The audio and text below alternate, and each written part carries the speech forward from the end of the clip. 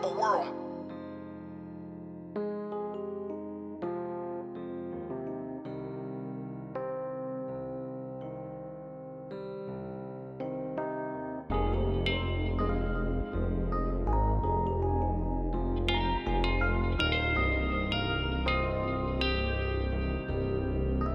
Purpleworld made that.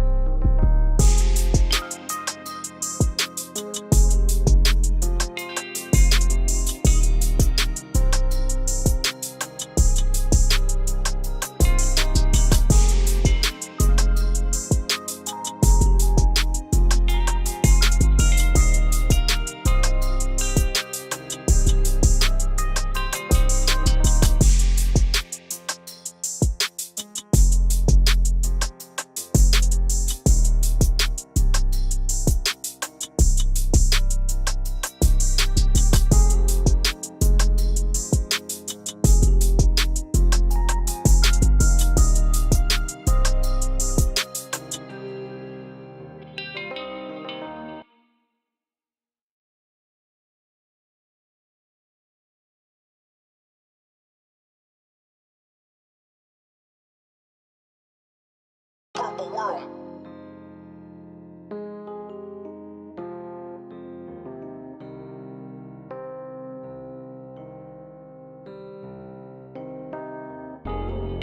What's good, chat?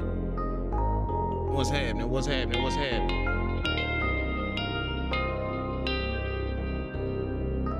Purpleworld made that.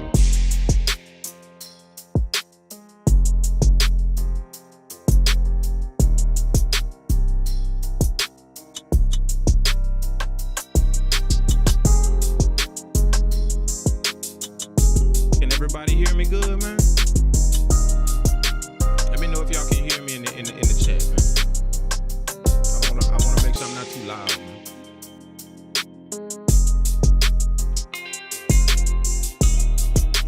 Everything good, everything good. Y'all can hear the music, y'all can hear me.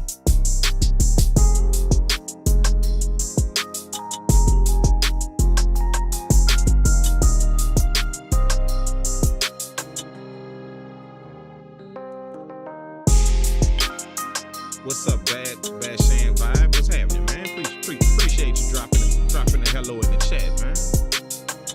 My man was raised right, man. Appreciate you dropping a hello in the chat, bro. Thanks so much, man. I'm doing well, man. How's everything with you, dog?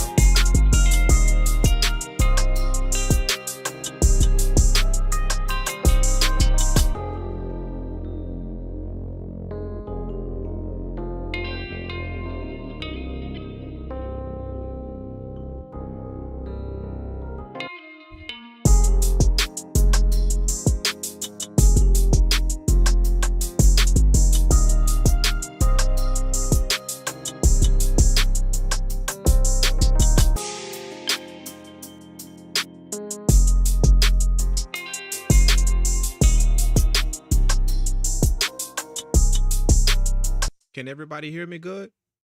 Everybody can hear me? Y'all straight? Everybody good? Everybody straight? Am I clear enough? Loud enough? Is my mic loud enough? Hopefully it is.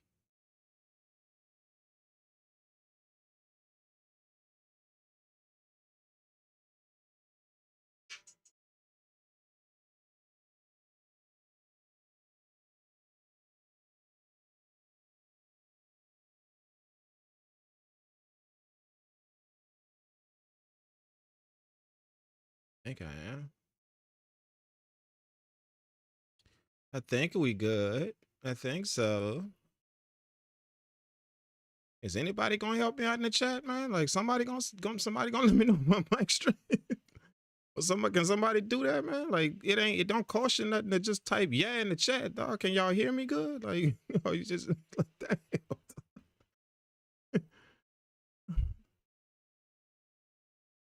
All right.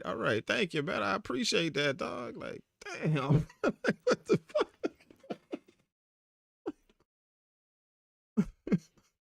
Just be wondering why they shit don't go nowhere, man. Like, why they don't get nothing done in life, dog. Like, for real. You know? Like, type of shit don't get you nowhere in life, but just in case y'all don't know if y'all know that or not. You know, especially in this kind of business, bro. You know? Like, be vocal, man. Be heard, bro. You know, you pull up to somebody's shit, man. Drop something in the chat. Say, hey, help them out with whatever they need. You know, that type of shit get you somewhere in life, dog. You know what I'm saying? Pulling up with your thumb in your ass, just chilling. My grandmother said, you pull up with your thumb in your ass, just chilling.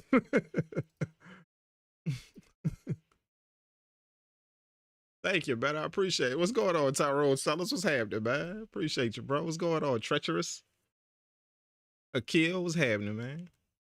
Volume is a little low. Let me turn that up for you, man. Let me turn that up. Hold up. Let's give it some more volume. On the right thing here. Let's give it a little bit more volume. Wait, hold up.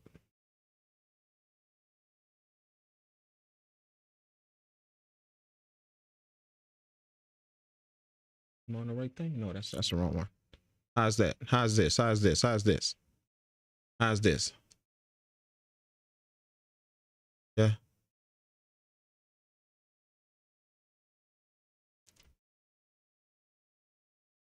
How is this?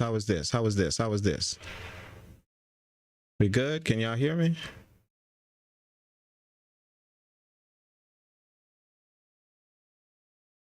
Can y'all hear me? Yeah. I just turned it up just a little bit, man. I don't want to be too loud though, you know what I'm saying?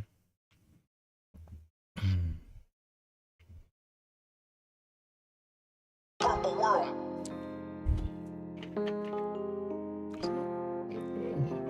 So what's up with everybody, man? Thank y'all for tuning into the live stream, man. You know, I was supposed to go live a little bit earlier. I was.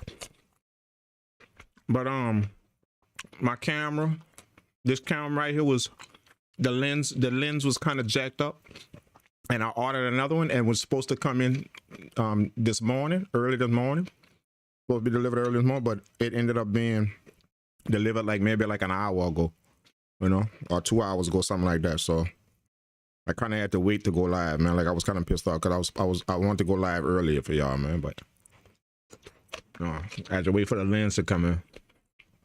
I don't know, for some reason my camera lens just stopped working, though. Like it just stopped focusing. I don't know, like it was weird. It just stopped. You know, I ordered another one. But it's all good. Hopefully it's all good. You know, hopefully it's all good. Let me see.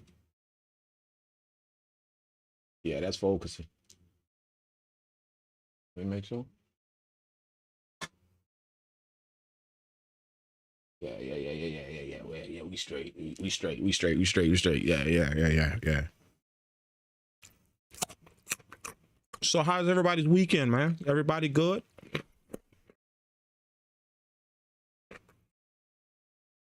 What's up, Third Rail Tracks? What's happening, man? I like that name, man. Third rail track. I love that name, dog. I love that name, dog. Third rail tracks. Yeah.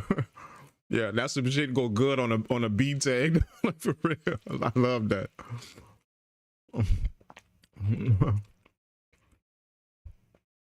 Nice sounds right here. One day I'm going to purchase studio gear. One day I'm going to purchase studio gear. One day I have a channel like this, smart, fun, and live too. I can make the best of my phone. Thank you for all your inspiration. Yeah, man.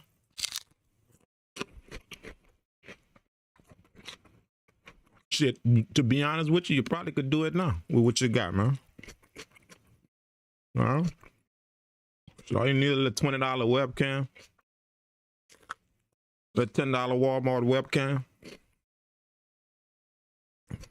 and just some screenshot software. That's it. Some free screenshot software like OBS or Streamlabs, something like that. That's all. Done. Get to work, man. That's all.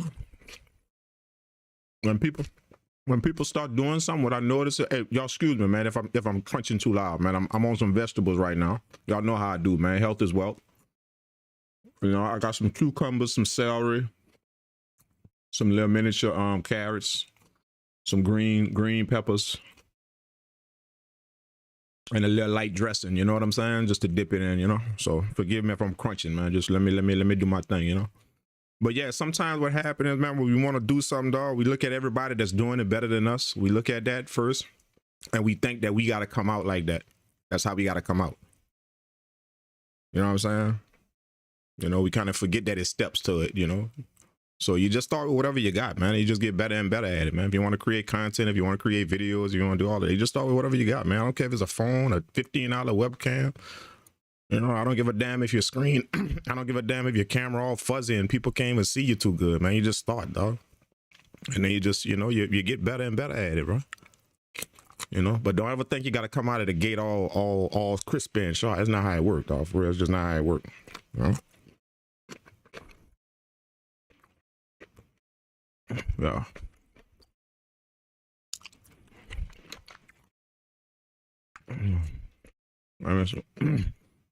And your studio will be a dream for me. Country boy growing up around the church court. This studio, it was a little bit of work put into it. No, but I appreciate that though, man. Thanks, man. Yeah. Somebody told me a long time ago. How many of y'all feel like this though? Like in the chat, like somebody told me a long time ago that your studio got to be an extension of you. You know what I'm saying? Like it got to be an extension of you, because that's the only way you're gonna feel comfortable in it. Like somebody told me that a long time ago. So if you notice, like everybody got their own way of doing what they do in their studio, or decorating or doing what they do to it. Everybody got their own way of doing it. You know, I like vibes. You know what I'm saying? Like if y'all listen to my music or y'all listen to me cook up, I like vibes. So my studio is an extension of me. That's why you see, you know, you see the different color lights in it. You see, you know, if you notice, it's always dark. It's not really, I don't really have lights blasting, you know, like, you know, like this right here. Check this out. This right here, I got the light that's in front of me, that's on me right now. That's on literally the first setting. They got like 15 settings to the light that I could go up to make it brighter and brighter. That's like, is like number one. If I went down one, this what would have happened. This what would happen. If I went down one. See what I'm saying? So if I go up something, like I can go up like 14 more settings to make it brighter. But if you notice, my studio kind of always dark. It's kind of always chill.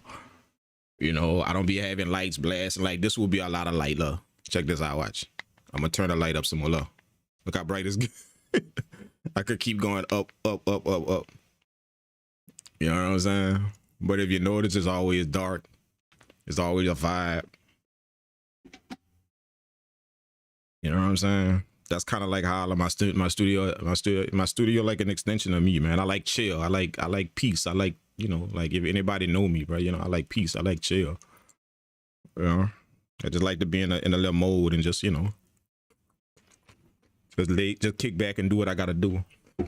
No stress, you feel what I'm saying? No stress, you know?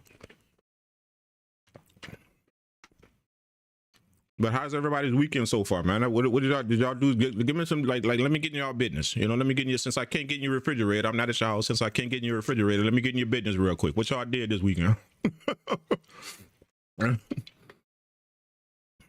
Since I can't get up in your refrigerator, let me get in your business real quick. What y'all did this weekend, man? Y'all cooked up some beats, or anybody did something musical this weekend? Share. I'm finna get all up in your business. Share. Made some beats, y'all. Anybody cooked up? Anybody? This made some sampling, some from scratch stuff. What y'all did, man?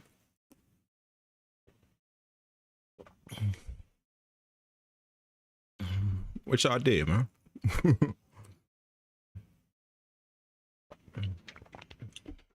Hey, real quick, man, real quick. Hey, for all of y'all that's here, real quick, yeah, I didn't plan on doing this, but since y'all here, you know, and just off GP, just off general purpose, off respect, y'all send me some beats, man. Send me some beats real quick. Like, if any of y'all that got beats like on y'all computer right now, on your phone right now, y'all send them to me. I'm gonna play them on the screen right now, dog. Like, no sign up, no charge, no nothing, man. I'm gonna play a few, bro. Like, you know, like let's say the first 10 y'all send me, or whatever y'all send me, the first 10. We just gonna play a few before we get into the stream real quick, man. I'm gonna do that for y'all, just off GP, man. If y'all want to play y'all shit real quick, just now, like, literally send it to me. Let me drop the email. I'm gonna drop the email in the chat real quick.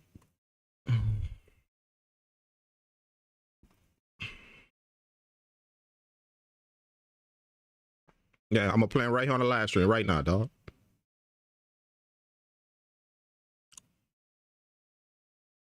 Yeah, no, normally you gotta sign. Normally y'all gotta send them to me. Y'all gotta upload them. But yeah, I'm gonna just open up my email real quick. Put subject line. What y'all want to put in? What y'all want to put in the subject line? That way I can find y'all stuff. What y'all want to put? Y'all give me something to put in the subject line real quick.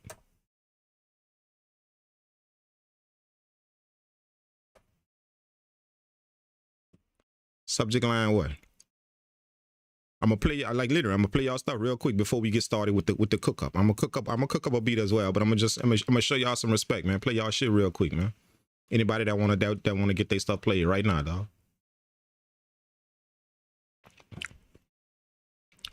Y'all give me something to put in the subject line. We're gonna put so I can find y'all email. Give me put in the subject line, put veggies. Let's go, Akil. My man said put veggies in the subject line. Put veggies in the subject line. There you go. I like that, bro. For real, man. Shout out to Akil. He said put veggies in the subject line. Like, literally. Subject line veggies. VEG. Hold up, let me get it right. VEGGIES. Love my dog. I love him for that. He say put veggies in the subject line. All right, look, this is the email right here.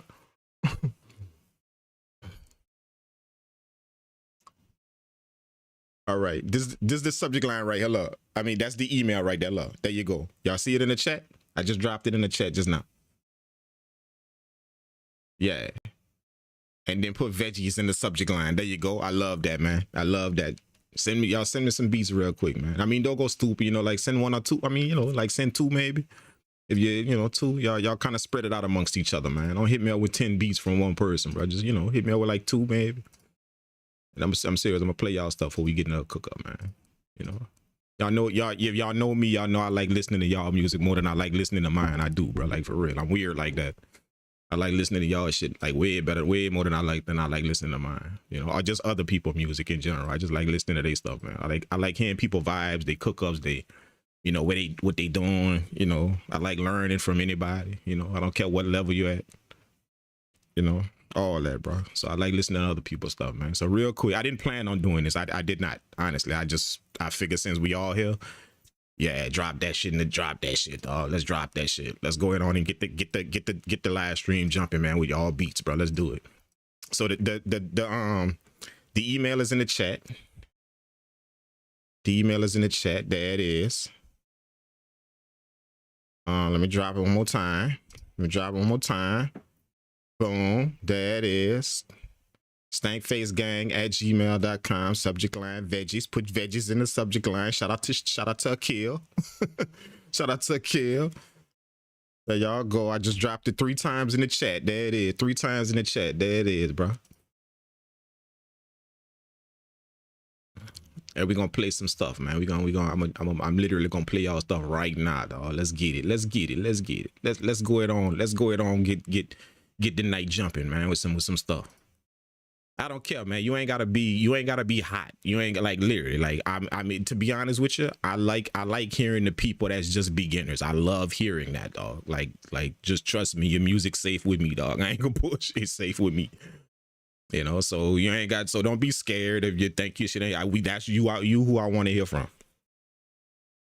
You know, I love hearing up and comers, man. Like I hear all kind of crazy beats all day, you know, fire beats, and I hear that all day. So like to hear new people start, you know, up and comers and just, you know, people that's trying to get it going, that inspire me. You know, like don't ever think I look at that type of music like trash or like you ain't good yet. You know, like it inspired me when I see people trying. Not when I see people doing it already. It inspires me when I see people trying. You feel what I'm saying? Like I sound weird like that. I'm a little different than most, you know? So like if you sitting there thinking your music ain't good enough to be played right now, you the dude I want to hear from. You the person I want to hear from right now. You feel you the one.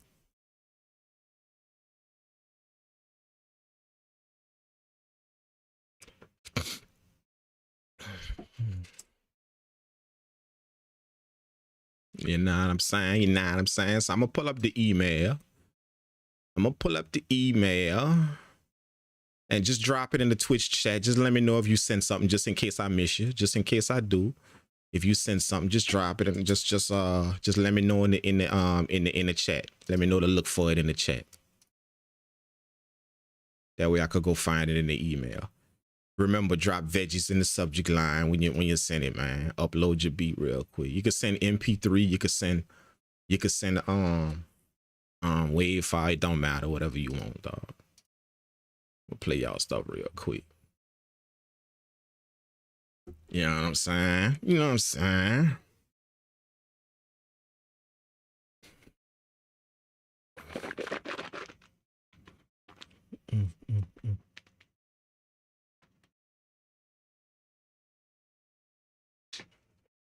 Yeah.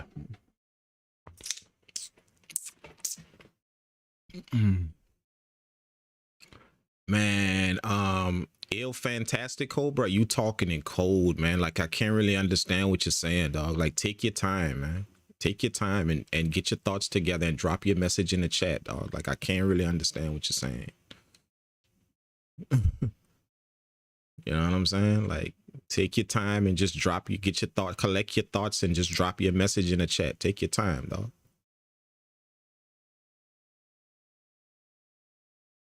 You know, I would love to talk to you, but I can't really make out all the stuff you're saying. I can't really make it out, bro.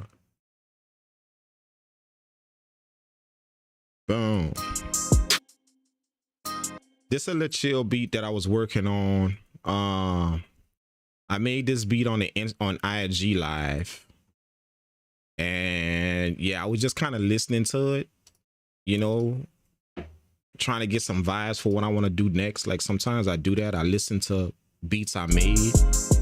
I listen to beats I made and get a vibe from the stuff I made to create something again. So I was just kind of listening to it, man. So I'm gonna let y'all listen to it again. This is a beat that I made on IG. Like, you know, I made this probably about a half hour, 20 minutes. Talking to the chat. But check this out, man. Purpleworld.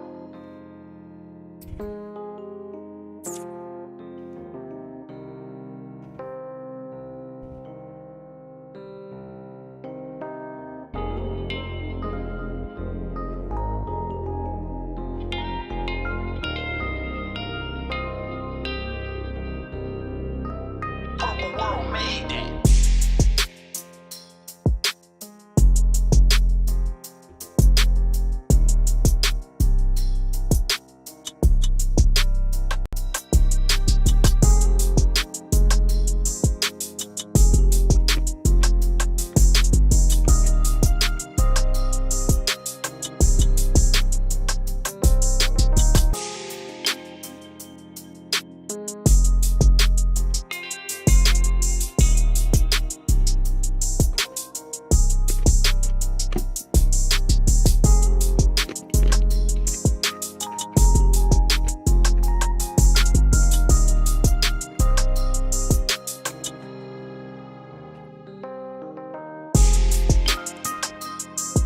Oh wait, we got something. We got something. I just checked it. I got something. I see you, Akil. Let's go, man.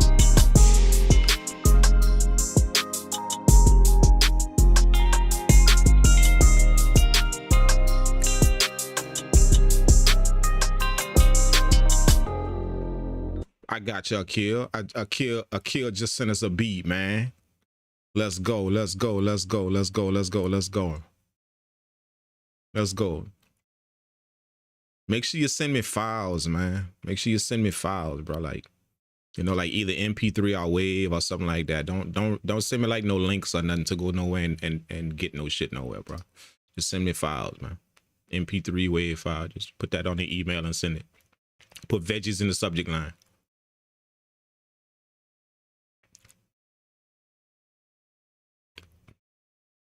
Yeah, yeah. Yeah, y'all start being professional with y'all stuff, man. You know what I'm saying? Like, you know, practice that. Practice being professional, man. You know, files is professional. Because you're not counting on people having to go everywhere to listen to your stuff. Anybody could listen to a file from anywhere, no matter how you sent it or what anybody could do that. But when you send links and stuff like that everywhere else, then chances is people not gonna click on your shit because they might not have the same shit you use in like iCloud or Spotify. They may not have none of that just because you got it. But files is universal, you know. Like it could be played any and everywhere, man. So make sure y'all practice that whenever somebody say send something to them. Files, man. Engineers work that way, producers work that way, professional people work that way. Files. You just practice being professional. Even if you're not a professional yet, you practice being professional.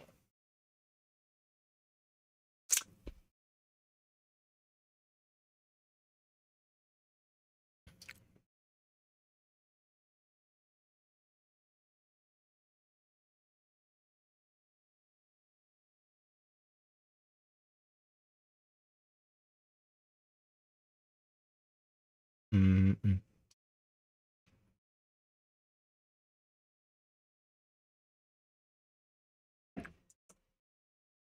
Mm-mm. Purple world.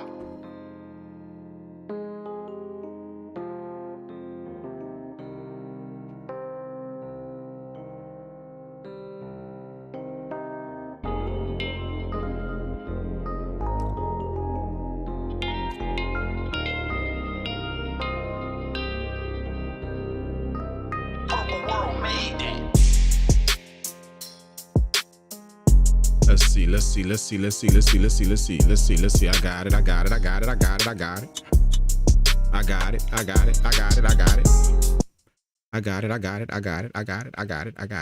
it. Let me just make a little place where I could put these, man. Make a place real quick.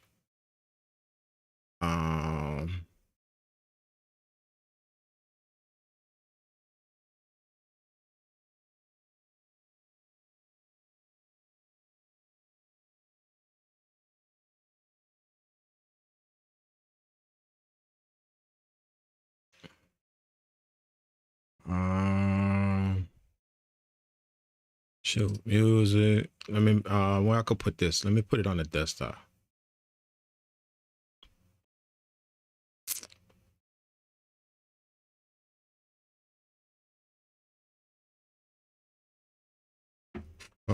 Beats.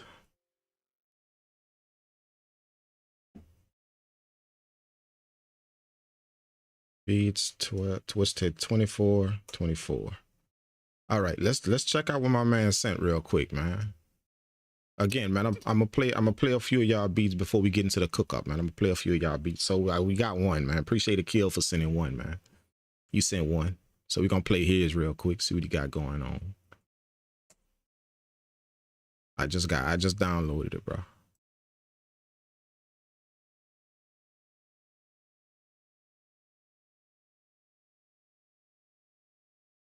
All right, let's see what's up, man. This is called Plate.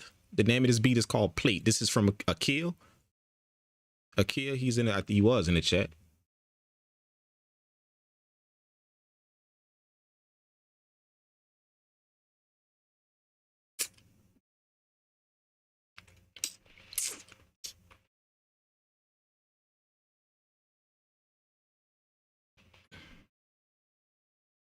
Let's go, man. Let's go. Let's play this beat, man. Let's check it out. Let's check it out. His new record's called I messed it up already.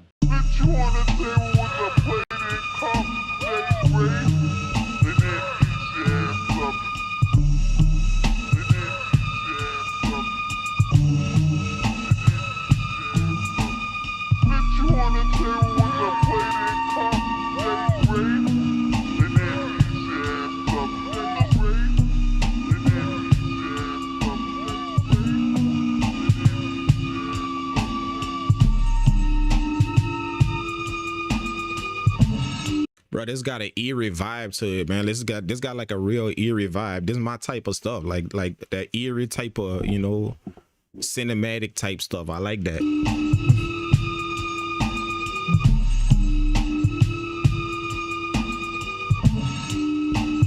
This take me back to like some old school stuff, man. You know, I wish the mix was a little tighter though. You know, like I wish the mix on it was a little tighter to where I could kind of hear everything a little better. You know.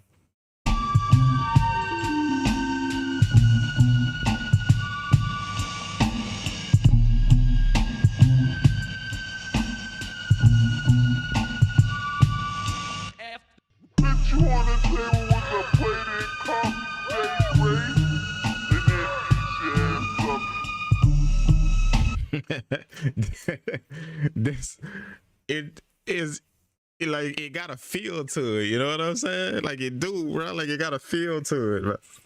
You know what I'm saying? It got like a certain feel. I like music that got a feeling to it. You know, like if you took the time out to give your music some type of feeling, then it mean you made it for me. You know, you didn't make it for yourself. You know, that's why I like music that got a feel to it, not just shit that sound good. There's a difference between sound good and feel good. I don't know if y'all know that. You know, some shit could sound good, but it don't really have no feeling. You know what I'm saying? And then something could be really, really simple, but it got all the feeling in the world. You feel what I'm saying? So like, I like music that got a feel to it, cause that means you made it for me. You made it with some other than yourself in mind. If you focus on putting some type of feel into your music, you didn't make it just with you in mind. You made it because somebody else might click on this and listen to it. So I want to give them something instead of just making it for me to bob my head to in my studio, because I think it's hot. So that's why I show respect to people who put feeling behind their music. I mean, you made it with something other than yourself in mind. You did that, whether you thought you was doing it or not. That's what you did. You know what I'm saying? That's how you get feeling to your music, man. You gotta make it with just not yourself in mind, you know. And it's hard to do because you hear from everybody. You know, y'all all didn't heard it hear from everybody. Make what you like, make what you want, make what you like, make what you want, make what you like. Yeah, that's cool to a certain degree. That ain't something to subscribe to subscribe your whole life to, your whole beat making career to. You know? Like if you want to move people or you want people to be moved by what you're doing, then it's only right that you take them into consideration, not just myself and what I want. If that makes sense to y'all. I don't know if it do or not, but it's only right. Like it's only fair. You know what I'm saying? Like a relationship. You feel what I'm saying? Like same shit. You know, like you can't expect nothing out if you're not thinking about the other person. You know what I'm saying? You just think about yourself. So it's the same way. If I want my music to reach people, then I gotta kind of keep them in mind, you know. So it's like you hear that advice given all the time by music. Make what you want, make what you feel, make what you make what you like, but just, you know, like I tell everybody, that's cool if you want to do that, but don't subscribe your whole life to that. You know, I'm not saying that's bad advice. I'm just saying don't really subscribe your whole career to that. Don't. You know what I'm saying?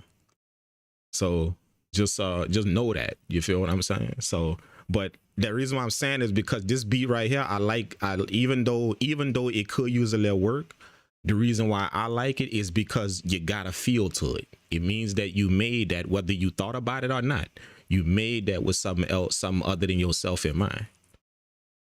You know, maybe you was trying to fit a vibe, something that you heard. Maybe you was trying to, you know, you caught a vibe from somewhere else that you was trying to, you know, you was trying to recreate that, or you got inspiration from something you saw, something you heard, all that come. That's how you give your beats feeling. So you made that with something other than yourself in mind. Whenever somebody pick up a feeling to your music, you know. And trust me, bro, it's a lot of music that just it sound good, but it don't have no feeling to it, dog. You know, what I mean by that is, you don't have no out of key notes. You know, I'm not saying this about a key. I'm saying this just about anybody. You know what I mean when I say music, to know the difference between stuff that sound good and feel good. Something could sound good because you didn't have no out of key notes. See, everything had good timing. You know, your arrangement was decent.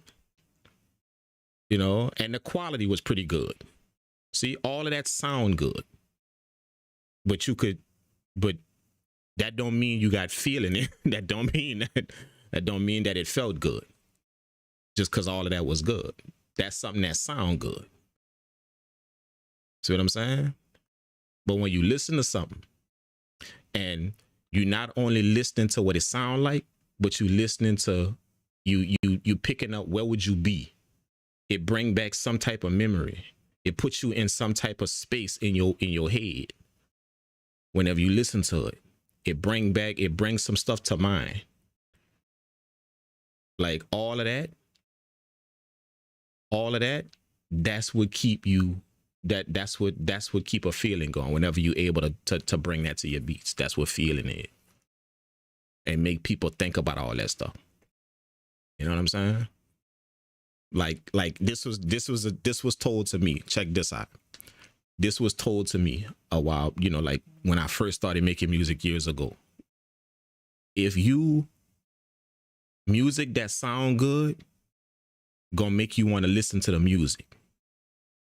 You don't mind listening to music that sound good. Music that just sound good. You gonna want to listen to the music. But see, when an artist or a producer able to capture a feeling to their music and they're able to do it consistently, you're gonna want to go find out about the person, not just their music. You're gonna want to know their story, where they from, what their mindset is. You're not gonna just want to know their music. You're gonna want to know their story. You know, which means you're gonna go find out other stuff about them. You're gonna go follow them everywhere. You're gonna go. You see what I'm saying? You're gonna want to know more about them. But see, when we just clicking on song after song saying it sound good, see, it didn't have no feeling. It didn't make you want to do that. Go find out who that dude is, what he do. See what I'm saying? That's what feeling do to music. You're gonna want to find out about the person, not just that thing that he gave you that sound good. You're gonna want to find out about the person. You feel that? So that's what was told to me a long time ago. If you were able to put feeling to your music, people gonna want to find out about you, the person, not just that thing you sent them that sound good. You know, and y'all know that to be true. Y'all did it without even knowing. You know, like just think about some of your favorite songs that you like. Think about it. Ask yourself if you just know the song or if you know about the actual person that made it. You know their life. You know where they from. You know, you did a little research on how they came up. You maybe watched some documentaries on them. All that type of stuff. See, that made you want to do that. Because whatever they drop, whatever you listen to, felt good. It just didn't sound good. It felt good. It sparked some kind of feeling in you. You know what I'm saying? So that's what it do. That's what was told to me a long time. That's what feeling do. You know what I'm saying? It make you want to pay attention to more about the person, not just the music.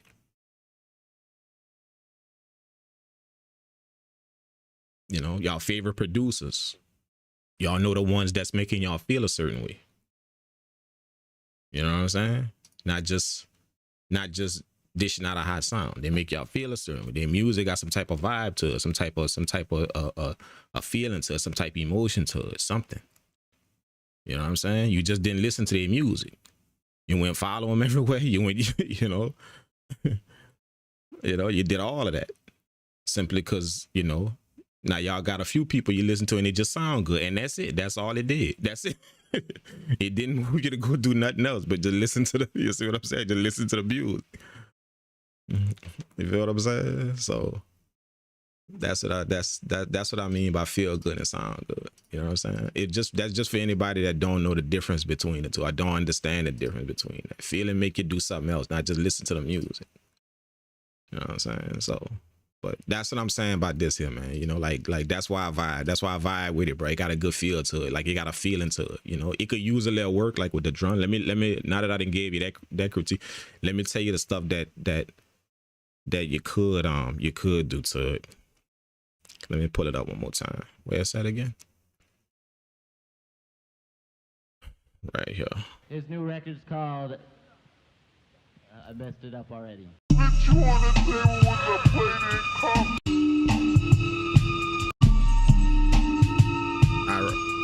All right, like first of all, the clarity of it. Yeah, clean that up, dog. You know what I'm saying? Clean that clarity up for the music. You know what I'm saying? That way, there's a lot of nuances in this music right here. That eerie feeling, all that. There's a lot of nuances in it. Nuances is like smaller stuff, little slight stuff. You know, this got a lot of that in there just by the sound selection you chose and the drums you chose and all that. It got a lot of that in there. But it take a person a lot to dig through all of that crowded stuff and hear it. They shouldn't have to do that. So make it clearer to where they don't have to do that. They don't have to listen hard to hear all to get all that vibe. They don't have to do that. They just hear it. It just come out. That's what putting a nice little mix on something do. You know, making sure it stand out, making sure everything is heard. You know, or making sure it got that vibe to it. So definitely clear that up. You know.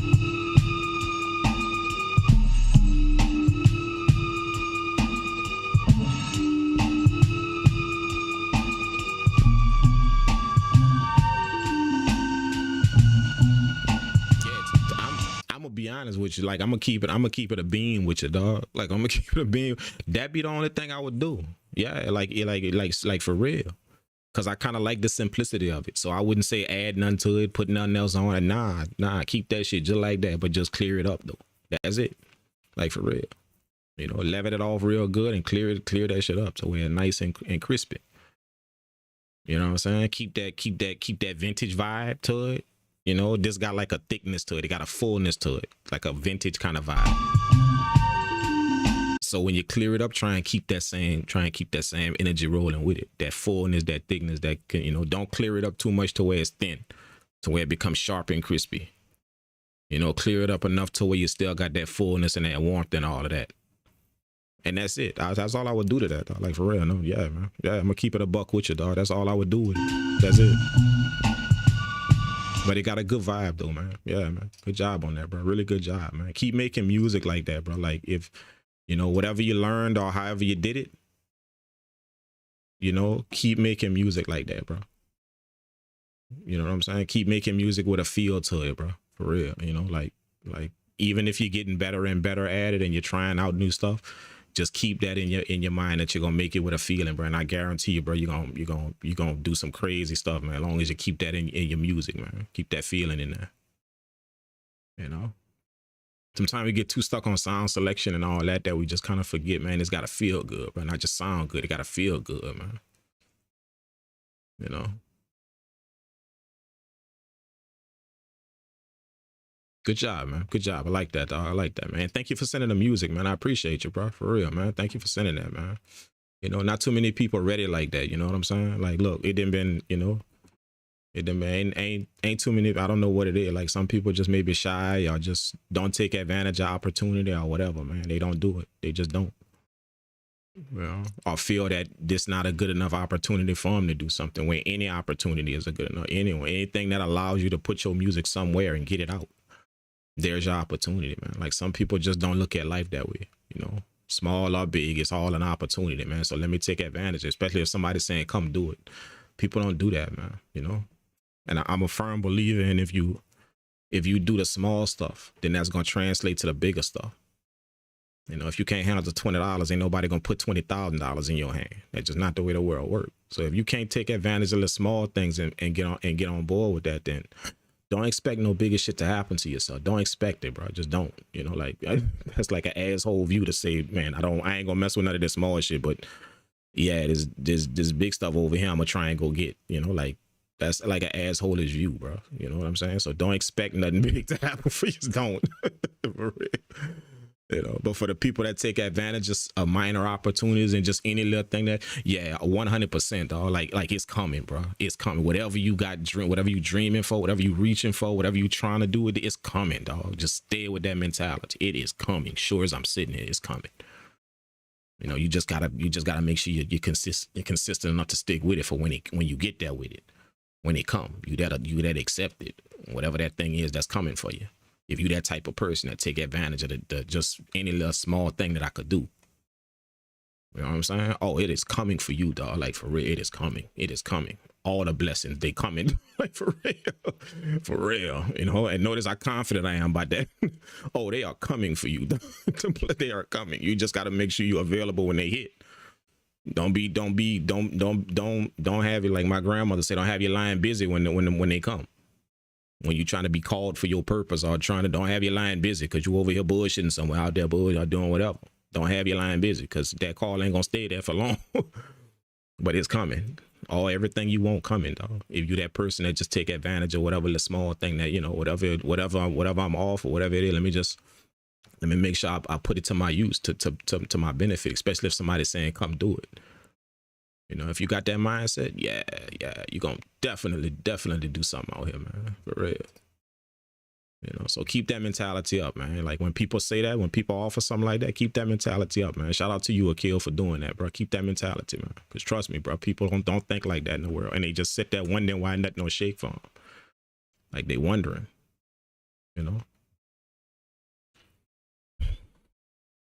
Shit, hold up. I got another one. He just sent another. Look at that. My boy sent another. Let's go, man. Let's go. Let's do it. He sent another one. Let's do it, man. This is called After. What is this called? This one is called After SP Fly. Am I saying that right? After SP Fly? I hope I'm saying that right. Let's check this one out, man. My boy sent another one. Let's get it. Let's see what this one is.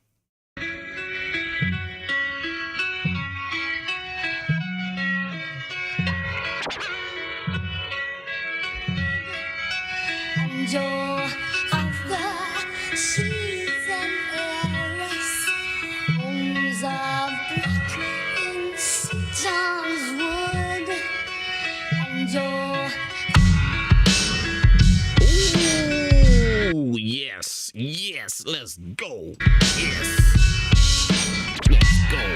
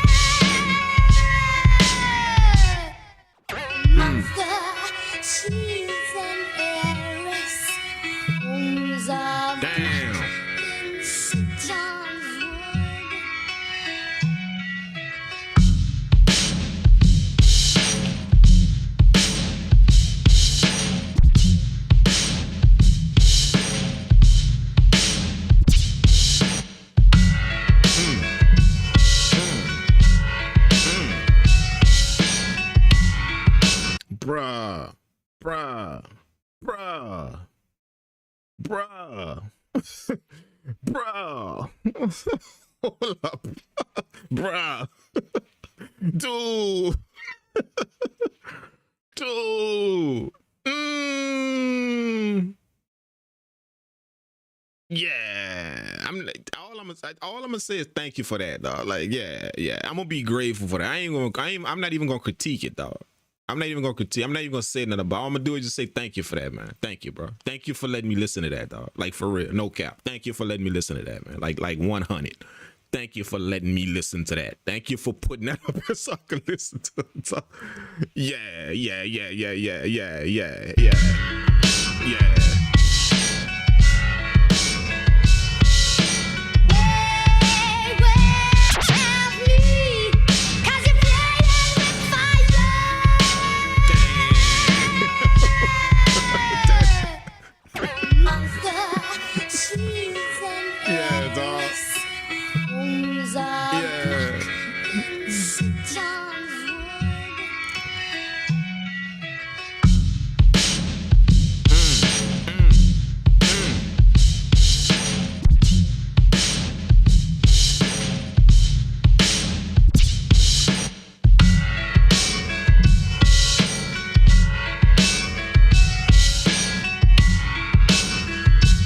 Dog, you are on it, man. You are on it.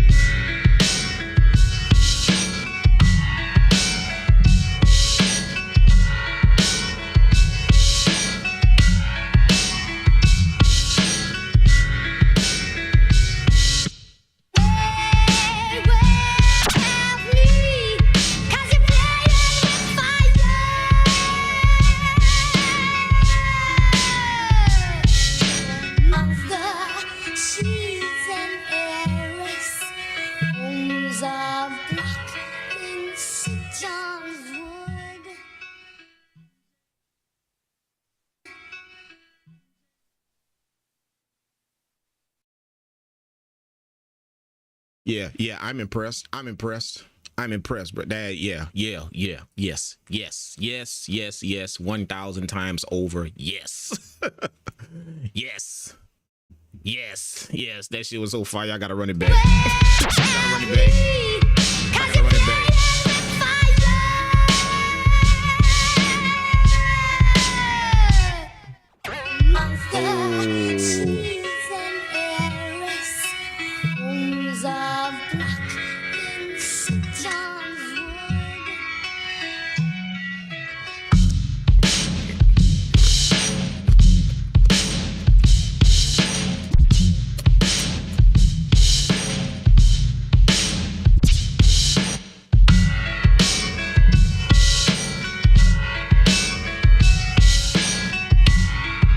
Hey, Akil, yeah, you want to see if you could sell that? You want to see if you could sell it? If you could get it to somebody? Let me know if you want to do that, man. You want to see if you could sell this? Is that going anywhere? Did you do something with that, or did you put it anywhere? Is that for somebody, or you know? Yeah, man. Let me know. Let me know if you want to see if you could sell it, dog. I'll literally send you the information. I got your email address right here. I'm gonna send you the information on how to do that. If you want to try and sell this, man. You want to do that? Yeah. I'll literally put it in with my stuff. With you know, I'll put it in with my beats that I sent out. Absolutely, man. 100%, dog. Yeah, that's cold, man. Somebody need to hear that, dog. Like somebody do, man. Yeah, if somebody need to hear that, dog, they do. Yeah. You want to do it? You want to do it? Yeah. Let's do it. I'm gonna send you that from. Look, I'm gonna send it to you right now. Look. I got your email address, man. I'm gonna send it to you right now, dog.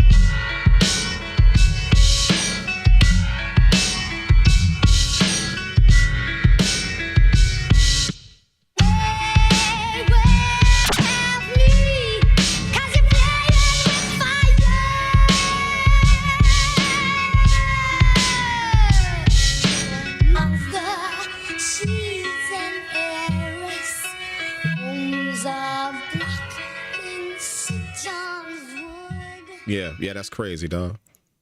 That's crazy, man. That's crazy.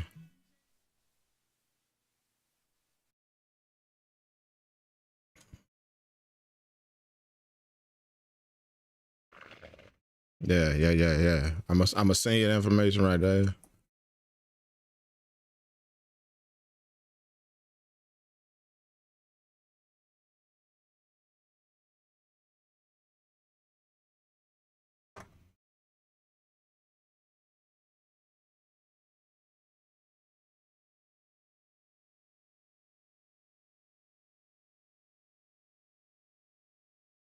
Boom.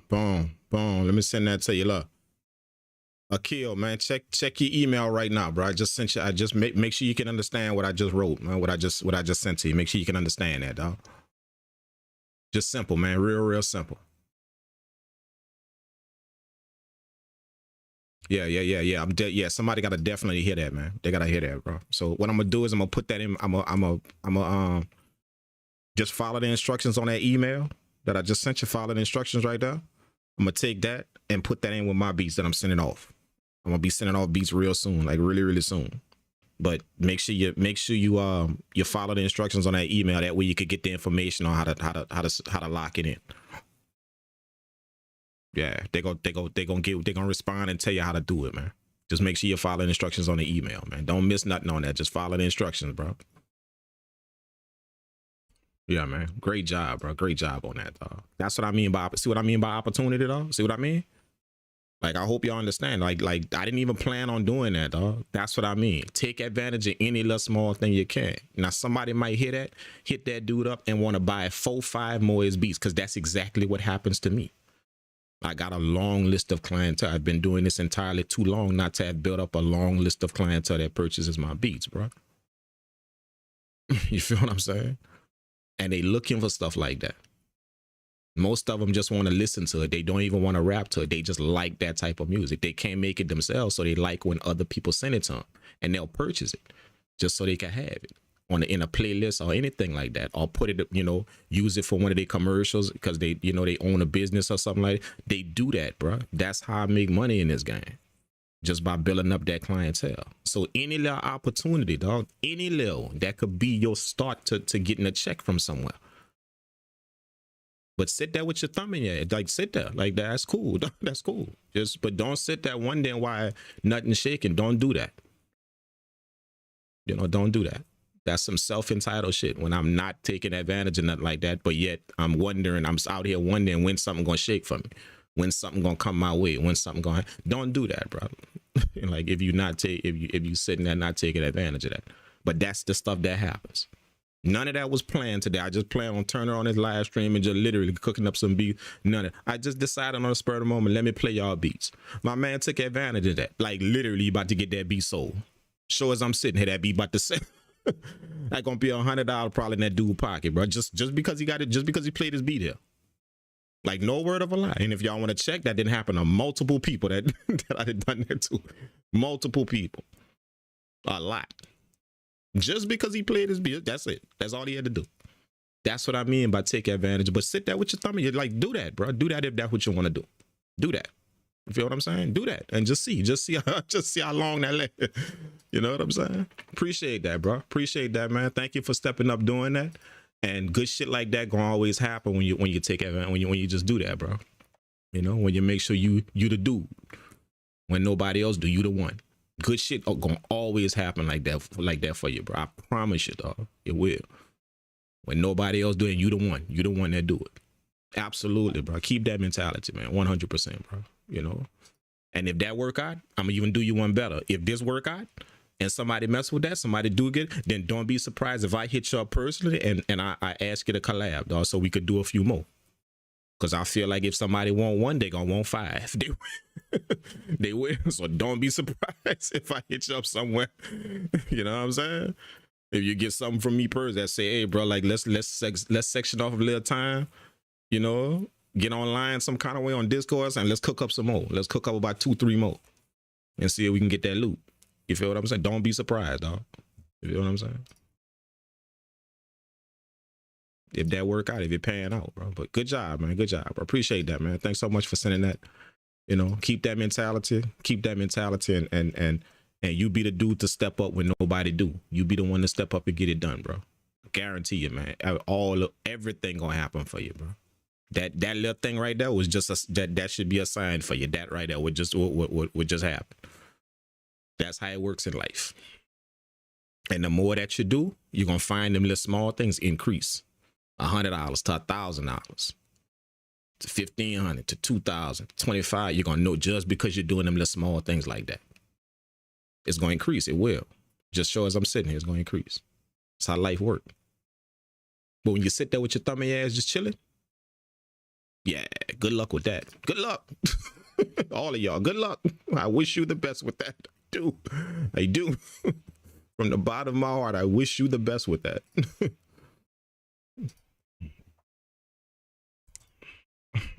All right, let's go. Purple world.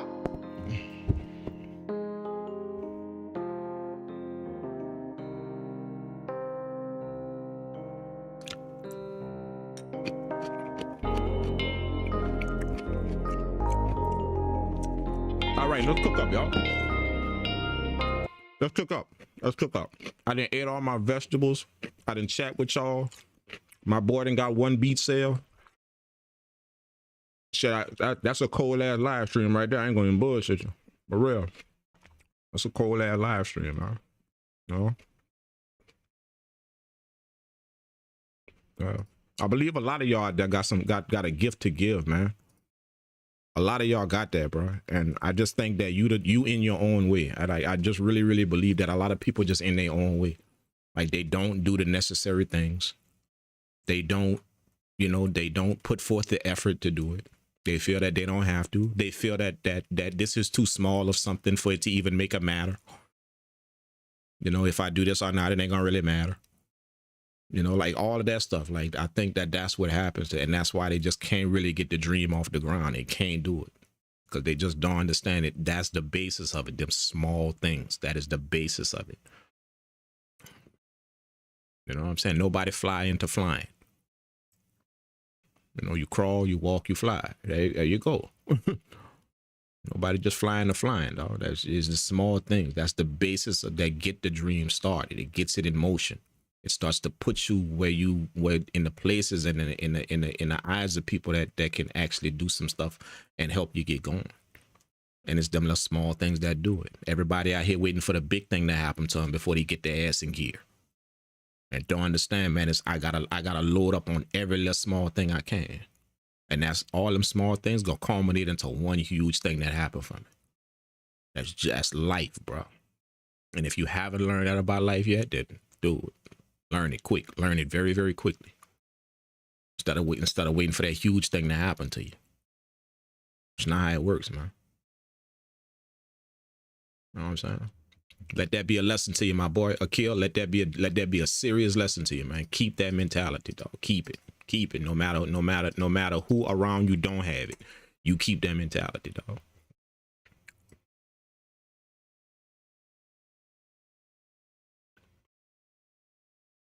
Let's go, man. Let's go. Let's make something, man. Let's make something. Okay, I'm gonna save this. Let's save this. And then we're gonna see, man. So I don't know what I'm gonna do, man. Like we just gonna catch some vibes. Maybe I'm like, you know what I want to do, man? Let's do some kind of chill vibe thing, or like something. We're gonna start out with like a few keys, and then kind of go from there. How about that? Let's see if I can make something happen with the electric piano, man. Let's see if we can play a little something. You know what I'm saying? Let's pull out the keyboard right here. See if we can play a little something. Can y'all hear that? Y'all can hear that, right?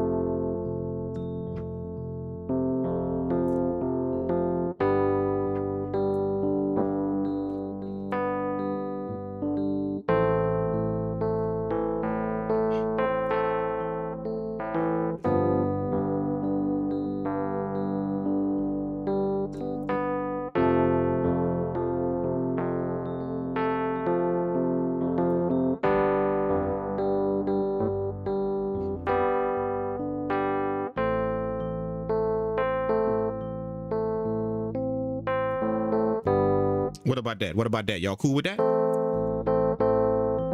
Y'all want to lay that down? Let's lay that down. Let's lay that down. Let's lay that down. I was feeling a little vibe with that. Y'all was feeling that? I was feeling a little vibe. I kind of got carried away and I forgot I was recording. I was feeling a little vibe with that.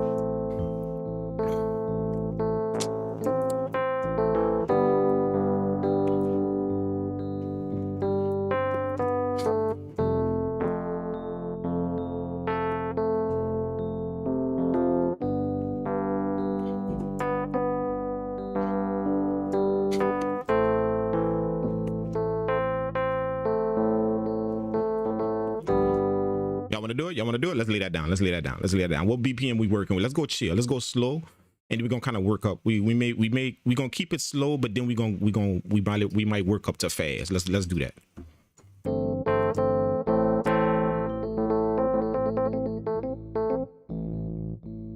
Maybe an octave up.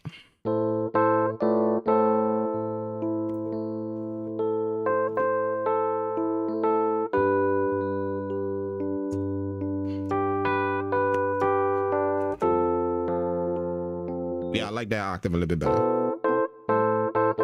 Let's go. Let's record it. Let's record it. Put the O key.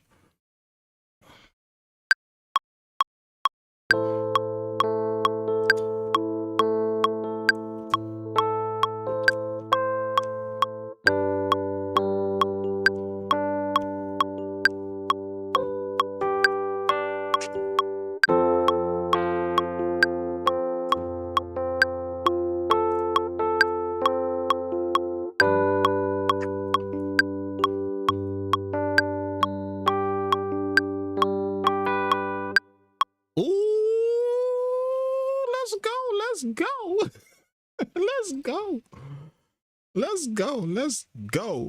go.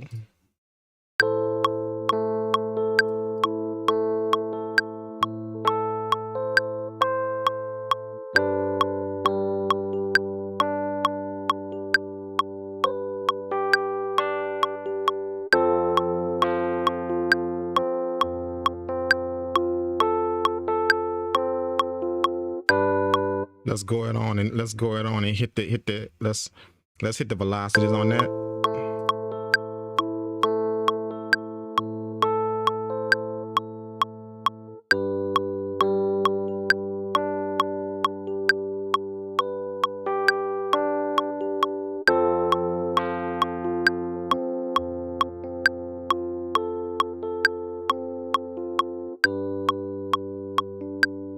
I want to make that soft.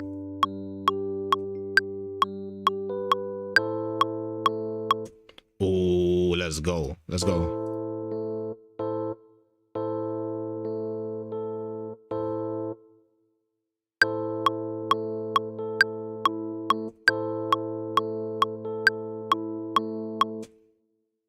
Let's go. Let's go. Let's go. Let's go. Let's go. Let's put an EQ on that. Let's put an EQ on that. Hold up. Let's put an EQ on that.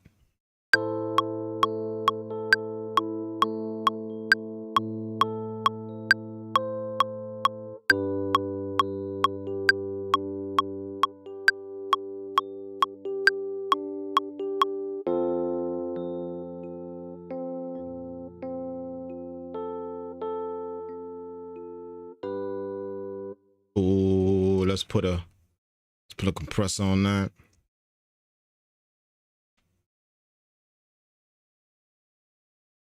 You know how many people don't know I could play the keys, man? You know what I'm saying? They got a lot of people don't know I could do a lot of shit. You know, y'all been seeing me rock with the MPC for so long, man. Like, people don't really understand, man. I'm actually a musician, dog. Like, I actually am, you know. I just don't really broadcast or flaunt my shit, or, you know, I just like to do what I do, bro. But yeah, you know.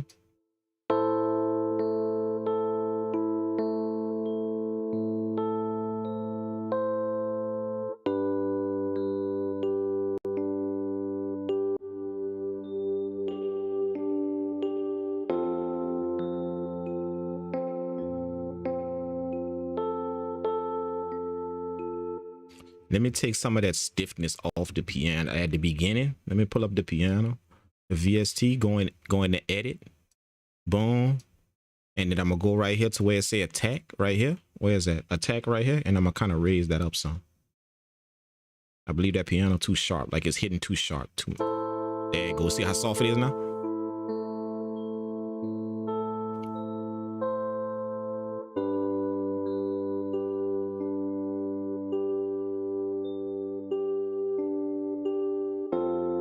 Oh, that's cold.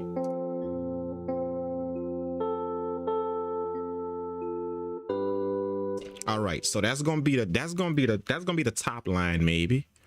Okay, and then I tell you what, let's go ahead on we're gonna duplicate this. Let's duplicate this real quick. Y'all follow me on this, We're gonna duplicate it. See, I got 2 of them now.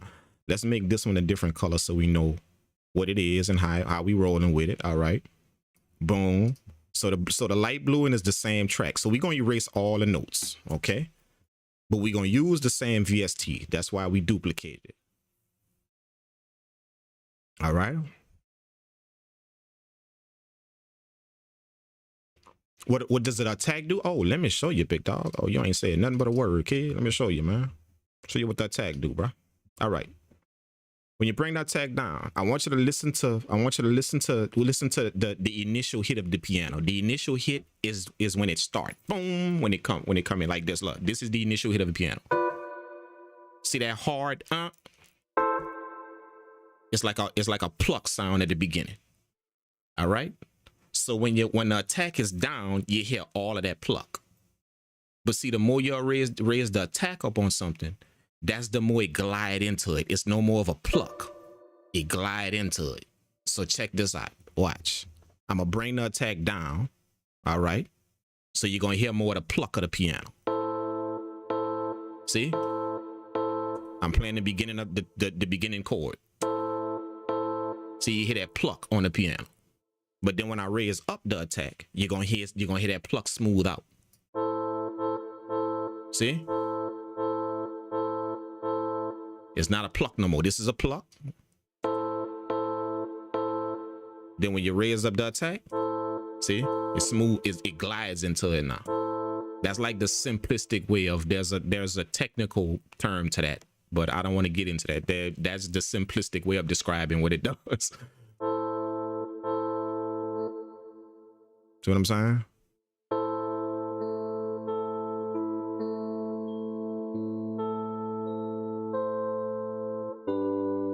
See, smooths it out, you know. And then the release, you're gonna see the release in stuff like that. Whenever you see a attack, you're gonna see a release.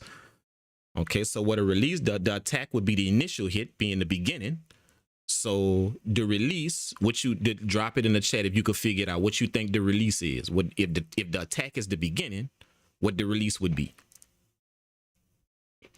If the attack is the beginning, the initial sound of it, I could smooth that out. What would the release be? What you think that would be? Just take a guess if you don't know. If the attack would be the beginning, what you think the release would be?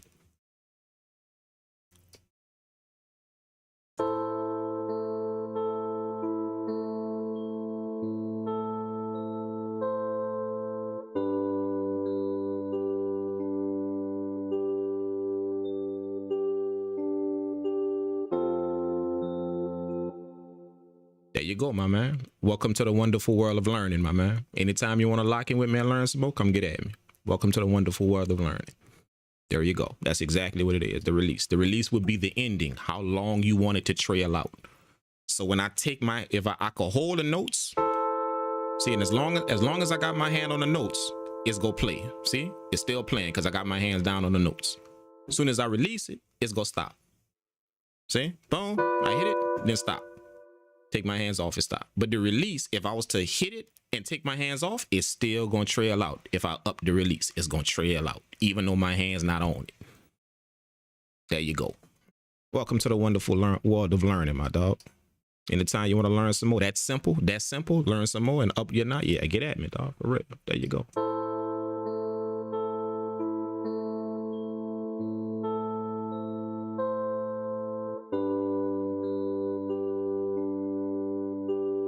So now we got the release up. So now we smoothed out the notes a little bit. All right. So I'm going to show you why we about to do that. Because see, this melody I'm about to lay down. So remember, we duplicated that track right there. We duplicated this top track, these notes we played, these random melody we played. Later, that's a random melody. We played this random melody, but it vibe though. I like the way it works. I'm gonna be able to work with that. All right, we're gonna definitely do something crazy with it. All right, just trust the process. It might not sound like too much right now, but trust the process. Watch how we work this. Watch how we finesse this. All right, what I did is I duplicated the first track that I laid this down, duplicated to the second track, okay, and then I cleared all the notes. I don't want them, no, but I do want the VST. That's why I duplicated. I want the same VST. So I duplicated and then cleared all the notes. That means I got the same VST with the same effects, all that. I'm going to take the effects off because I ain't going to need that right now. So I'm going to take off the EQ, the compressor, and the reverb. I ain't going to need that right now. But I'm going to go inside the plugin and I'm going to find another E piano. You know, another soft piano like this. So let's find one. Nope. Nope.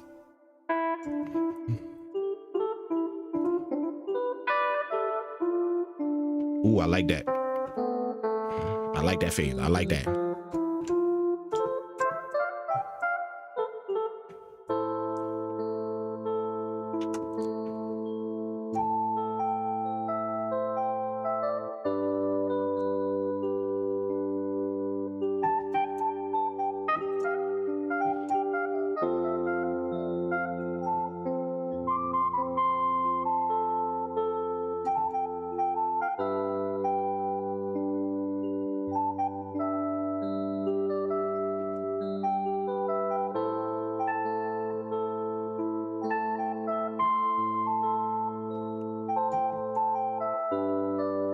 Y'all feel where I'm going with that? Y'all feel? Y'all see what I'm doing? Y'all see where I'm going with it?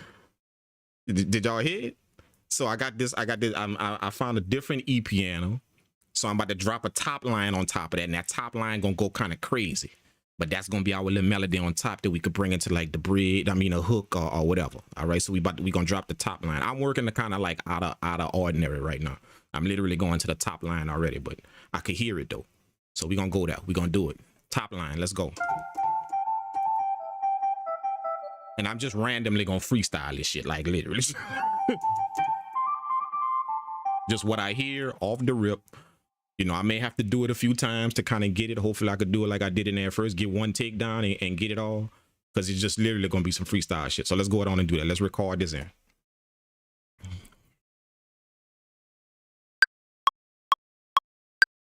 Oh shit. Oh man. Oh, my bad. Let me show y'all. So I keep doing this. Let me show y'all something. See how when it started recording? It started, look, let me show y'all. When it started recording, it started erasing the notes, waiting for me to tap something in. So watch, let me do it again. Watch, it's gonna start erasing the notes. See? Now I can record, see? But it's erasing what I already done while it's recording. I wanna keep what I already done. I don't want it to erase. You feel what I'm saying? So in order to do that, you gotta hit, before you start recording, you gotta hit this plus button up here. What that plus button gonna do is just gonna make sure that whatever you lay it down, stay there while you laying something else down. You feel what I'm saying? So that's it. That's if I was laying something else down on this track. Now I'm not gonna lay. I got this second track right here. That's what we're gonna lay it down. But if I wanted to lay something on top of this track, you gotta make sure that plus button is selected. That way you can lay something new down. Now when I record, now when you hit the record, watch what it do now. See? See, it's not erasing nothing. It's just recording notes in. It's not erasing nothing. So, yeah.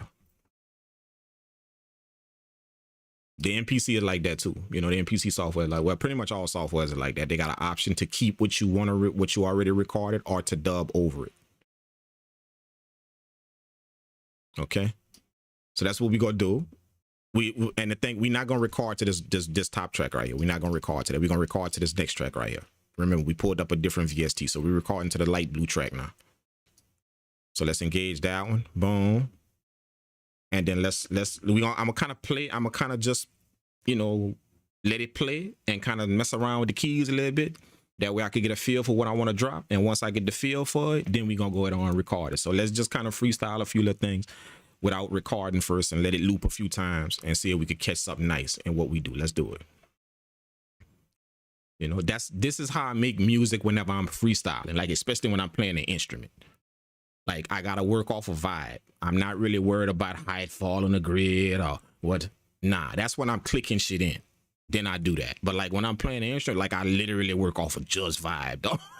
Like for real, like 110% vibe. So I just let it loop over and just start freestyling shit. And if I catch something nice, then I hit the record button and keep going. So that's what we about to do, you know, literally freestyle. And then we're gonna just see what come out of it, man. So let's freestyle some top line melodies and see what we could do.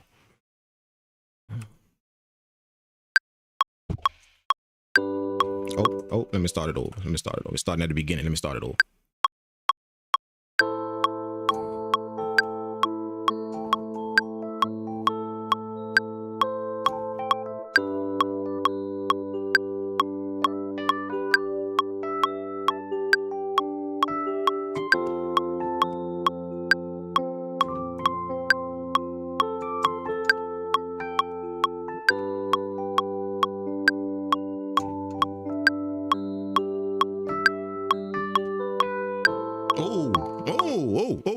Oh, was I recording that? Oh shit, I was recording that. I didn't even know I was recording it. I was recording that. Oh, let's go.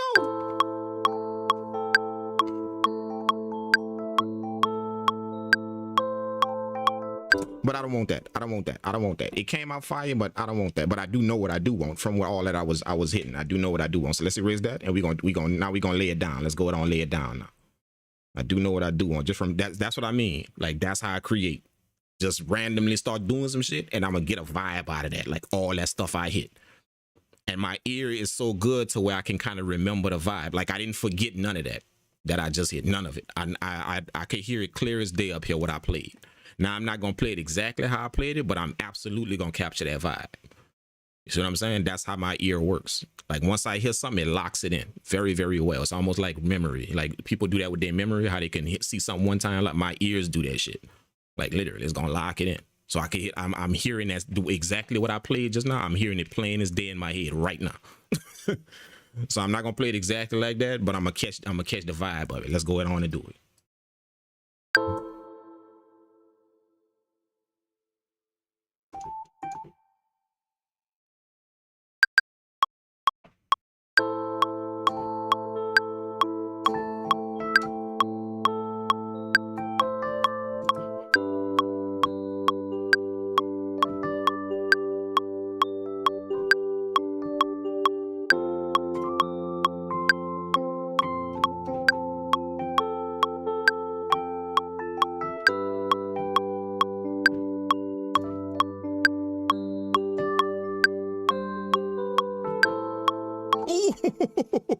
Let's go. See what I mean?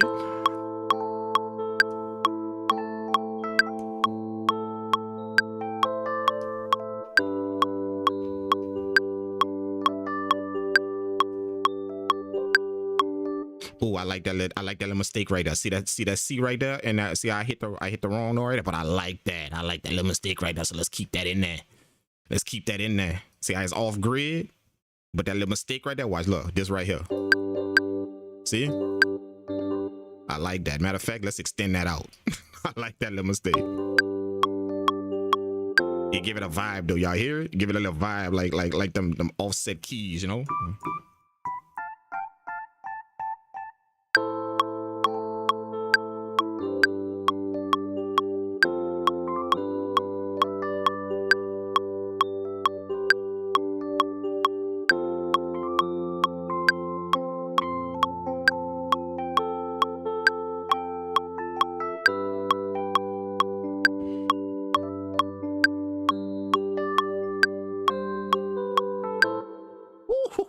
Holy, yeah, that vibe.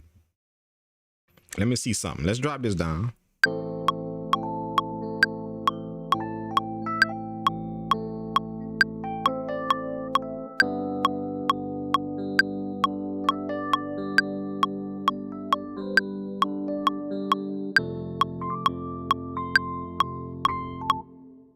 And then let's go ahead and drop this down an octave.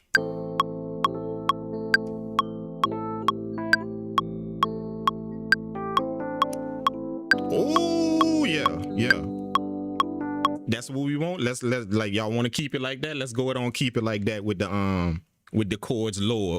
I dropped everything down an octave. I went to the first melody, dropped that down an octave, and then I went to this melody, dropped that down an octave. I don't even think I'm gonna quantize it, dog. Who think we should keep it like that, or should we quantize it? Who think we should keep it like this, just with the off grid vibe?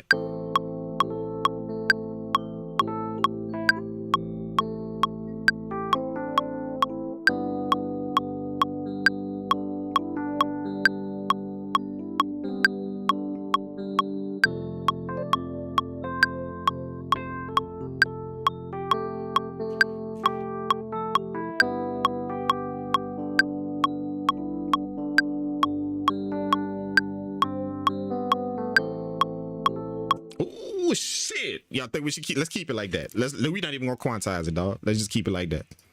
Shit, no quantize. Let's keep it just like that. Off grid, freestyle played. I think I followed the nice. I think I followed the tempo good enough, and we're gonna just keep it vibing just like that, dog. All right, now let's affect it. Let's go ahead on and affect it. Now that we got what we want, so let's what I'm gonna do is first I'm gonna pull up. Let's do the EQ first. Y'all know it all play off the EQ. It all play off the EQ. Let's get the EQ rocking first. Let's turn off this metronome. I'm gonna boost some of the presence right here. See some of the presence right there.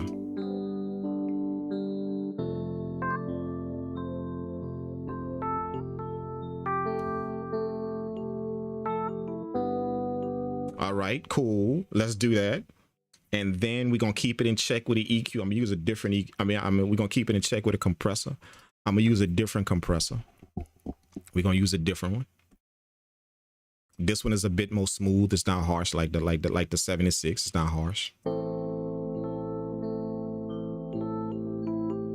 And the reason why I'm gonna use this compressor right here is because on this particular melody, I'm gonna put a delay on there. This compressor gonna help with the delay that come after that. Y'all gonna see what I mean. Watch how smooth it blend. Watch. Trust the process, dog.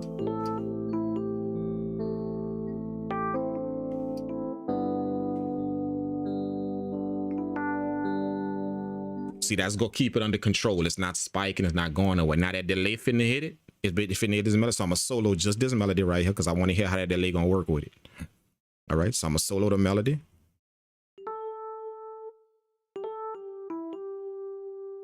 All right. And then let's go ahead on and put the delay on it. I'm gonna use the comeback kid. Y'all know that's my favorite delay. Let's go ahead on and do it. Watch.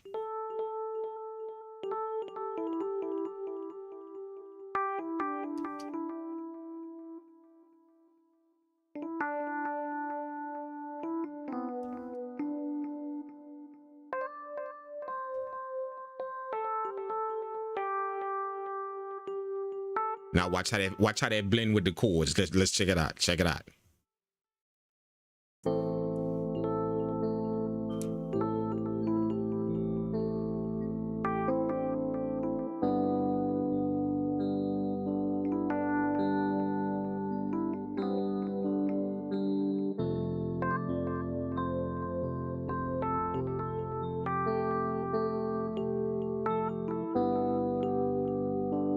Oof.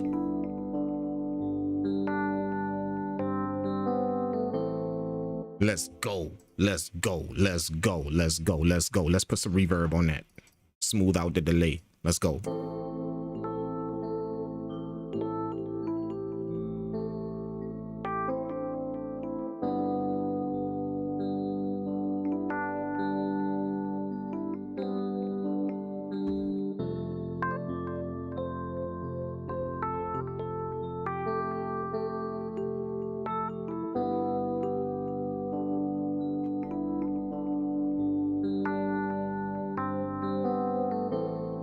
All right. Now, what's next is we're gonna lay down the actual piano now. That was the E piano, all of the high stuff. Now we're gonna lay down the actual piano now. Now the piano that we're gonna lay down gonna be simple. It's just gonna follow the chords with a few little accents in there. but it ain't gonna be like this. See how this got a bunch of change ups and all them you know, them gaps in it and all that. The chords gonna be simple. The heavy piano chords to back all to that go on top of this. So let's go find a piano. I'm gonna use like a ballad piano. Let's use like a ballad piano for that. Boom. Y'all know I like vintage shit, bro. Like Roland got the most amazing piano. So I'm gonna use like this dark ballad piano for that. All right. Let's make sure we recording on that track, on the blue track, the top track. I'm keeping all my pianos blue if y'all figure that out. All my pianos I like to keep blue. So the E pianos is gonna be a light blue. You know, a lighter blue. But the dark blue one up here that we about to record to, that's gonna be the heavier piano. So that's gonna be this. Oh, octave down. See? See, we're gonna do this.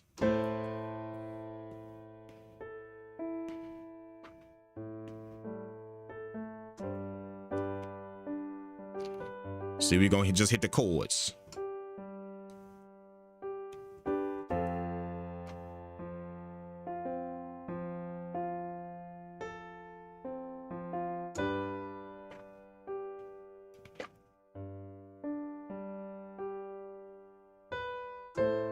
So we just gonna hit the chords. So let's do that. Let's record that in, man.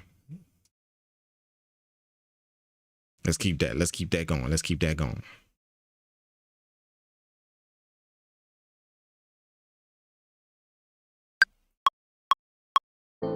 Oh shit. Wait a minute. Hold up. Hold up. Let's back up. Let's back up. Let's back up. Let's back up. Let's go. Let's go. Oh shit. Damn, I forgot to put the metronome on. Let's go. My bad, my bad, my bad. Let's go. Metronome. I need the metronome.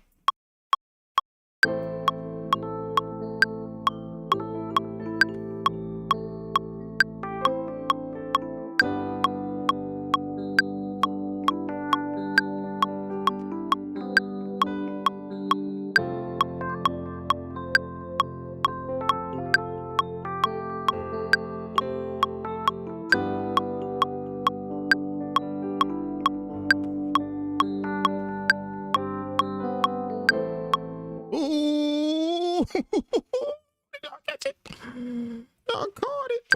Oh, nuh-uh, not that. Control U.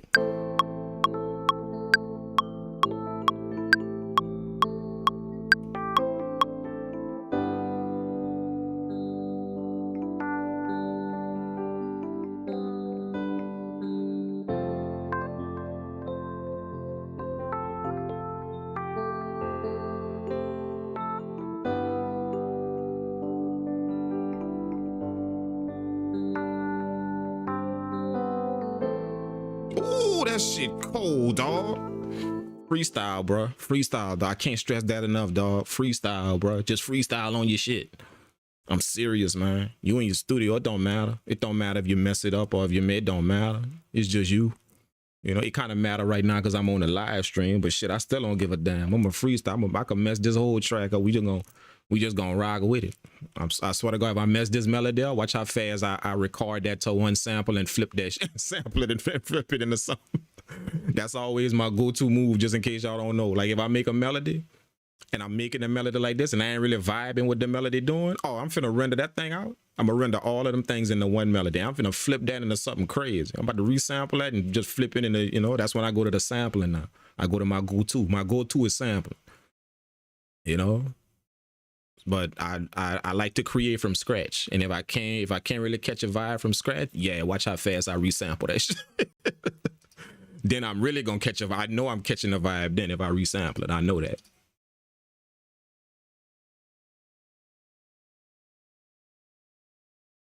I like to resample my own melodies a lot, bro. Like don't worry, I got a video coming on now. I'm gonna show y'all a few little tricks that I do whenever I resample my own shit. You know what I'm saying? I don't really like much going find samples to, you know, like I'll make melodies like this and then resample them myself. I like sampling my own stuff. You know what I'm saying?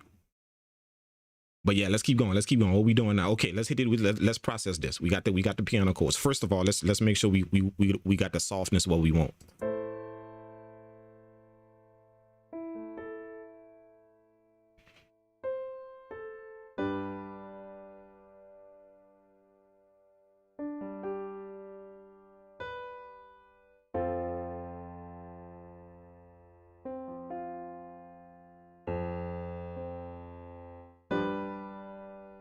Oh, that note off right there. Let's take that note off.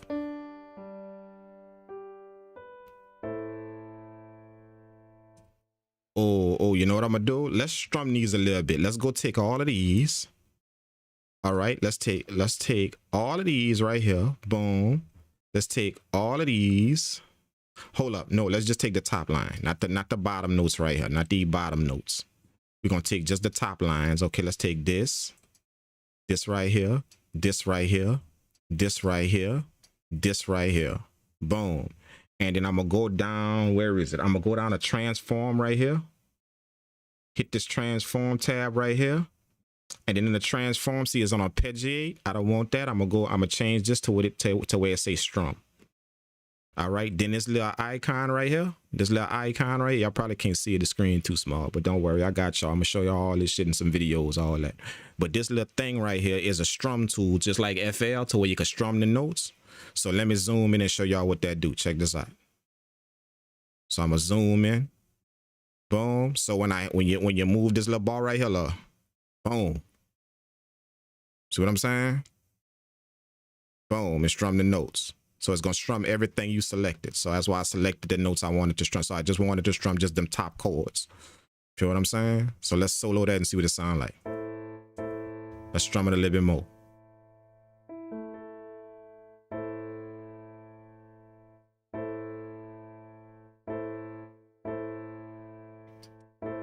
Look at that.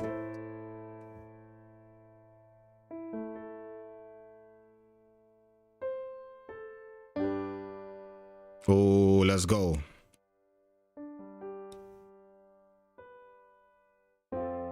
Ooh, let's get it. Yeah, the strum did it. We own it. All right, so let me tell you, what I like to do with my pianos is I don't just rely on the velocity. All right, I just don't rely on the velocity. Like a lot of people randomize the velocity, and then PC they got humanized. You can humanize the velocity. FL got randomized velocity.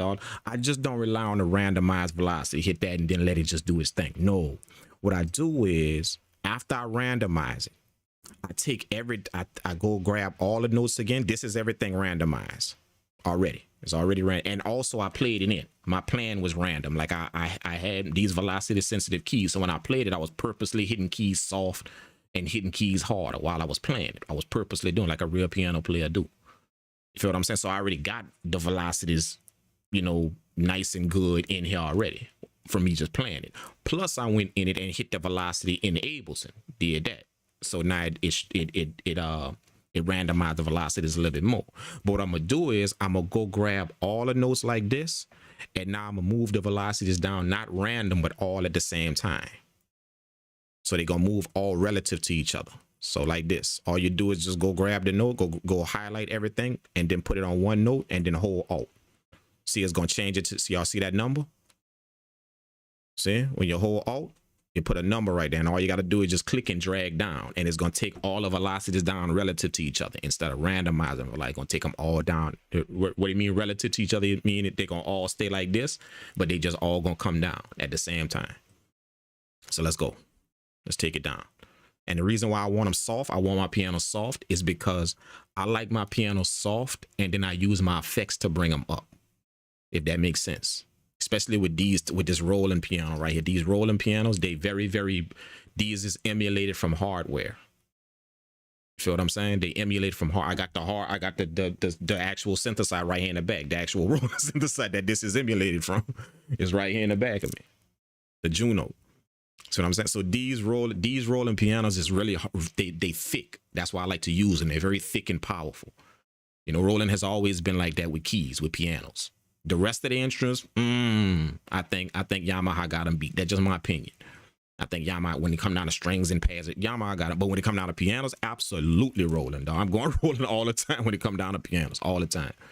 See, that's why we get the SRX bundle. You know, that's these pianos right here are the SRX pianos from Roland. It's a bundle you can get of all, and it's the emulation of the Roland hardware stuff. Okay. So these pianos is very, very thick. If you know Roland pianos, that's why they're so beautiful and so they lush. Let's put it there. They lush. That's the proper term for it. They lush, very lush. So me knowing that about Roland stuff, you know, I wouldn't treat this like let's say a keyscape piano. A keyscape piano, I would want all of that tone in there.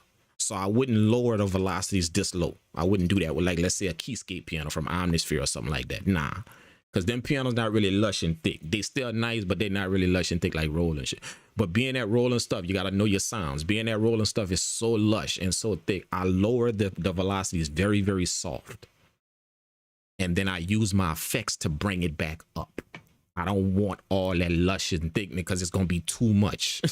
I want to control the lush and thickness, not Roland. Because Roland gave me too much. You feel what I'm saying? Gave me too much lushness, which is what I like. But I want to control it. So what I'm essentially doing is I'm hushing Roland down, telling Roland, I appreciate everything you gave me, but I'm going to bring this down a little bit, and then I'm going to control it with my effect, how much of that I want. So that's what I do with these. That's why my pianos come out the way they do. You feel what I'm saying? But you got to know your sound like that. You don't just make that a golden thumb rule for everything. You got to know your companies and your sounds like that. I'm very, very familiar with Roland shit. Like from years and years of working with it, you know? And I'm very familiar with Yamaha. I'm very familiar with Sony's sound. I'm very familiar with all them companies like this from working with a bunch of their gear, a bunch of their hardware and stuff. So that's what I do to my Roland pianos whenever I use them. Okay, so I'm going to bring the velocity down like this.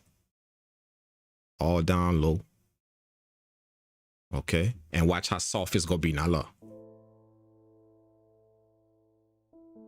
See?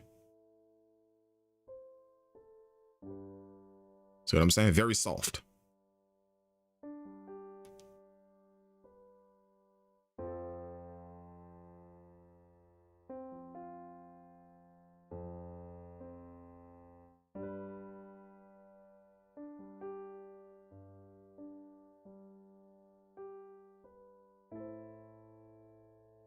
Nice. There you go.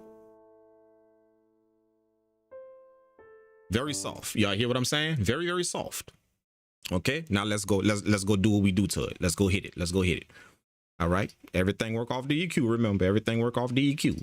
We're gonna make sure we shape it first before we do anything else to it. All right. So let's hit it with the EQ first.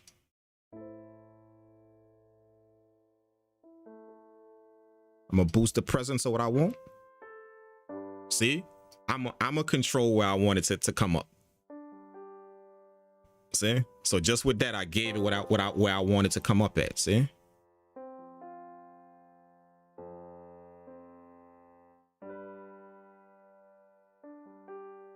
See? This is without DEQ. Let's take DEQ off.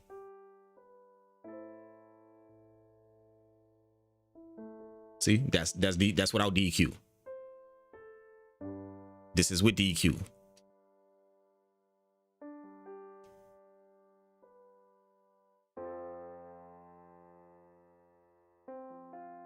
See what I'm saying?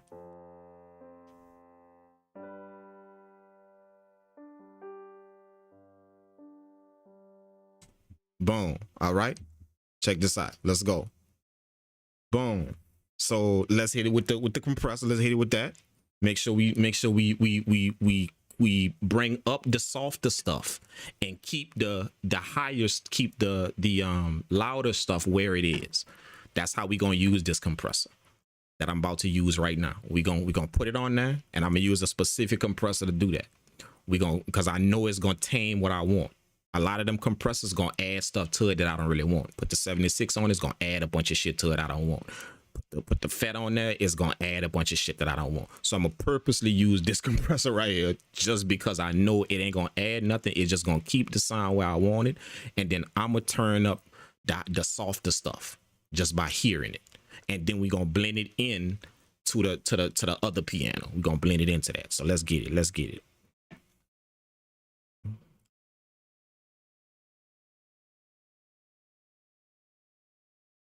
Let's use the 76 series. Let's go.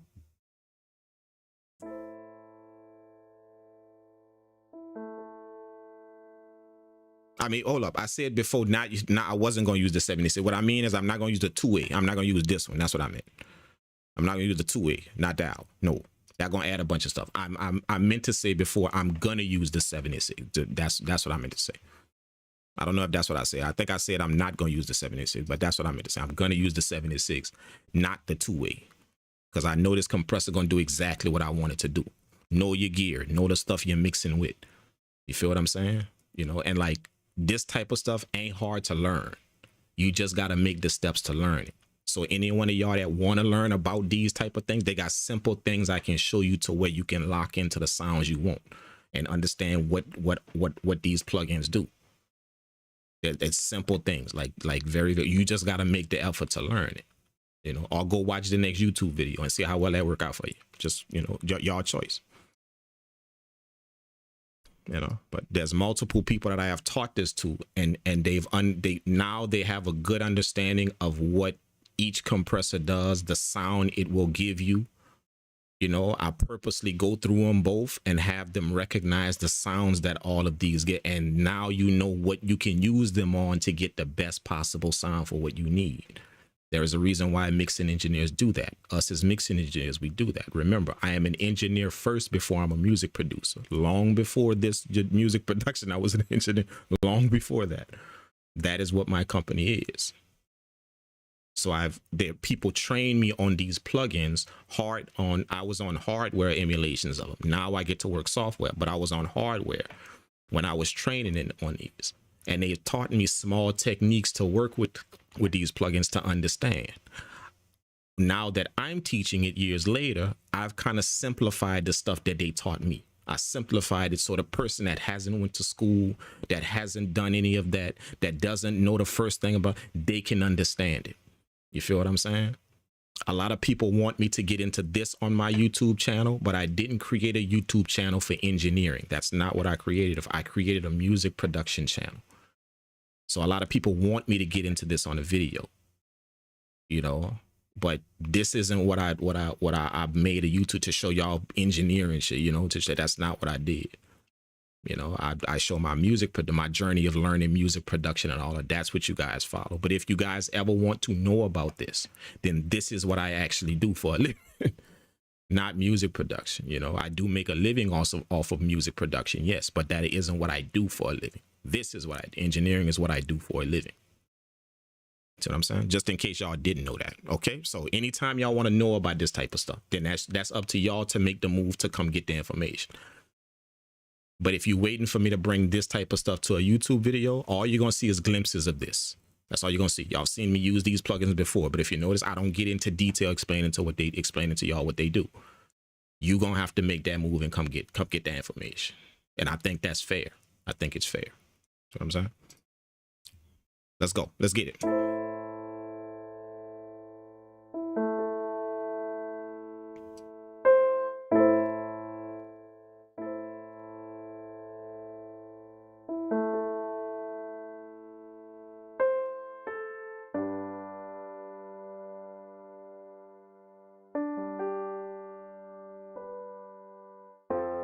See, I want that release slow. I want it to hit them peaks, and I want that release slow. So where it kind of back off nice and slow. See?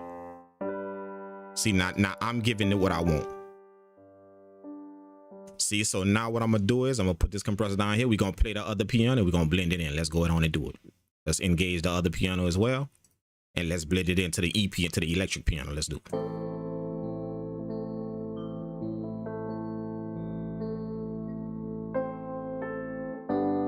See how it blend in? Nice, love.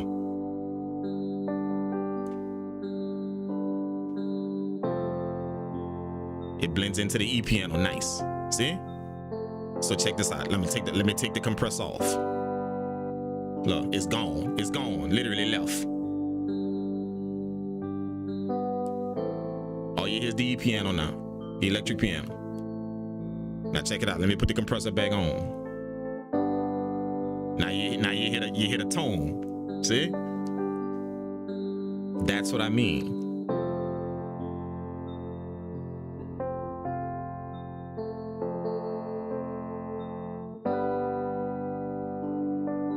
And then you simply work with the volume where you want, you know. Now what I'm gonna do is I'm gonna pan these sounds because they so close together in texture that excuse me, I want to make some type of division to them. You feel what I'm saying? So what I'm gonna do is pan these two sounds right here. So I'm gonna hit one. Let's solo one, the piano. That piano I just laid down. This is the grand piano, the ballad piano. I'm gonna pan it to the left a little bit. Just a little bit. See? Go, y'all, right now. Stop right now. And if you're watching this on anything, a phone, go get some headphones real quick, because literally it's gonna benefit you. Go grab that real quick. Go run and get that. Go get some earbuds, some headphones, whatever. It's gonna benefit you. Real, like, go get that, because I want y'all to hear what all of this do. You feel what I'm saying? What these little small things do and why people take the time out to do it. You can't hear that if you're just listening to it on a phone right now or something like that. You can't hear all of this. You feel what I'm saying? So go get some real quick. Just go run and grab it. Go get some headphones, get some earbuds, something. Put that in your phone, your tablet, whatever you're watching this on, and chill out and rock with your boy. All right.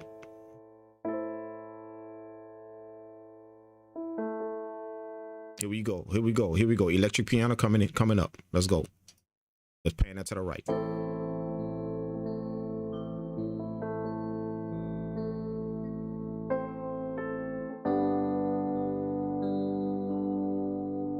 There you go. Look at that. All right, now here's the $64 question for everybody that's listening out there. We got 3 sounds here. We just panned the ballad piano. We pan that to the left a little bit. We pan the electric piano chords to the right a little bit. Now we got this top line melody that I played. Y'all remember the top line melody I played? We got this right here. Where that's gonna go. If we got one going to the left, one pan to the left a little bit, one pan to the right, where we gonna put this top line melody? See if y'all could drop that in the chat for me. Who following what I'm doing right now? See if you could get it. If we got one going to the left, one going to the right, where we gonna stick this top line melody? Where we gonna do it?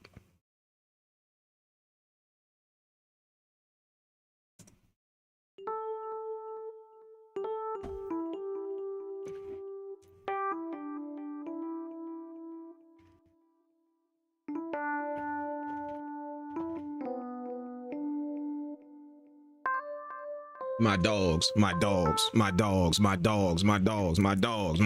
in it. They in it. Let's go. They in it. they go, we in this shit. We in this shit. Put that in the middle, dog. We in this shit. Keep it rolling. Feel it. Let's go. Put that shit in the middle, dog. Let's get it. We in this. We paying attention, dog. Just keep going. We in it. Let's go.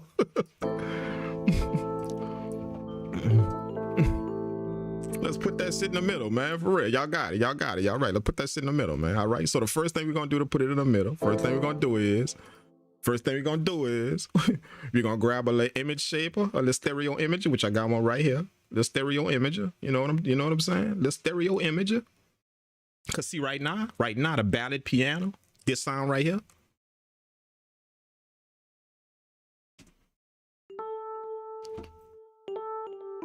We did 2 things to it that's spreading it even more. Out of the VST, it was already spread. Out of the VST. Remember, we want this kind of going up the center. Y'all said it. Y'all got it right. Put that shit in the middle. Absolutely. So we did 2 things to this piano right here that made it spread more. Do y'all remember what we did to it when we processed it? What's the plugins we put on it, if y'all remember? We did 2 things to it that spread it even more coming out of the VST. In the VST by itself is already spread. Spread meaning it's already in stereo wide. So we did 2 things to it that put it even more in the stereo. What we did. Y'all remember? Let me show you. It was probably a little while ago, so y'all probably don't remember. Look, y'all remember? Look, we hit it with this. We hit it with that compressor to give it more fullness. See, it spread it a little bit more. And then we hit it with this. We hit it with that delay. So we got all of that in the stereo field now. You feel what I'm saying? All that. So y'all said put that thing in the middle. That's why we gonna right after that, we're gonna go back to that same track, and we're gonna put this, where is that? We're gonna put this stereo shaper right here on it. The S1 image shaper from Waves. Y'all done seen this plugin before. Very, very popular plugin, old school plugin. And all it do is just, it control your stereo field. So all we gonna do, y'all got it. Y'all with me? Let's go. Y'all with me, dog. Y'all with me. Appreciate y'all rocking with me, though, for real. Just give me your ear for a minute. And I promise you, we're gonna all get through this shit. You feel what I'm saying? And just trust the process, and we're gonna turn out something hot. You know what I'm saying? And if it ain't hot, we're gonna resample that shit and go sick with it. That's what we gonna do.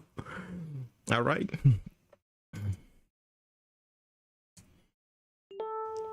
All right, so let's hit this with the image shape. Now, what they're gonna do is they're gonna kind of center it a little bit. They're gonna take some of that. I'm gonna go ahead on and increase the width so y'all can hear it sprayed even more. If you're on headphones, you're gonna hear it sprayed even more. You're gonna hear that delay, that reverb, all that. You're gonna hear that going to the left and right when I bump up this width.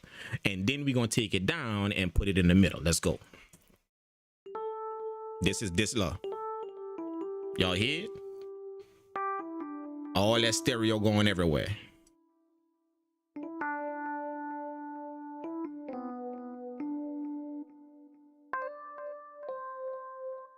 See what I'm saying?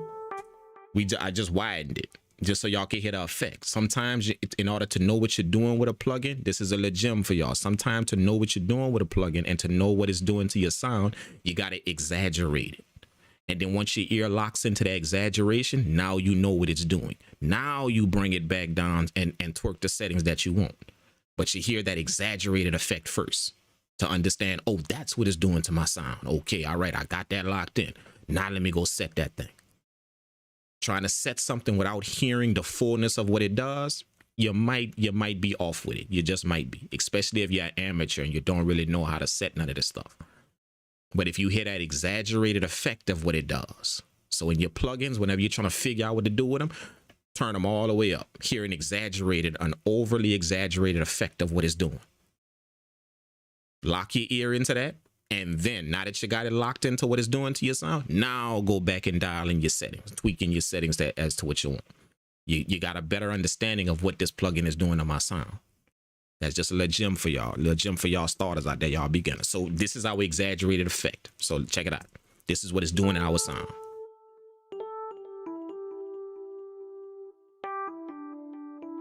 All right, so let's take that down a little bit, kind of put this in the middle. So we're gonna take that down and narrow it a little bit.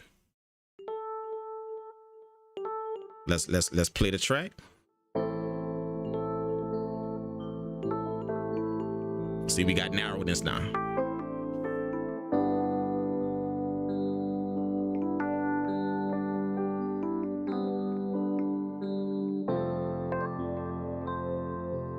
See?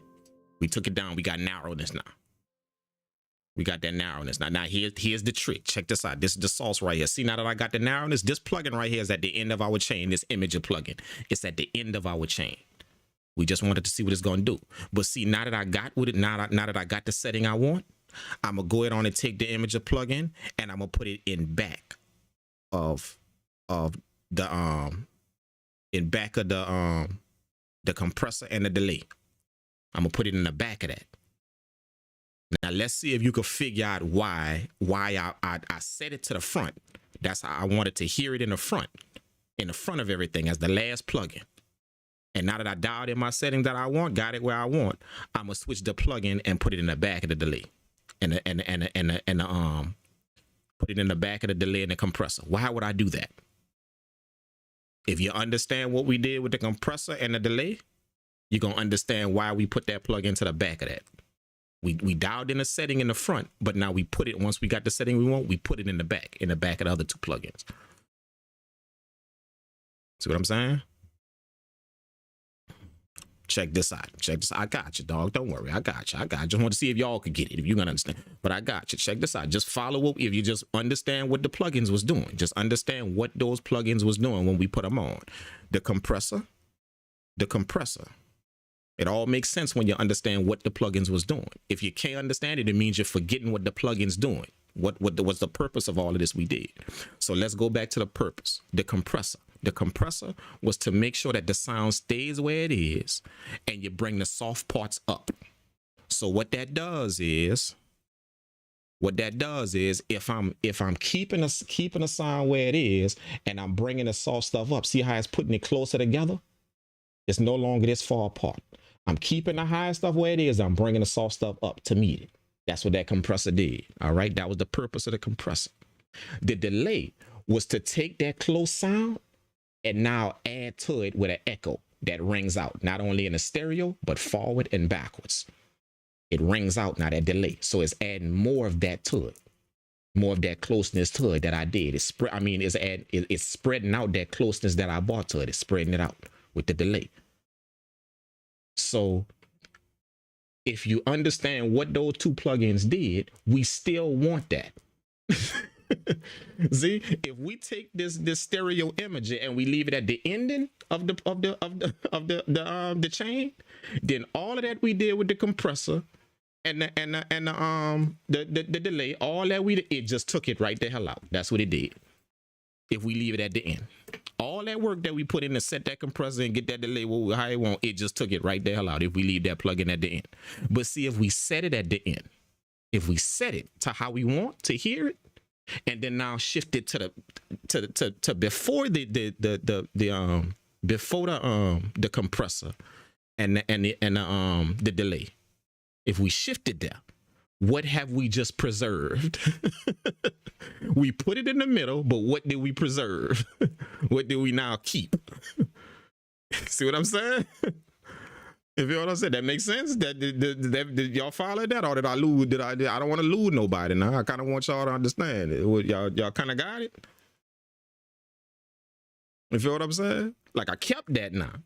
I set it in the front, and then I moved it to the because if I'd have just left it to the front, the last plug-in, all that we did before when they're setting that would have been tight. I'd have literally took that right the hell out of my sound.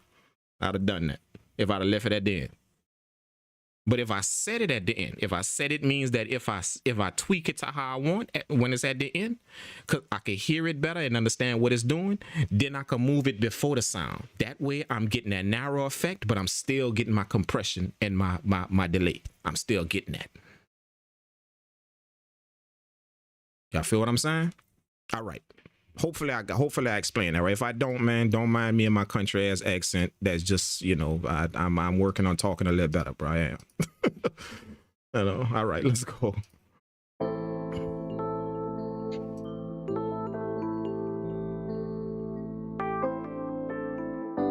See, now we got our sound. Let's go.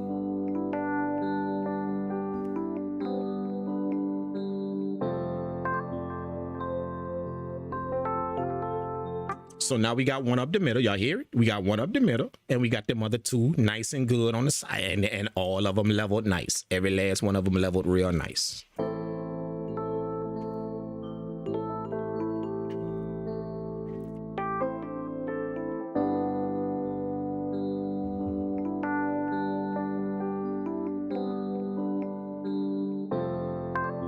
Oh, let's go. Let's go. Here's what we gonna do. Here's what we gonna do. This is what we gonna do. All right. For real though. For real. Let's see something real quick. Let's just see. Let's just mess with something real quick. Let's go ahead on and solo this. We're gonna solo the first piano. All right. We're gonna grab everything. We're gonna start working with some octave. I mean some different notes. All right, so right now we in I think we in what I made this in. I made this in F, I believe, or C. I think is in C sharp minor. Is in C sharp minor or A C D E. I think it's in C sharp minor or F minor, one of the two, I believe. Let's check and see. Let's check and see. Just to make sure. Just for everybody here. We're going to check and see. Boom. I'm going to go to my master track, to the main track. All right. And I'm going to grab this key finder right here. Bam. And then we go play it. And it's going to spit out the key. There we go. Oh, in A. Oh, wait, hold up. See, yeah, we are. We are in A. We in A minor. Aren't we?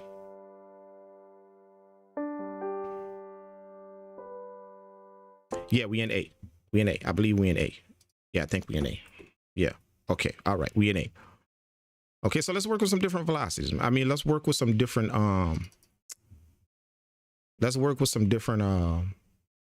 some different keys. Let's go. So we're gonna pitch it. Let's say let's pitch it down 2, maybe. 1, 2.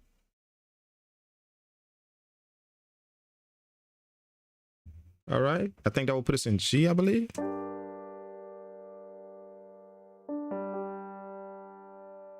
Or B. No, that's G. We in G now.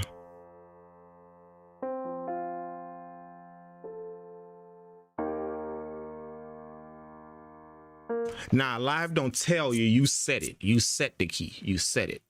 It don't tell you what the key is. You set live to the key you want. Same thing like FL or same thing. It don't tell you what key you in. You set it. Live has helpers. You know, just like FL. See, like all of them though. These light notes. If I set it up here, if I set the key up here, same thing like FL or anywhere else. If you set the key up here, all these notes gonna correspond. So you'll know what you know what notes to use on your MIDI grid to stay in key. Same thing like FL, you know, or any other software that got helpers, that got, you know, highlight helpers or something. You set the key that you want to be in, and then these notes right here gonna match. So all you gotta do is just stay on the light notes, and you're gonna be in key. But it doesn't tell you what the note, what the key is. You just set it, and then just follow the grid, follow the light notes. Don't put it on none of the dark notes. Put any note you use. Make sure it's the light notes. That's how that works.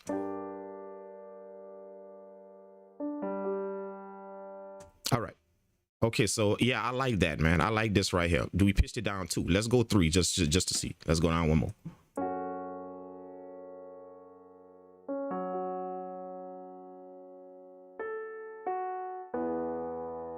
So either that one or this one. I like this one, bro. I like 2. 3 seem a little bit too janky. Seem a little bit too janky, too like, But this right here give me a vibe. That. So let's go 2. Let's pitch it down 2. So I'm gonna go to every melody. Let's go to every melody. Boom. Let's go to the second track. Grab all of those. Control A. Pitch it down 2. 1, 2. Boom. Go to the melody here. Control A. 1, 2. Boom. Everything is in G now. Let's go. That's our new sound right there. Let's go.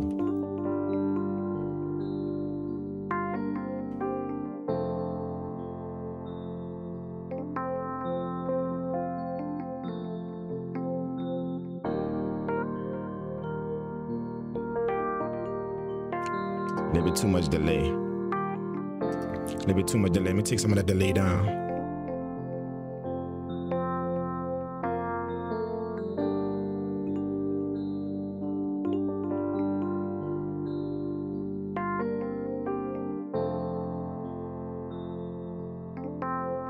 That's what we want. That's what we want. Y'all know I like to commit. I don't like to leave no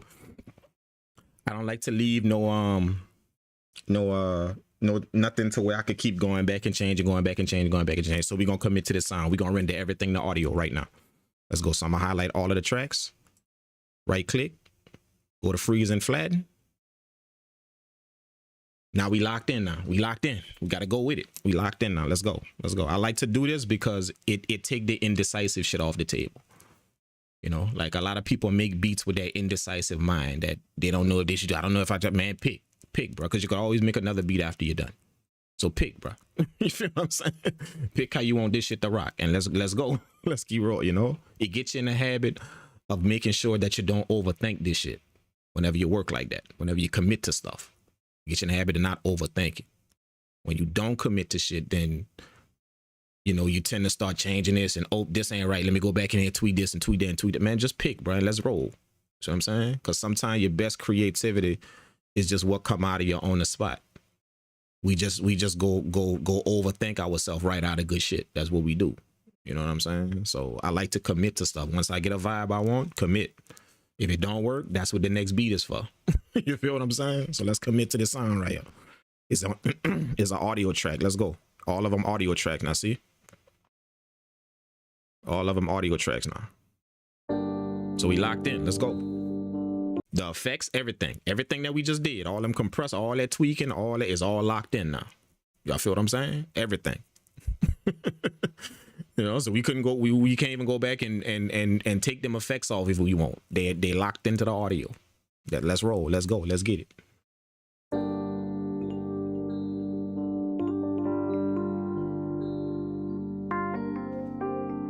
Second thing we want to do is let's up this tempo and give it a bounce. Now we in 134. Let's go up to like, let's give it let's say 153. Let's go.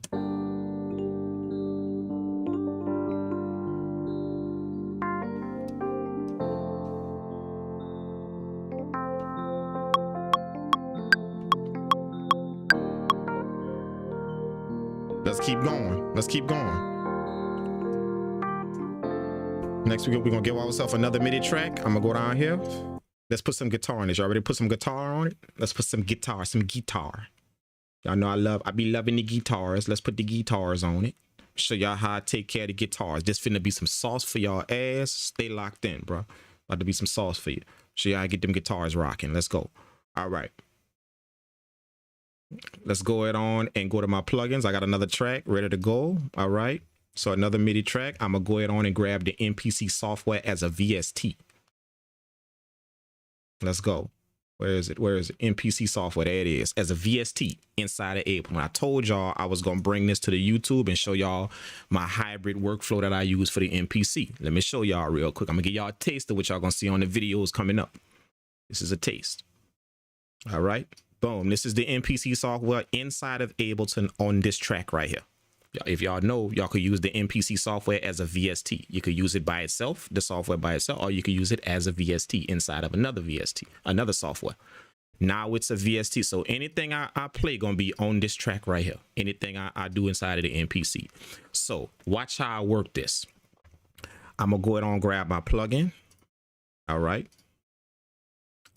Same way the MPC software work. I'm gonna grab my plugin. Let's do the SC guitar from Ample Guitars. I love them guitars. Takes a little while to load because it has to go through the Ableton process plus the MPC process. So let's just kick back and wait for it to load up. Good thing my computer is real powerful, so it's gonna cut down on the load time, but it does take a minute. Still loading. There it is. See? Popped up. Boom. Let's go. So we got it right here. It's the VST, so it's still loading the sound. See, takes a little while to kind of, you know, so you just got to kind of bear with it, especially when you got this the Ample guitars are a big library. If I was working with something else, then it probably wouldn't take that long. But remember, you got to go through the Ableton process of coding everything, of getting everything right, plus the MPC. There we go. We good. Thank heavens for the Razer laptop. It's a beast. All right. So we got the guitar and the MPC running on the track. So what I'm gonna do is I'm gonna put this down here and change everything I need. Okay, well, let's put it up here. I'm gonna put it on my second screen. Y'all can't see it, but it's on my second screen right now, the guitar plugin. But all I'm gonna do is just change my key. So I'm gonna go down here to the pad perform. I'm gonna change this to notes because I want to play notes. I'm gonna change the root note to G. I think we in G. Y'all remember we pitched everything to G. So let's change the root note to G. That way we stay in key when we hit the pads.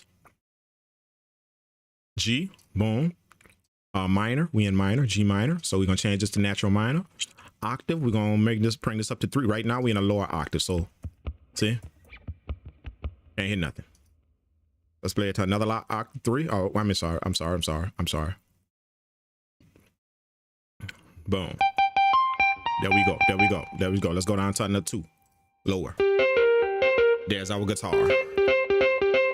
Now what I'm doing right now is I'm playing this VST through the MPC software, right? On this track right here in Ableton.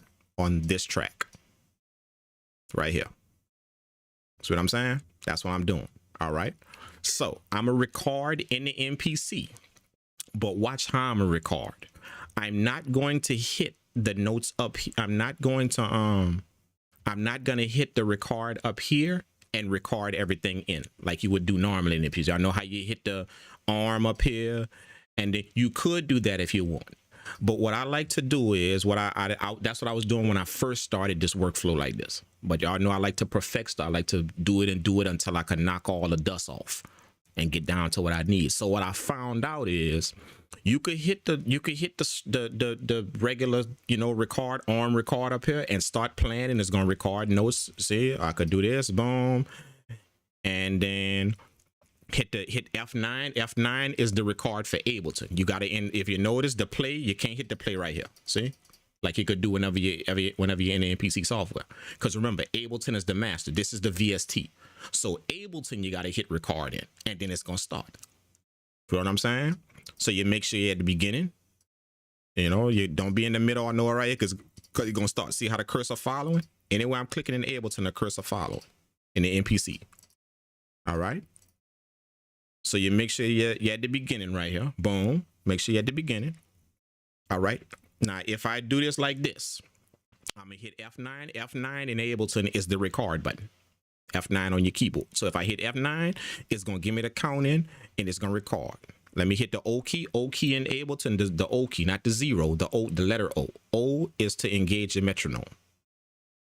So O, you could take it on and off. So if I hit the O key, engage my metronome in Ableton, and then I hit the F9, we're going to be ready to record. Let's go. And I'm recording it. If y'all notice, let me show y'all. If y'all notice, I'm not using the MPC. I'm not on this machine. This MPC right here, not even hooked up to this laptop. It's hooked up to my actual computer. I'm streaming from my laptop right now. All this I'm doing is from my laptop. Like I say, thank heavens for the Razer laptop, that powerful ass laptop. I'm doing everything from this laptop right now. So this MPC on the side of my MPC X not even hooked up to this thing. To this laptop. It's not. So I'm not about to play all this through the MPC. I'm playing it through my key, the keys on my computer. See? And for those of you guys that don't know how to do that, this button up here in the corner of the MPC software. Let me change the screen again. This button up here in the corner, all the way up here, that says pad keys. If you engage that, it now turns your QWERTY keyboard, your typing keyboard on into your 16 pads. So now I have, see, I'm hitting the pads on my keyboard, my typing keyboard. So this is pad 1. See, the Z. If you're following your keyboard if you're at your computer right now, you got a keyboard in front of you. This is Z, X, C, V, A, S, D, F, Q, W, E, R, 1, 2, 3, 4. See, all my 16 pads right here on my keyboard. So now I can rock out in key, because remember, I set the key. I set the key right here. So I don't have to worry about none of these pads being out of key. I can rock out right here on my keyboard and play anything I want inside of Ableton. Boom. You feel what I'm saying? Anything I want inside of Ableton, just off this keyboard, just off these 16 keys right here on my key. So let's do it. So I can hit this record. Like, this is what I was explaining to y'all. This is what I found out. This is what I was doing before. I would just do it the normal way. Hit the record. Okay. Hit the arm record right here. Or if you don't want to do it with your mouse, in the MPC, it's Shift and R. See, all you do is just hold Shift and R, and it's gonna set the record. Okay, now you hit F9 and Ableton gonna start. It's gonna start the MPC software at the same time. Check it out. Boom. See, it's ready to start recording. And then I can start my melody. See? See? Boom. I can record. Now, this is the drawback. I don't know why it does this. All notes off. I believe that has something to do with what Ableton, with the message Ableton is sending this. I don't know how, I haven't figured this out. It doesn't really do anything to your MIDI, but it just puts this automation clip down here. And it's the automation clip of all notes off. And I believe that's just a trigger that Ableton is sending an MPC. I don't know how to get rid of that, but it doesn't bother anything. You just gonna notice this automation clip down here. You know, so what you could do is you could easily just go do this after you record and just hit delete if you just really don't want it right there. But it doesn't bother anything going on right here. Okay. So now I got this recorded in. Okay, I got this recorded in. But if you notice, when I recorded this in, doing it this way, you know, hitting the overdub in the MPC, when I recorded it this way, it put it on grid. See? It did what the MPC software does. It locked it to the grid. Boom. See? It snapped it to the grid as I played it. So if I didn't hit a note correct, see, it snapped it. So I was late on this note right here. It snapped it over right here instead of putting it right here. That's what the MPC software normally does. It helps you. Just in case your timing is off when you're hitting the pads, it'll help you by snapping notes to the grid. That's a good thing. The only thing is, when I freestyle things, which I love doing with my guitars, I love freestyling. I don't like a grid-based thing whenever I'm laying down guitars. I want to make this as fluent and as authentic as possible. So I don't like it being locked.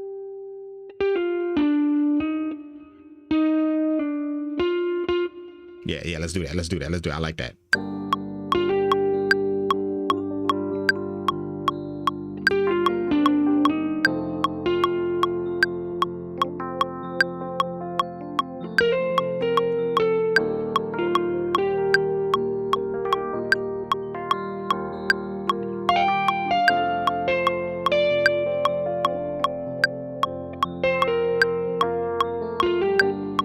Oh, I like that. I like that. I like that. I like that. But I don't want to do. I don't want that. That was a test run. Now we're gonna go ahead on and get this in. Let's do it. That was just a test run. Let's go ahead on and do it.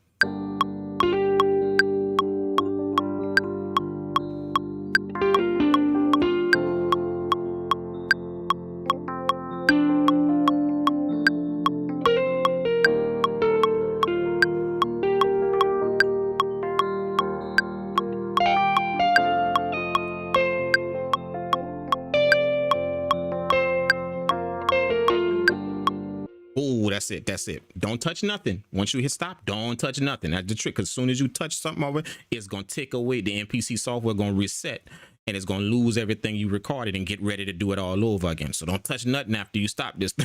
I had to learn that the hard way. Don't touch nothing. You know what I'm saying? Just hit that stop and leave it like that until you hit retro record, until you hit the retrospective record. So we're going to hit it. Boom. There's all my notes that I just played right down to the end. All right. And then all I do is just take off my automation.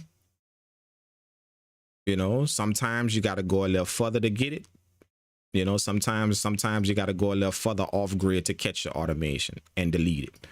You know, I just take that, even though it don't bother nothing, I just take that off just to be sure, you know, after I record. So it captured that guitar exactly how I played it.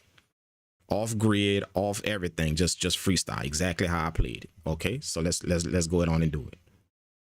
Let's play it.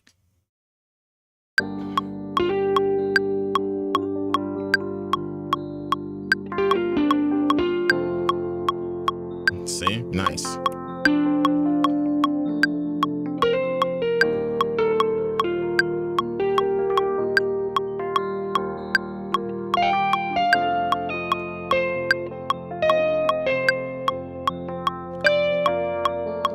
That's it. That's our guitar right there. Done. All right, so we're gonna do the same thing that we do in the MPC. We're gonna go up here, hit edit, hit humanize. We're gonna humanize these notes, which means we're gonna humanize the velocity, just like the velocity in Ableton. We're gonna do it in the MPC right here to humanize these notes, bump that up to about 51, something like that. Hit do it, and it's gonna humanize the notes. If I want to see the velocity, all I gotta do is just click on velocity right here where I can see them. All right, and then like I told y'all before, you know, after I do the velocities, I like to grab everything, pull it down just a taste more, just to get it soft, you know. And then I'm gonna use my effects to bring this up. Them guitars kind of harsh, so I'm gonna use my effects to bring it up. Let's bring it down slightly. Let's listen to it.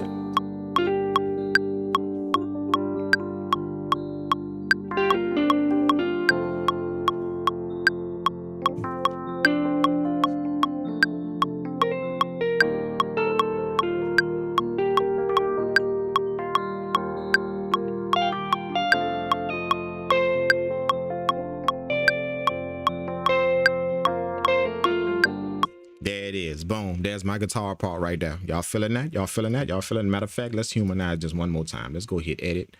Let's go to humanize. We're gonna hit it one more time. We're gonna hit apply. Let's take it down to about 40. We're gonna hit it. We're gonna hit apply one more time just to get it good. Just to make it real good. Boom. Then we're gonna grab all of the top ones and kind of bring those down. Just the top ones, kind of bring them down a little taste. There we go. Oh, that's nice.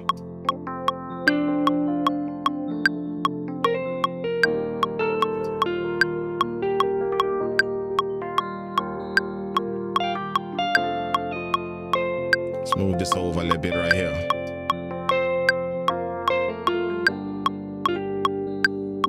There's our guitar part right there. Boom. All right. Now check this out. See how I got this guitar rocking in here right now? Let me show y'all the sauce and how you work this. All right.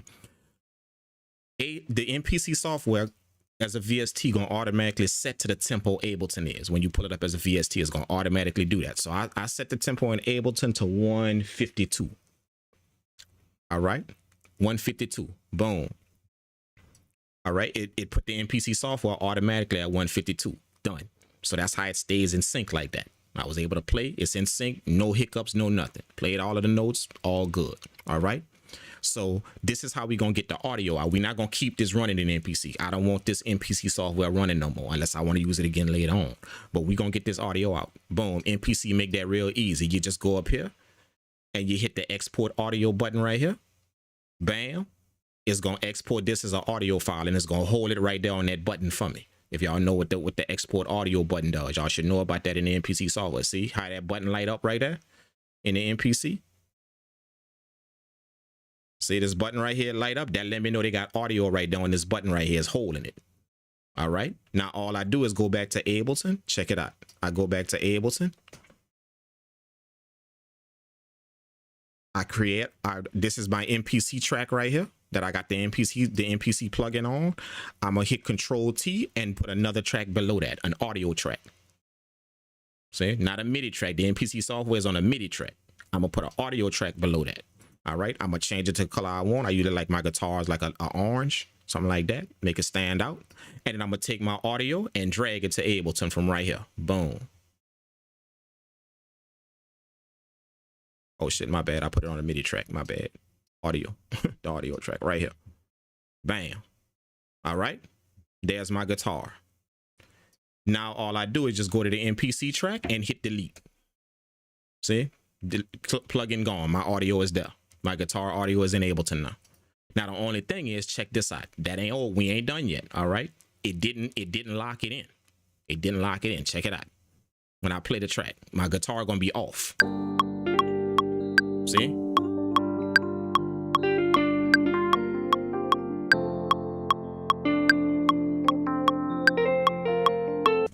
The reason why is because, see, when we exported it in the MPC software picked up the tempo of the actual MPC. It picked up not Ableton's tempo. That will happen in Ableton Link if you use Ableton Link, it'll pick up the actual tempo of what you did. This picked up when you rendered it out. See, it played in the MPC software as the regular, but when we rendered out the audio, it didn't have the time code to put that to stamp that here. See, there was no time code to do that. When you do the Ableton Link thing now you have that time code there. See, so now you got the original way the audio was when you export it out of the MPC, the original, with no time to lock it to sync it.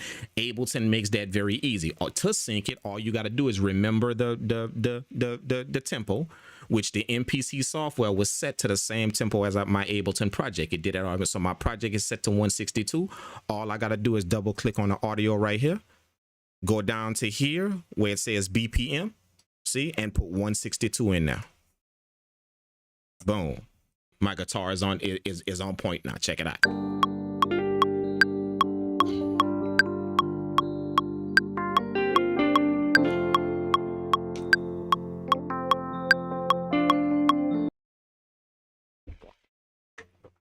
Y'all feel what I'm saying? Hold up. I put 162 in. My bad. It's 152. My bad. I was wondering something was up. 152. There we go. Now it's on Guru. There it is. Check it out. I put 162 in. My bad. See? Now there it is.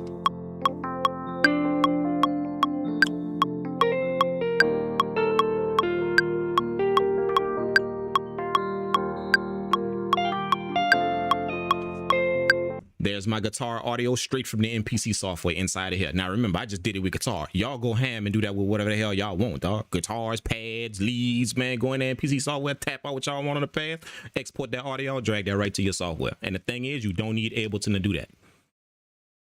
Ableton this is the workflow with Ableton like this, but just take this and do that shit in whatever software you use. If you're using Studio One, pull the MPC software up as a VST, follow the same steps. The only thing you're gonna have to figure out is when you export that audio, how to warp the audio to make it fit the BPM. Ableton kind of make that easy to do. All you got to do is just double click on it and go type the tempo in, and boom, it's gonna stretch it to the tempo. So that's the only thing you're gonna have to figure out in your DAW when you do this, whatever DAW you use, which all of them do it kind of easy. Studio One, Reaper, Cubase, all of them warp audio real easy. It does that. There's some way to warp the you just look up that and figure out how it does that, how it warps audio. That's it. FL does it real easy. Y'all know how to do it in FL. All of y'all FL users, you know. So go ham with that, man. That's the sauce I've been working on right there. How to integrate the MPC workflow into this Ableton thing. So my first mission was to get so good. My first mission was to get so acquainted with Ableton. That's why I put all them hours in the Ableton. If y'all watch the video, I put all them hours in the Ableton. Literally over like 2,000 hours I didn't put in the Ableton. 2,500 hours I didn't put in the Ableton. I wanted to learn Ableton so well and some of the functions of it. That way I can figure out how to incorporate the MPC in it. I know a lot of y'all thought I switched, and I would know. I just didn't say anything. I don't say y'all not gonna see this until I actually get it down to where it works. It's solid. Boom. Now y'all getting a sneak peek at it. Y'all gonna start seeing this on a few videos right here. This workflow right here. So y'all gonna see me tap out some things in the MPC and drag the audio right to Ableton. I'm gonna do it so fast. I just explained it to y'all, so it took this long. But this shit don't take nothing but like 2 minutes to do. To go tap that out in the MPC and drag the audio right to Ableton and get to work. You feel what I'm saying? So that's what y'all gonna see coming up. Y'all gonna see me using these in tandem with each other. You know, to tap out little melody like lead lines and guitar melodies and you know, I may do a few sound effects or something in there. You know, y'all go ham, do it for whatever y'all want, but this is the workflow for it. There y'all go, and it's a solid workflow with all of the hiccups gone. Yeah, trust me, there's a few hiccups I had to figure out to get this shit to work like this. There's a few I had to figure out. You know what I'm saying? That shit didn't just flow like this. You know, my audio would come out all messed up. I had gaps in the audio. There were skip spaces in the audio that it wasn't recording everything. All of that was happening. Until I just kept going and kept going and kept going and worked out all of the kinks to give me a smoother workflow from the MPC to Ableton, just like that. To get the whatever I put in the MPC, I could get it to Ableton quick and smooth, just like that. Boom. So there y'all go, man. You know what I'm saying? Y'all, this is y'all sneak peeks. I wanted to bring it to the live stream, and y'all, this is y'all sneak peek to whoever on this live stream. Everybody else gonna have to wait until y'all see me do it in the videos. Then y'all gonna be able to pick it up. But this is a sneak peek on it. How I get that shit to work. And you got the audio right here in Ableton as the audio file. Came straight out of the MPC. And you could keep doing that shit. I could pull up the MPC again, put another VST in, whatever VST, and record some shit. Boom, drag the audio right to you, and I could keep doing it. Hell, you don't even have to make the beat in Ableton if you don't want. You could just put the MPC in as a VST, make the beat in the MPC, and drag all your audio straight to you. You can do that if you want. It's on you how you want to work. You know, I kind of like using Ableton. I'm getting better at using Ableton, so I don't need to make the beat in the MPC and drag it to you. But however y'all want to work, man, just take this as with a grain of salt. Just understand the concept of it. This is a concept that I taught that I'm teaching y'all right now. You know, how to use both, how to kind of use both in tandem with each other in your music production and do it efficiently, not no clunky process. That was real easy, which y'all saw just now. Real easy. Like I said, it wasn't like that when I first got started on that mission, right? Dog, if you had only seen, if you only knew that, it wasn't like that when I first. But I worked out the kinks over and over again. I worked out the kinks on how to do it very quickly, very efficient. You know, I don't like hiccups in my workflow. I like for it to go smooth. That way I could just concentrate on creation. If it's too much of a headache to do something, I ain't messing with it. So I want to stay locked in the creative aspect, not how to do something. No. See what I'm saying? So I got it down. I think this is a smooth way to do it. You know, they probably got other ways you can do this. You know, I'm not saying it's the only way. They probably got other ways you can do it. But like I said, this is just a concept that I showed y'all. A concept is take it and use it however you want. Don't lock into this, that this is the way to do it. No, this is just a concept. Take this right here, what you just saw, and use that however, whatever fit you. Add some shit to it. You know, do whatever you need to do to get this to work for you. But this is a good start for you to understand how to do it. You know, and I can't wait to see what y'all come up with when y'all do this, when y'all work like this. So I'm saying this is gonna expand your creativity whenever you're able to pull up that MPC software and get that audio out of the MPC software quick, just like that, right into a DAW and work. That's gonna skyrocket your creativity. Did it for me, you know. That I'm able to get the audio, whatever I do in the MPC, I'm able to get it to another software real quick and real easy. You know what I'm saying? So y'all go ahead with that, man. Y'all handle business, you know. That's from me to y'all, man. I put in the work so you don't have to. I figured it out so you don't have to, man. All right, let's go ahead and process this guitar, man. Let's go. We got to make this beat, bro. It's getting kind of late. We got to make this beat. Let's go. y'all good with that? Do y'all understand? If y'all got any questions, drop it in the chat, man. What y'all just saw me do, like, don't sit there and just, you know, if you didn't understand, like, literally drop it in the chat. I'm gonna try and explain it to you real quick. Just really, really. I'll even do it again if you need to see it again. You know, but just drop it in the chat if y'all caught or if y'all didn't. You know.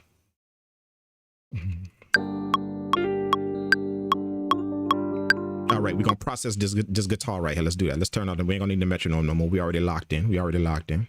All right. Let me label this track guitar right here. Matter of fact, let me label all of them. Now that they're all audio tracks. This is the grand piano. We're gonna do G piano. All right, this is the E piano, the electric piano. And oh, this is the E piano chords, my bad. E piano chords. And this is the E piano melody, top melody. Boom, just stay organized and make sure we know what we're doing. All right, we got the guitar right here. Boom, we good. Let's go ahead on and start affecting our guitar, man. Let's do it. So I'm gonna go to, I like, this is a plugin that I use for my guitar effects. You know, this is the closest thing that I can find to this, the amps that the hardware amps that I know how to use. You know, and the way I want to use them. You know, guitar rig and all of that, that's cool, that's fine, but there's a few things about that I don't really vibe with too. You know, that weird, but this right here, I found this right here. This company reached out to me and yeah, hooked me up with this right here, you know, because I was on a hunt looking for one, you know, so I actually we actually sent out a few emails to some companies that who just to see who was gonna respond, who was gonna let us try out some stuff. You know, and this company saying, bro, this thing is amazing. This is just a guitar cabinet right here. And it got all type of effects in it, dog. Like, you know, it got over like, you know, 1,000 effects in it, bro. There's different effects, guitar pedals. So this is the reason why I like this one, is because this is the closest to what I'm used to working with hardware. When I had to learn how to mic up guitars and drum sets, you know, when I was interning. All of that, the amps I had to learn how to use, the wiring, this is the closest to it right here of what I know, and I wanted to get something like that that was close to it. Like I say, guitar rig is cool, and they got a few like guitar rig, few like that. Like use that if that what you want to use. I'm not saying that's bad. I'm just saying that I don't really vibe with that. Ain't really how I learn. You know, that as on some different type of shit. But you know, this is the closest to what I learned how this work. You know what I'm saying? Just the way it operates. So I got a bunch of presets that I done made already. You know, I didn't make all of these presets, but I did make, you know, like probably like over 100 of them. Different effects that I use for different guitars, different thing like that. Even drums that I use, I'll put effects on them in here. Different effects. You know, just use the amps and stuff. You know what I'm saying? Drum sets like boom bap drum, stuff like that. I'll use effects like from here, different amps to get the sound that I want. So I created a bunch of, you know, bunch of different effects. You know, so they got one that I use. This one I like to use, the phaser one. You know, this is just a reverb, the Caliburn, and just the classic British effects. You know, which I like those two amps. I like to stack those two. You know, I like to stack, or not stack them, but just make them work in tandem with each other. And then if you notice, I put my effects around there. Like this is my phaser right here at the beginning. This is my compressor at the beginning. Before that. This is the what is this? Two compressors. This is a smoother right here. This first compressor. This is the heavy compressor, the FET right here. And then I got my phaser after that to kind of give it that wishy sound, that washy sound before it hit the amp. You know what I'm saying? Some people like to put their phasers after the amp. I kind of like that washy sound going into the amp, and then I know how to mix it well to where I can control it. But that's getting off topic. That's a whole another mixing tutorial. All that we ain't gonna get into that. Just but all I'm saying is this is how I get my guitar effects. This right here.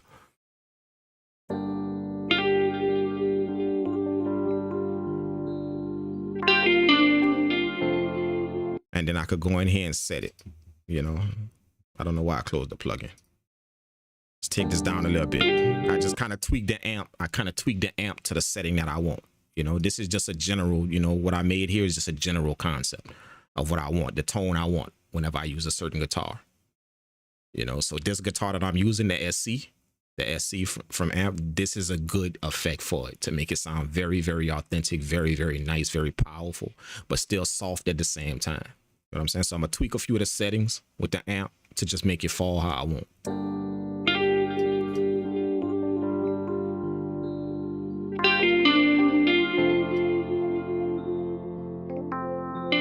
I'm gonna take the reverb off because I'm gonna put my own reverb on this one. See?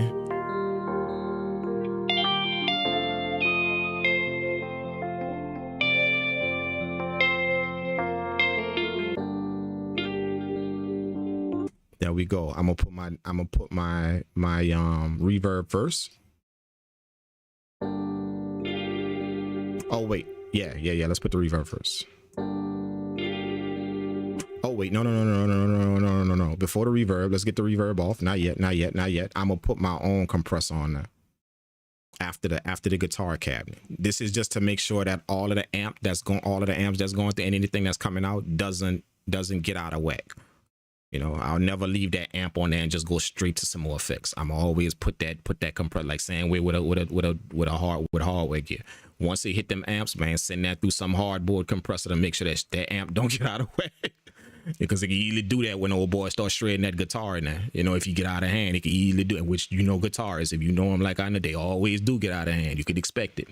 That's how they get their vibe. So when he starts shredding that guitar in that recording booth, yeah, it's best to have that amp running through something hard. right, it's best.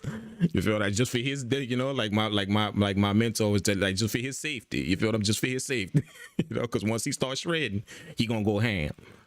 You know what I'm saying? He not gonna tell himself when he start hitting them notes, especially if you're a good guitar player, he not gonna tell himself, oh shit, I'm going to D. No, he gonna get into it. And he just gonna expect you to capture that audio and get that shit right. So it ain't nothing like having to explain to a guitarist that solo that he just shredded, that he just did off the top, off rip, you jacked up that audio because trying to explain that to him. Trust me, I had to do that quite a few times. You know what I'm saying? That solo he just ripped in that's off script, not written, and he went ham just now. Yeah, the audio all jacked up. You know? You can't tell him it's because he shredded that thing to pieces, dog, and you didn't have no control in that. You can't tell him that. That was your job to capture his audio. You know, so I'm getting off on a tangent, dog. That just, you know, that's just studio stories from me learning, you know. A lot of mess ups for me to learn and get what I know now. You know, but I'm thankful that I went through all of that, man, just so I could kind of, you know, just so I could build my own, you know. I'm thankful that them guys took me on and put me through that training, bro, for real. All right, let's go, man. Guitar, let's get it. Let's put that amp on. Let's run it. I mean, let's run it through that. Let's run it through that.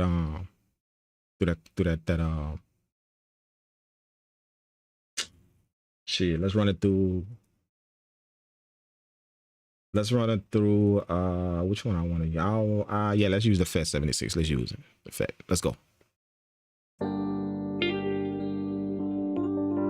Because I want it to be soft, though. I do want it to be soft. I want this particular, the way this audio coming out, the way this vibe going, I want to tame this guitar a lot. I do. That way when the reverb hit it, it's going to be smooth. Kind of like the same exact thing we did with this E piano, right? If y'all remember. We made that E piano smooth. We took them plucks off, put the attack up, took them plucks off. Y'all remember?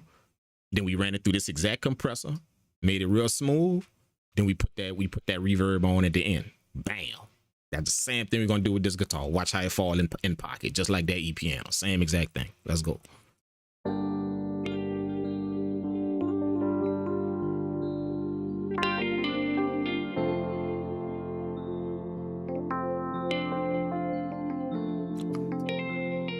Yeah, see? I'm going to go for a slower attack.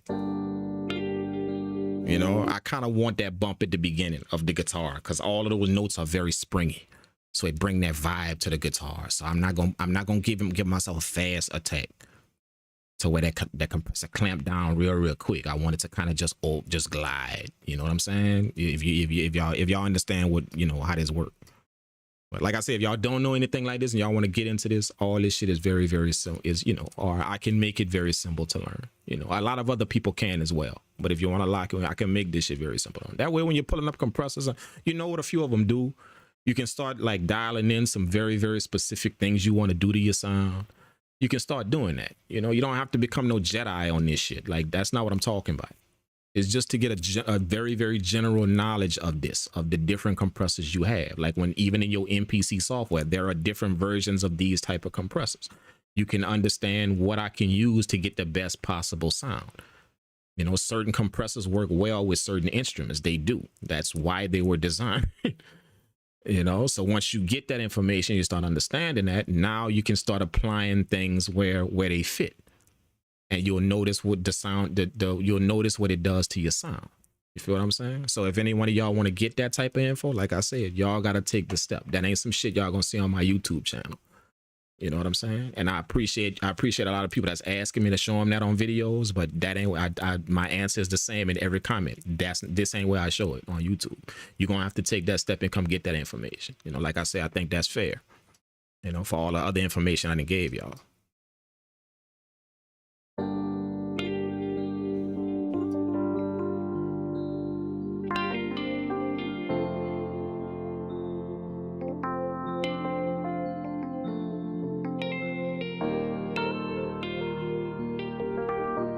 I want the release very, very slow because I want, if y'all notice that needle laying down hard, look when that guitar hit. If y'all can see the needle. Look. If y'all can see the needle, look at where that guitar hit. And look where that needle laying down a lot. Look. When that guitar hit. So I don't want that needle to jump back up. When it lay down like that, I don't want it to jump back up. You know what I'm saying? I wanted to kind of lay down and gradually go. So I'm a spread that release out, you know?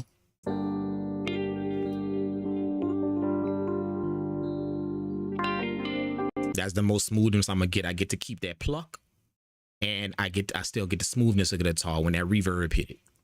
You feel what I'm saying? And then I'm gonna decide if I want delay at the end. I kind of decide that once I hit it with the reverb, then I'm gonna decide if I want delay. I'm thinking that I will put a little delay on it, but we're gonna see when we put the reverb on it. Let's do it.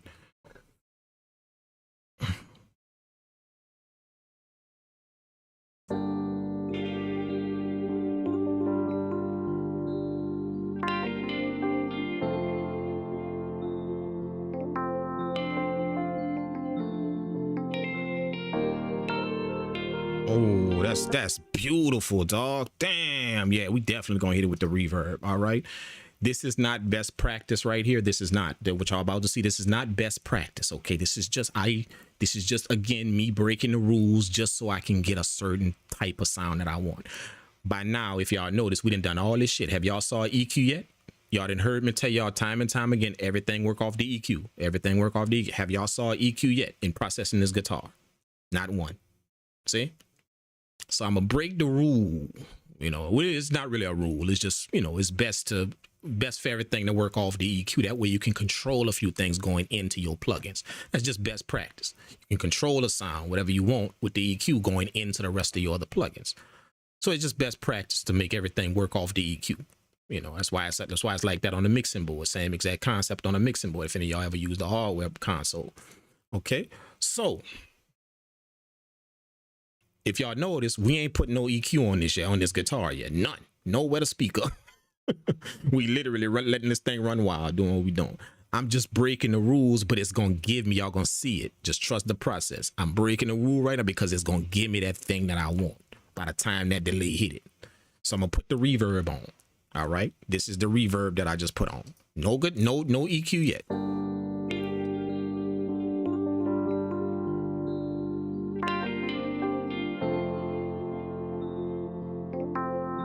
All right, now after the reverb, now I'm gonna put the EQ on after I done all of that. And the reason why is because I want to EQ all of that at once. It's almost like I'm a get everything that's going into that EQ, the compressor, the reverb, everything gonna be going into, I get to EQ all my sound plus the reverb as well. And the reason why I want to do that is because by the time it hit that delay, I don't want none of that spreading when that delay hit it. It's almost like I'm gonna control it with that EQ, so only what I want goes into that delay. So that's why y'all ain't seen no EQ yet right here. that's something that I learned on hardware gear, again, from just people who, you know, they know them little things like that to break, you know, to break character a little bit. They know that sometimes just to get a certain sound they want every now and again, you know. So that's why I told y'all this ain't best practice right here. You know, definitely best practice is to make sure you know, everything work off the EQ, especially if you new to this. Everything, learn your EQ, you know, get that information, let everything work off the EQ. You feel what I'm saying? But at the same time, you know, there's a certain sound you can get when you break them rules. When you, I don't want to keep saying rules, but when you deviate, you can get certain sounds. You feel what I'm saying? So I want, if I'm just explaining my mindset and what I'm doing, that way y'all can kind of understand it. When y'all go back and watch the video, y'all gonna kind of see what I mean. All right, so EQ coming up now after all of this, because I want to get it nice and tight, everything nice and tight before I drop that delay on. Hey, y'all gonna see what it do. Y'all gonna see exactly what it does. Let's grab the EQ. All right, I'm actually gonna use 2 EQs, and I'm gonna show y'all why. My first one is going to shape the overall sound of the EQ. All right, check this out. See, that's a lot. If you notice, that's a lot of sound coming off that guitar amp. See, look all that sound that is represented in the field up. It's a lot going into there. It's spiking, it's doing all that, but we're gonna control all of that. Check it out. But this EQ right here is for the overall tonal quality of the sound, about to shape the overall sound. All right.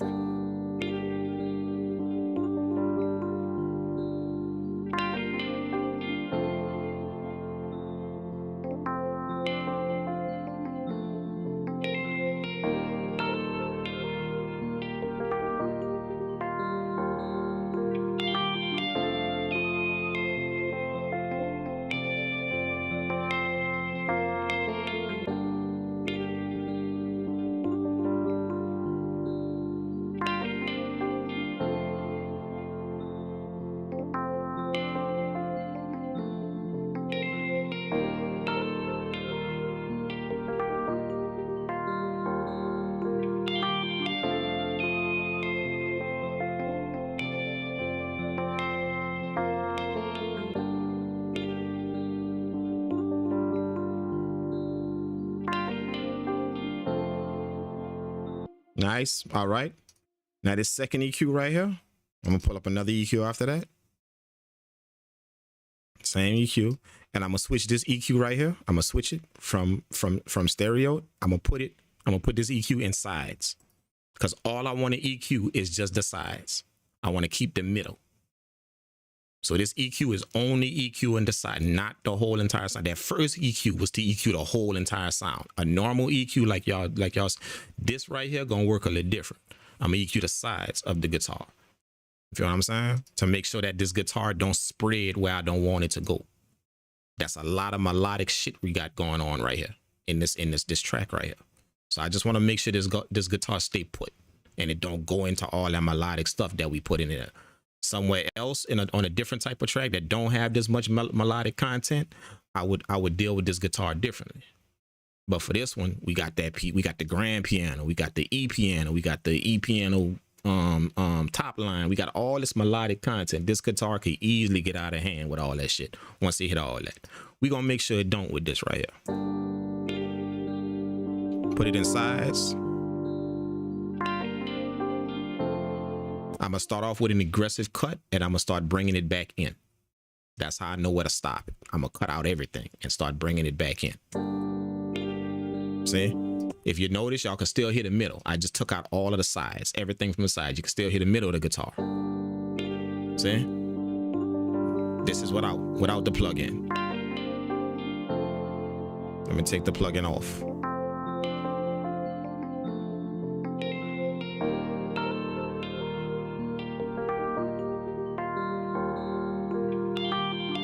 See, that's the whole sound now. This is off. This is with the plug-in on.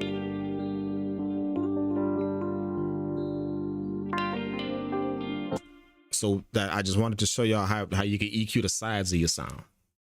Okay, check this out.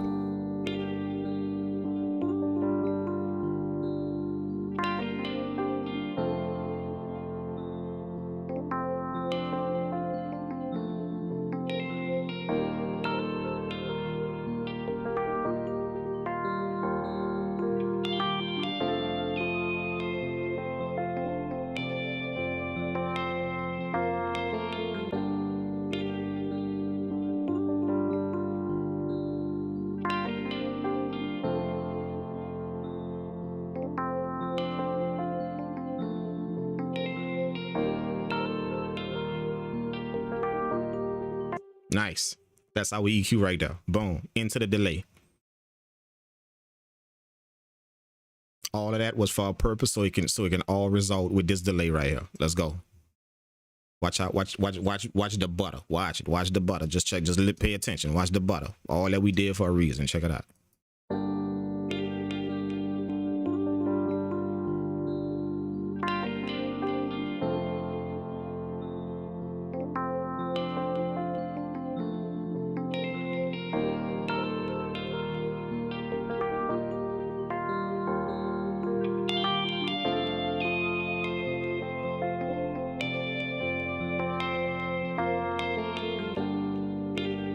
Ooh, let's go.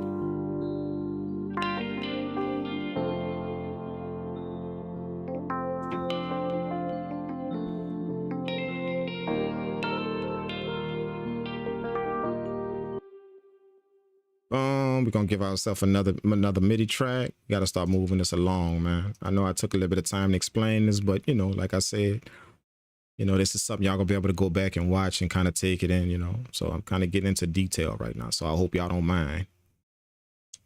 I'm gonna put a vocal in that. So I'm gonna use Arcade for that. You know, we're gonna put a vocal in that. I'm hearing a vocal somewhere here. Man, Arcade got another update, bro. I swear I just updated this thing, man. Let's go put a vocal up in here. I'm gonna use this distant voices right here. Put it in G minor, that way we got it in key. And we're gonna just grab one of these, man. Nothing too tough, but just a little bit of accent. Just a little bit of accent, man. Something like that. See what's rocking. Let's check it out. Oh, I need to engage the record right here. Let's go.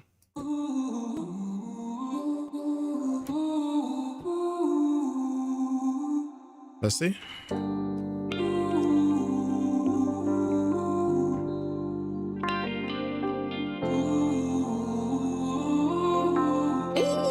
Ooh, what was that? Let's record it.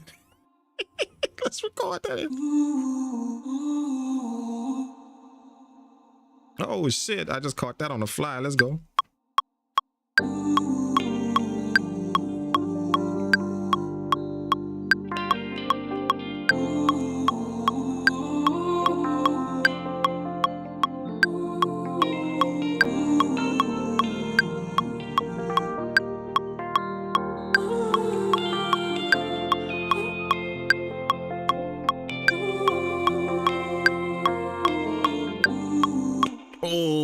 Let's go. Let's go. Let me take these effects off. I don't want none of them good. I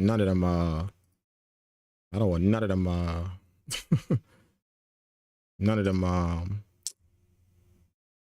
the arcade effects on this. I'm taking this reverb off. I want this delay off. I definitely want this chorus off. I want that shit as dry as I can get it. You know what I'm saying? Let's take off this multi-tap delay. Let's take that off. And I think that's good. Let's take off this phase as well. I don't want that. I think we good. I want it dry. I want to process this vocal myself.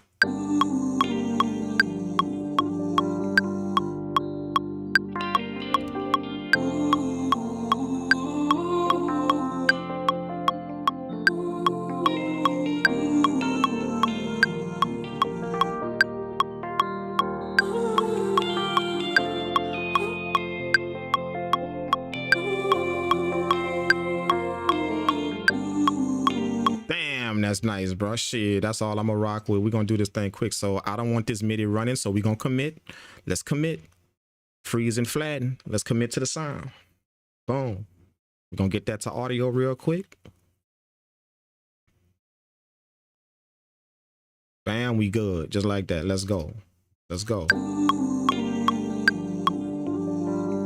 We'll change this to beats right here from Complex Proto. Let's go. Shit, let's process this. Let's hit it with the EQ. Everything work off the EQ. We back in best practice.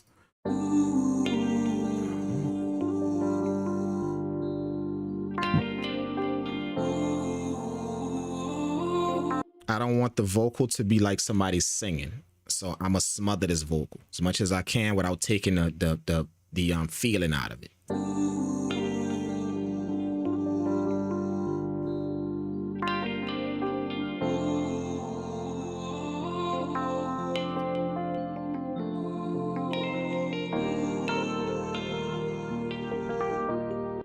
right, I'm gonna leave that up there because I might change that after I put the compressor on. I'm gonna use the CLA 2-way for this.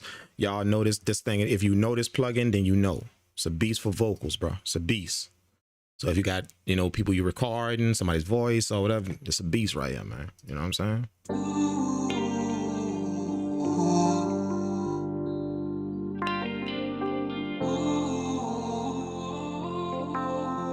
See, I'm gonna smother it.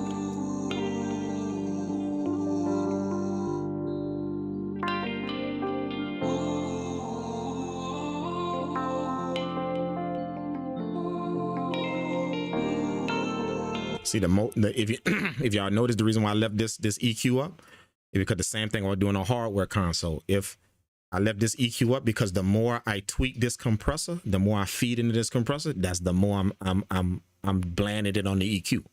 I'm blanding it means that I'm taking the spike off of it. The more I keep increasing the compressor, I go back here and take a little bit more off. I tweak this compressor and I keep doing it, going back and forth until I dial in exactly what I want. It's no different that I would do the same thing on hardware gear, same exact way.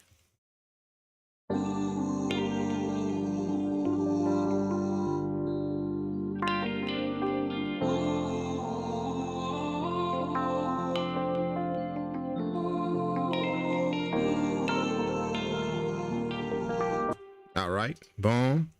That's cool right there to me. That's cool. Let's go ahead and hit it with the delay. The delay. All right, and then we're gonna put the reverb after the delay because I want to blanket this delay. If y'all notice, I've been putting the delay at the last thing, but I'm gonna put the delay first before the reverb because I want to blanket this delay in the vocal. I don't want this vocal carrying off with the delay. I want that reverb of the vocal to carry off with the delay. So I'm gonna put the reverb last, if that makes sense. Before y'all have been seeing me put the delay last, but we actually gonna have the reverb last.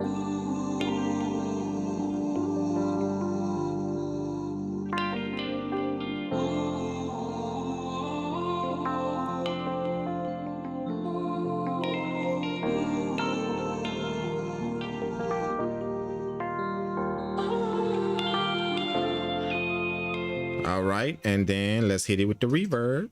Bam.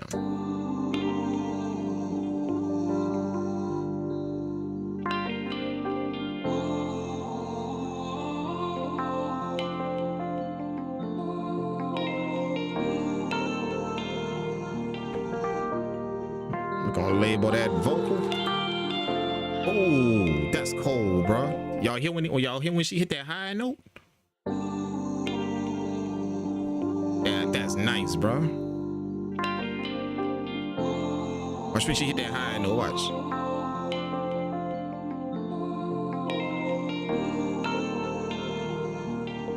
Watch.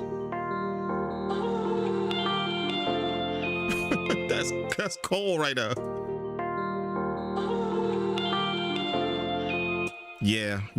That's the process. That's what good processing do. Is gonna get you that right there. When you can process your sounds really, really well, man. You know what you're doing.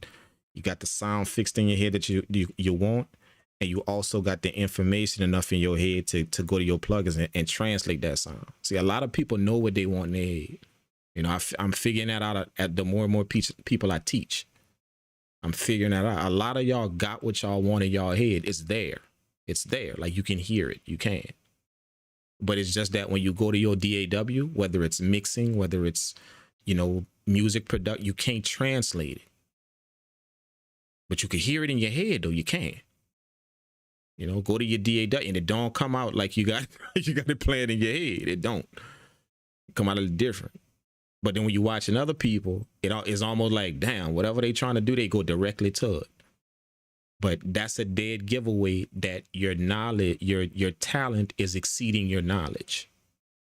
See, it's a talent to be able to envision what you want. It's a talent, you know, to be able to graft it all out in your, and you can hear it very clearly, and you could, you know, but the knowledge is what's going to help you take that and translate it into your DAW. So a lot of y'all running off of 90% talent and 10% knowledge. You know, making melodies, but don't have that much music theory knowledge. and don't even plan on going and get none. But you're making, see, that's a talent that you got to be able to go inside that there and just hear things to fit notes everywhere. But sooner or later, you're gonna have to deal with the fact that my knowledge ain't caught up to my talent yet. And if you keep putting that off, you can put it off however long you want. But all you're doing is making it harder and harder for yourself to go somewhere. That's what you're doing. Seriously, that's what you're doing. You're gonna have to wait on some type of viral thing to happen to you, you know, before you go somewhere, or to hook up with somebody to get you somewhere, riding off of somebody else's coattail that put you on something. You have to wait till one of them things happen. But you getting there yourself, yeah, you're making it a little harder for yourself if your knowledge don't catch up to your talent. You know, again, I'm gonna say it like, because this the craziest one that everybody got. Yeah, we are all making melodies, but and don't even plan on going and see how these notes work in tandem with each other. Just a little theory to understand. Don't even plan on going and do that. And I'm just kind of catch whatever I can on any YouTube video I can. That's what I'm gonna do. See, that's your talent exceeding your knowledge. But whenever you're able to line them two things up to where your knowledge now aligns with your talent, yeah, look out for everything in the world to happen to you, dog. It is coming just as sure as I'm sitting in this chair. When your knowledge now aligns with your talent. So if you understand the things that I show you guys, you hear me keep saying the same thing. Go get the knowledge. Don't go watch another YouTube video, go and look for somebody else's talent that you could copy or redo what they're doing. Go get the knowledge, the actual knowledge. And what I mean by knowledge is, knowledge is something that you specifically want to know. Not another video that somebody else made and hopefully they capture what you need. Hopefully they do. No, there are some specific things you are doing in your software that you have going on, some specific pieces of equipment that you have going on, some specific things that you want to do. So eventually you're going to have to go lock in with somebody that could address them specific things that you trying to do. And that's where when you're going to shine at. I'm not talking, if you think the knowledge I'm talking about is going to pull up every YouTube tutorial you can, and hopefully that guy touched on it. Hopefully he touched on a little bit of what I did, what I do in my studio. Hopefully he does. That I'm begging and praying by the look at his thumbnail, it fits what I'm doing. That's what you're doing. Hopefully by the look at his thumbnail, oh shit, I think this one gonna fit what I'm doing. Let me watch it. Oh no, damn, yeah, like it was a good tutorial, but yeah, it really don't kind of touch on a little bit of what it, you know, but it was a good tutorial. Let me hit that like button because it was still good info though, but it really don't kind of get to what I'm trying to do over here because I work with this and work with that. It really don't do that, but you know, I'm gonna try and take whatever I can. See, that's what's happening. Eventually you're gonna have to go get the shit you need to know. You specifically, with what you doing, what's in your brain, how you hear music, how you vibe with it, you're going to have to go get that help. And I'm sorry, none of us on here can make that tutorial because we can't jump in your studio and figure out what the hell you're doing. Neither jump inside your brain and figure out what it is you think. And none of us can do that on the YouTube video. We can't. All we could do is just keep coming up with shit that we think y'all should know. We believe y'all should know, so we going to give it to you. Here it is. I think is this going to help y'all? I think so. I believe so. It'll help y'all. And as gracious as y'all are, y'all thank us for that. Y'all do. Absolutely. Thank y'all. And I appreciate all y'all content creators, all y'all YouTubers putting that in for me. I appreciate y'all. Y'all bless y'all hearts. Y'all thank us for that. Bless y'all hearts. Y'all do it all the time. We appreciate it.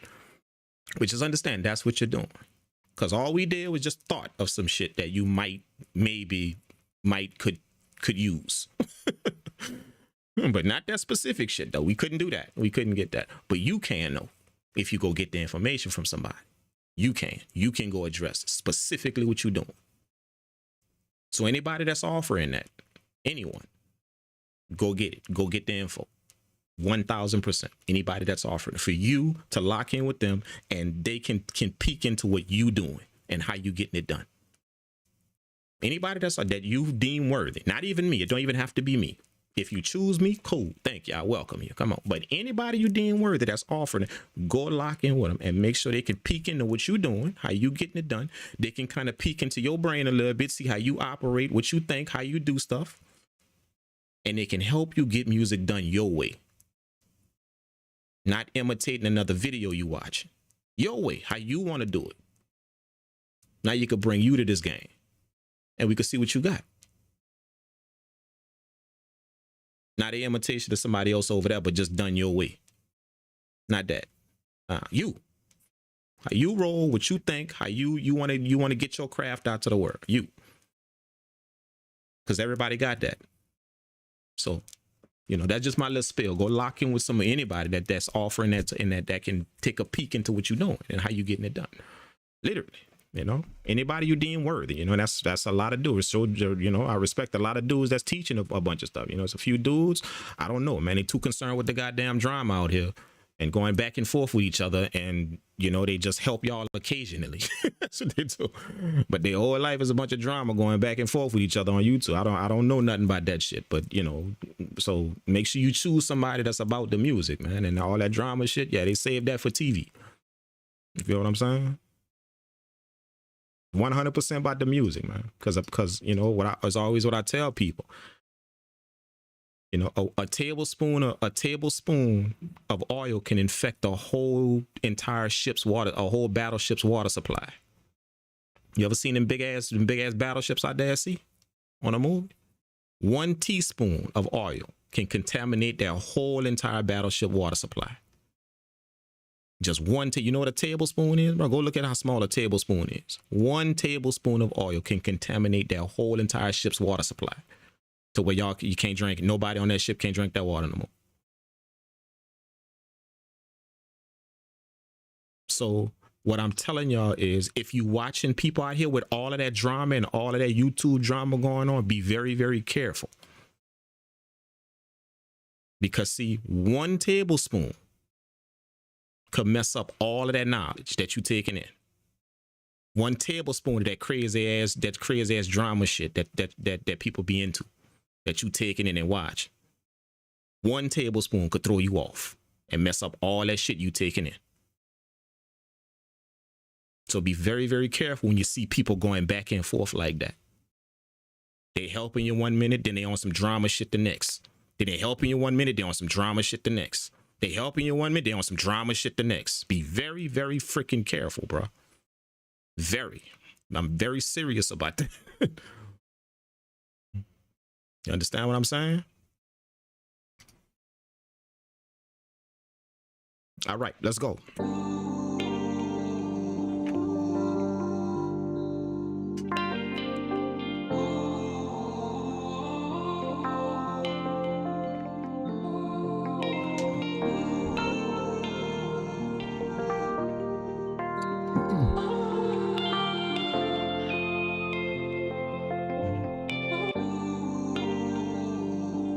All right, let's drop some bass.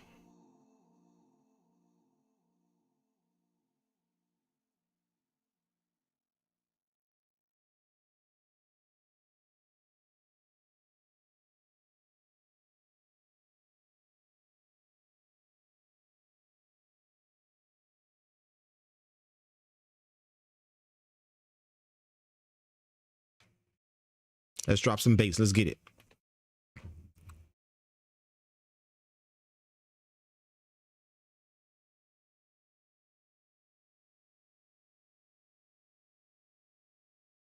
I'm going to use a dark bass right here.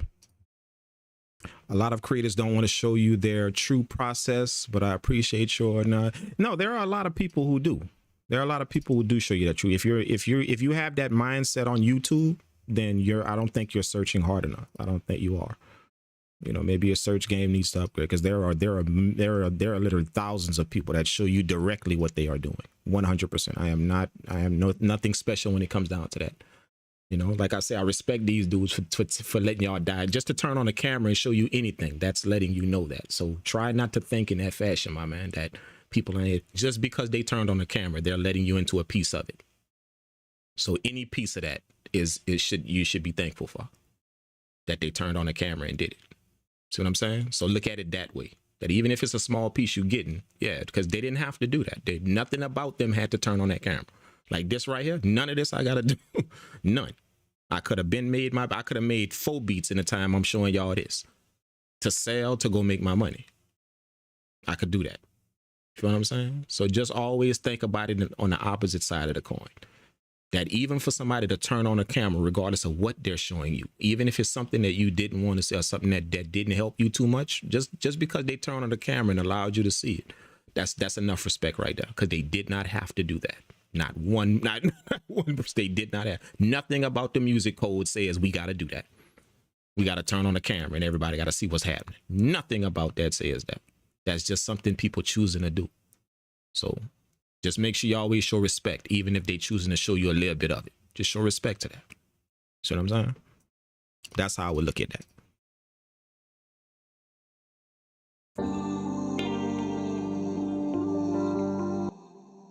So no, I'm nothing special when it comes down to that. I respect a lot of these dudes, even if they on some weird ass shit after they help y'all, some weird ass shit about some soap opera drama, about who said what and who did what, you know, and all that.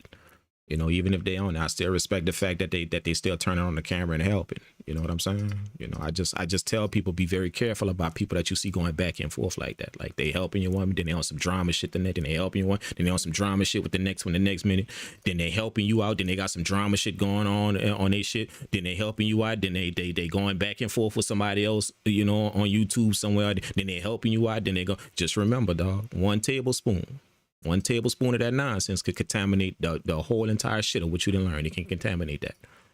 And it's your choice to sit there and take that shit in. You know?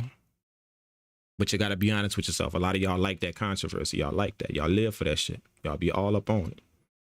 You know, music can't sell one beat nowhere, but be all up on that shit. Know who beefing with who, what content creator beefing with who said this about what, but can't sell one beat, no one beat to speak of. You know, but ask y'all about that drama. Y'all know about all that shit, though. That's what we doing out here, man. Let's go, man. Let's go. Let's go.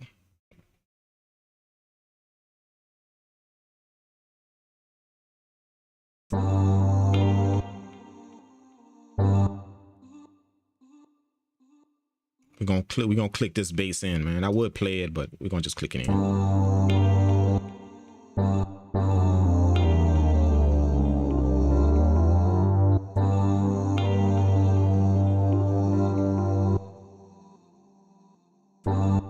I'm gonna turn off the vocal because I don't want to follow the vocal. I kind of want to follow the chord. So let's turn off the vocal.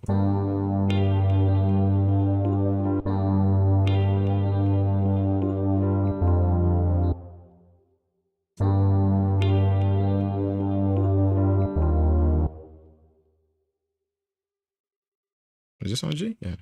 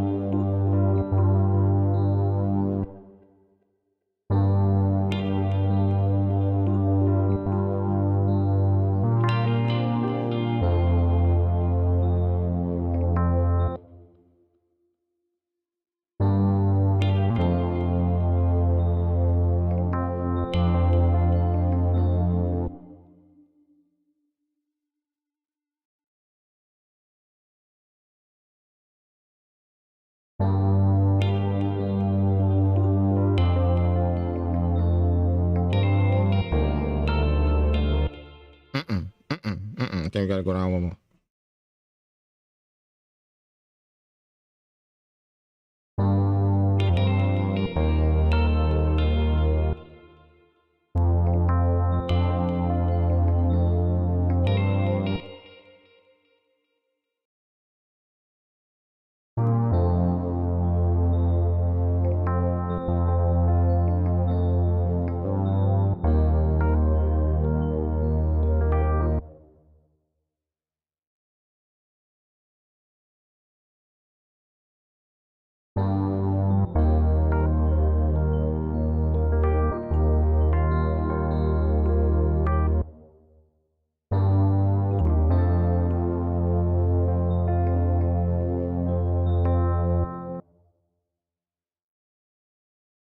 All I'm doing is just listening for the root notes of the chords and following that.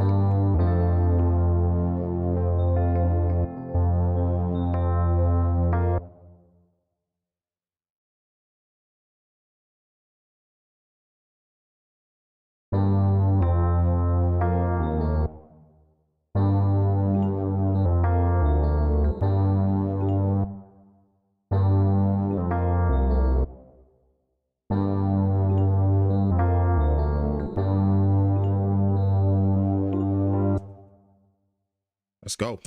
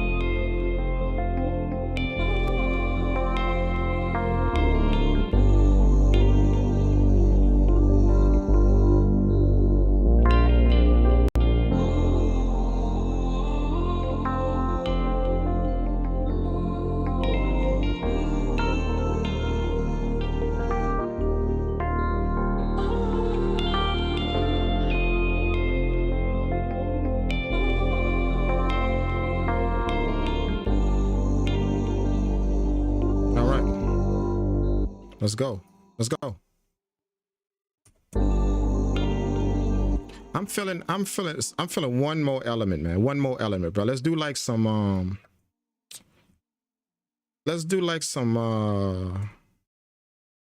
shit. We're gonna do like some yeah. Let's do like a pad or something. Just for a bit more mysteriousness. Y'all rocking with that? You know, a pad or maybe a string? What y'all think, a pad or a string?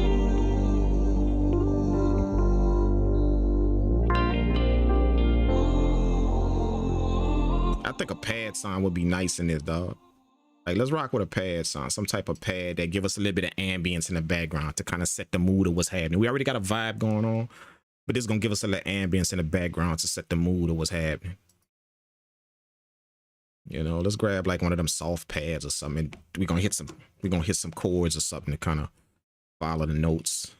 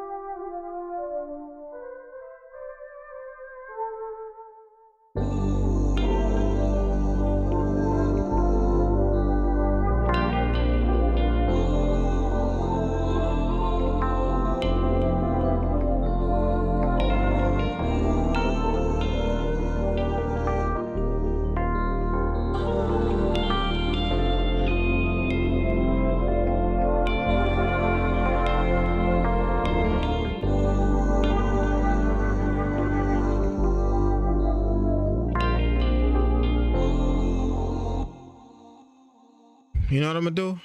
Let's just take this right here. Let's make it easy. Let's make it easy. We got them right here already. Let's not complicate things. Let's just copy our root notes right here of the bass, because that's probably exactly what we're gonna play with the chords. I kind of wasn't thinking about that. That's probably exactly what we're gonna play with the chords. So let's just take our root notes from the bass track, which I thought I just grabbed them. Control C, copy. Then we're gonna go to this track right here. Put it in, hit Control V, paste. Now we got the notes there.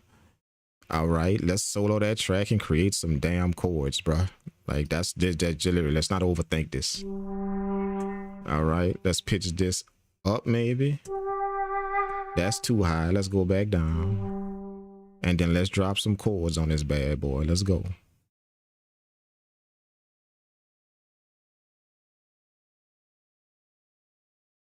Uh-oh, uh-oh, what up? No, man, down. Okay. Oh, how do I do the shift? How do I duplicate a note again? Control? There we go. All right, for those of you guys that don't know, all you gotta do is just, you know, skip two, skip 3, there's your minor chord. I mean, skip 2, skip 4, there's your minor chord. Just remember that.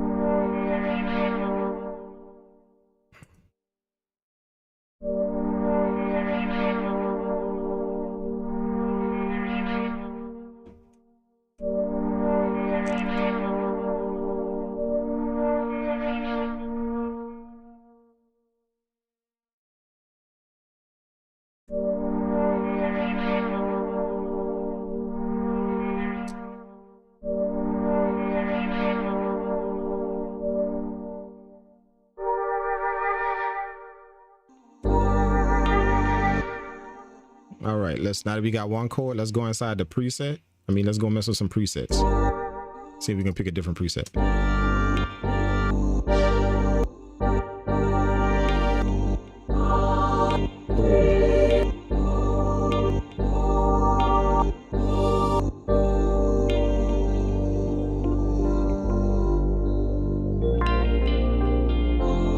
Oh, that's it. Y'all saw that shit fell right in there? Let's go.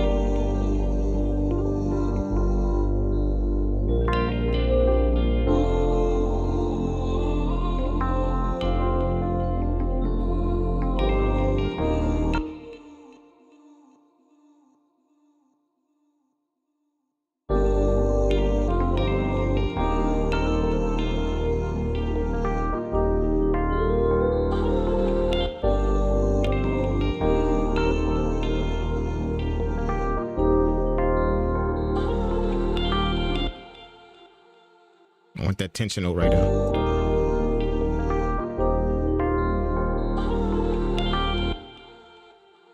And then it resolves back here.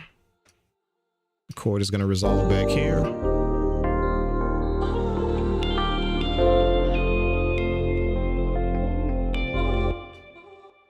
And then I'm going to do a little melody right here.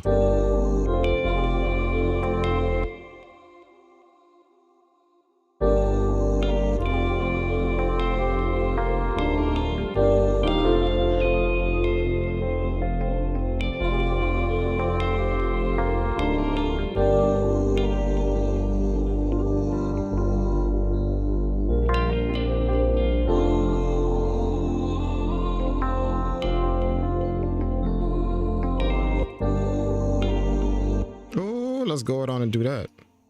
Let's solo that. I want to solo it and affect it. Hit it with EQ.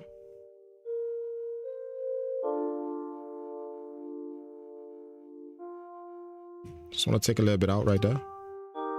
And then we're gonna do I'm gonna do a portal. Let's put a portal on that. Where's Portal? Where's Portal? Blue? There it is. Put a Portal on that.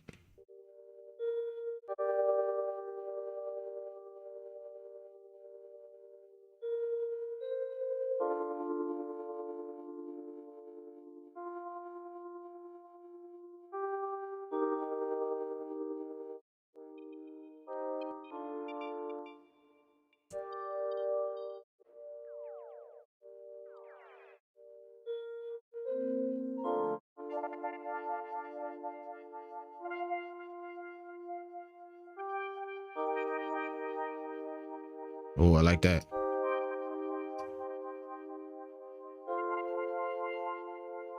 I like that.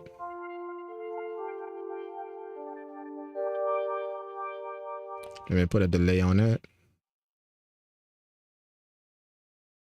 Come back here, right there.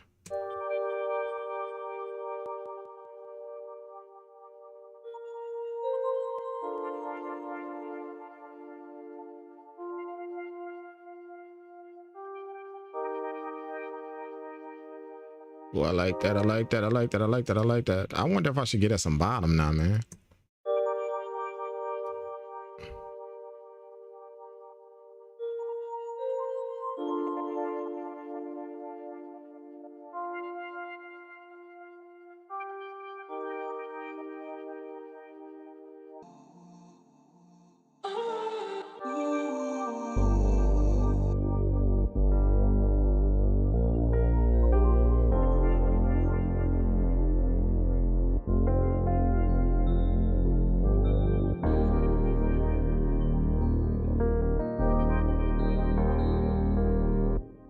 I'm gonna put a tremolo sync on that. Let's put a tremolo.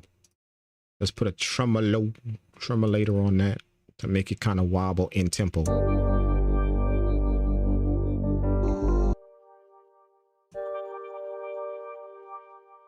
That's not on the right place.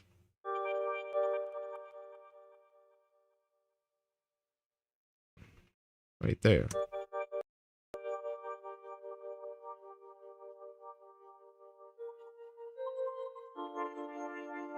There we go.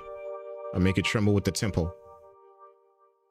All the effects we putting on it is kind of taking it outside of the tempo. So we put it back in tempo with that tremolator. Now that tremolator got it wobbling to the tempo now.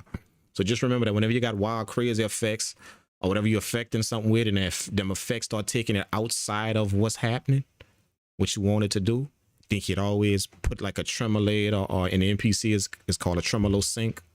You can put that on it and dial it and set it to lock it back to the tempo. Now it's gonna tremble. It's gonna tremble with that with your BPM. So when you put all kind of effects on something, them effects may take your sound outside of what you want it to do, but you want the effects. It's just that them effects did it. So I put that Portal on that. It got a little weirder. Stepped outside of the tempo. It's doing some crazy stuff. I put the delay on. It took it a little bit further outside. So I put that tremolator on, and that tremolator gonna lock that wobble back to the tempo. So if you know that this is the full effect.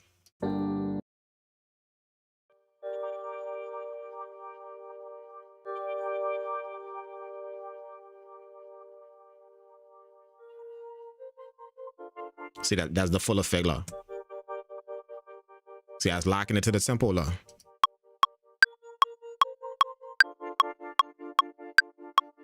So it took all my effects and it's kind of like it put it in tempo. You know, so just remember, you know, and a tremolator doesn't have anything to do with tempo. Well, it kind of does, the sync, but a tremolator's job is just to wobble, to give you like a wobble effect. But you can sync that wobble to the tempo.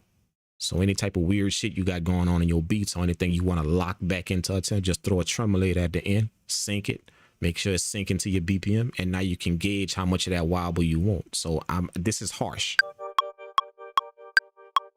I just want y'all to be able to hear what it's doing with the tempo. See? It's locking it back into the tempo. All that Portal effects and all that shit kind of took it outside of the tempo, but we just locked it back in.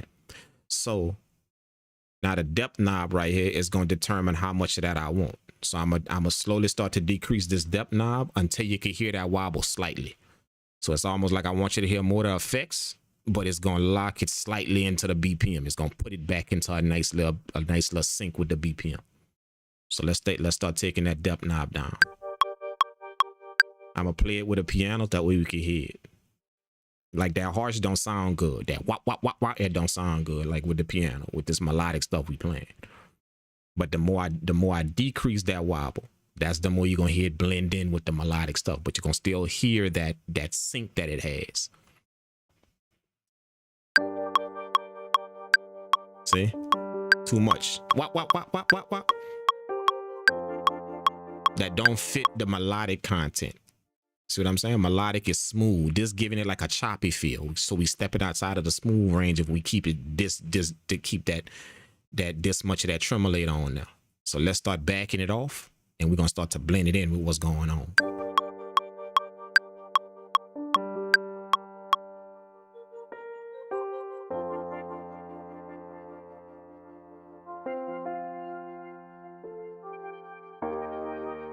See?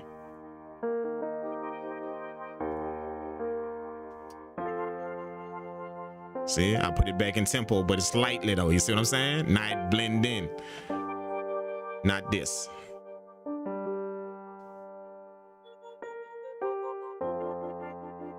Too choppy. We still want that smooth feel. Blend it in. See, still got that in the, it's like that tempo sync is in the background, but it's still there. But you can hear more of the melodic stuff now. So we good with that. All right, so when we play everything else, now we got our ambience in the background. We got our texture in the background.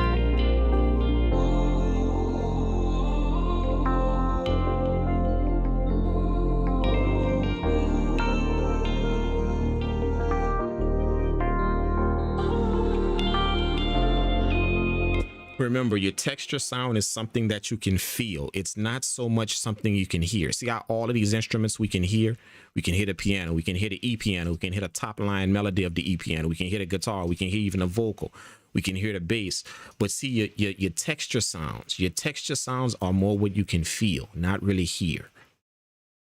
So this is how you could gauge that. This is an easy way, and this is what I teach a lot of people in my help sessions, in the one-on-one help sessions. This is an easy way to gauge when you can feel something and not hear it.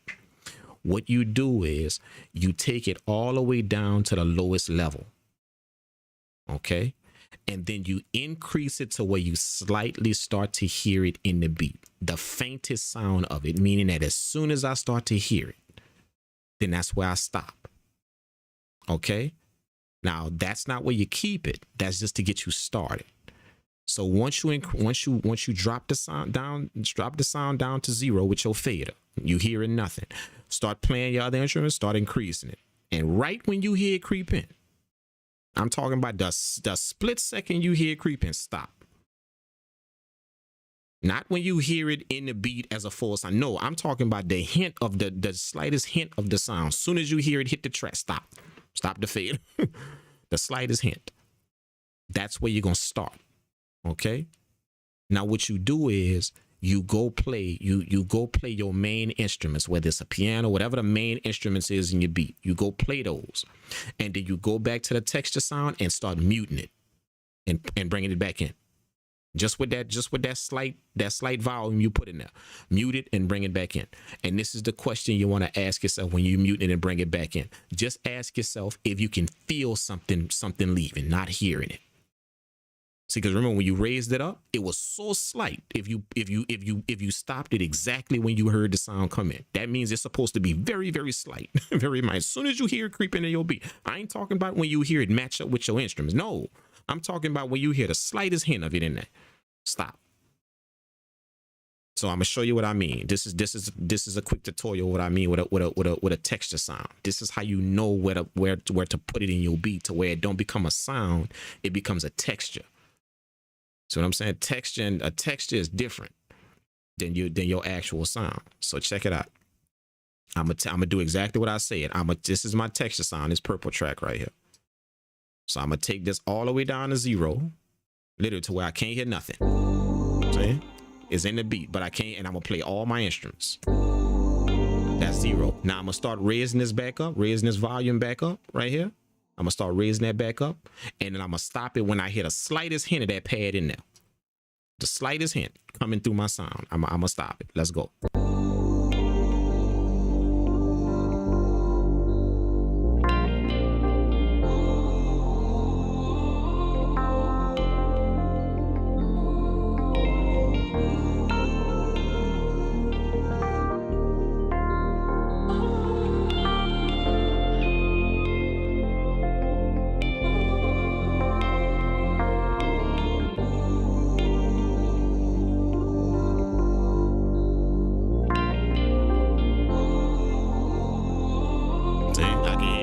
I can hear it at about -3.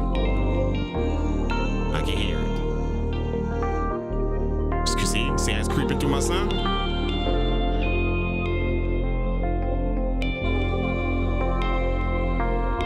All right, that's why I want to stop it. So I stopped it at about -3. All right, now I'm gonna go play the main instruments. I wanted to level it with everything playing, everything, because I want to get a full sound of when it creeps in underneath everything. Now I'm gonna go gauge my main sounds, which is this piano right here. That piano is a main, and my E piano right here. So that's 2 of my main sounds. The other one is just the E piano top melody and then the guitar. That's not the main sounds in the track. And the vocal, it's not the main sound. So these 2 sounds is my main melody. Now I'm gonna go play it. I'm gonna go play it with my texture sound where I leveled it. And then I'm gonna keep muting my texture sound and bringing it back in. And I'm gonna keep listening to see if I could feel something leaving, not really hear it. I want to be able to feel something, because what you want to always answer about a texture sound is when it leaves your beat, you're not supposed to hear it leave. It's just something supposed to feel like it did. That's the way you tell if you got good texture in your beat. See what I'm saying? Like the average person that's listening to your beat, when that sound leave the beat, whenever your arrangement is, whenever the arrangement is going on and that texture sound leave the beat, that person's supposed to know something happened, but I just can't put my finger on what it is. See what I'm saying? That's how you know you got a good texture sound. I don't know what changed, but something just changed. But the piano didn't stop. The E piano didn't stop. The guitar still going. Something changed in the beat. I just can't put my finger on what it is. That's how you know you got good texture. See what I'm saying? A texture sound, you feel it. You don't really hear it. You just feel what it's doing.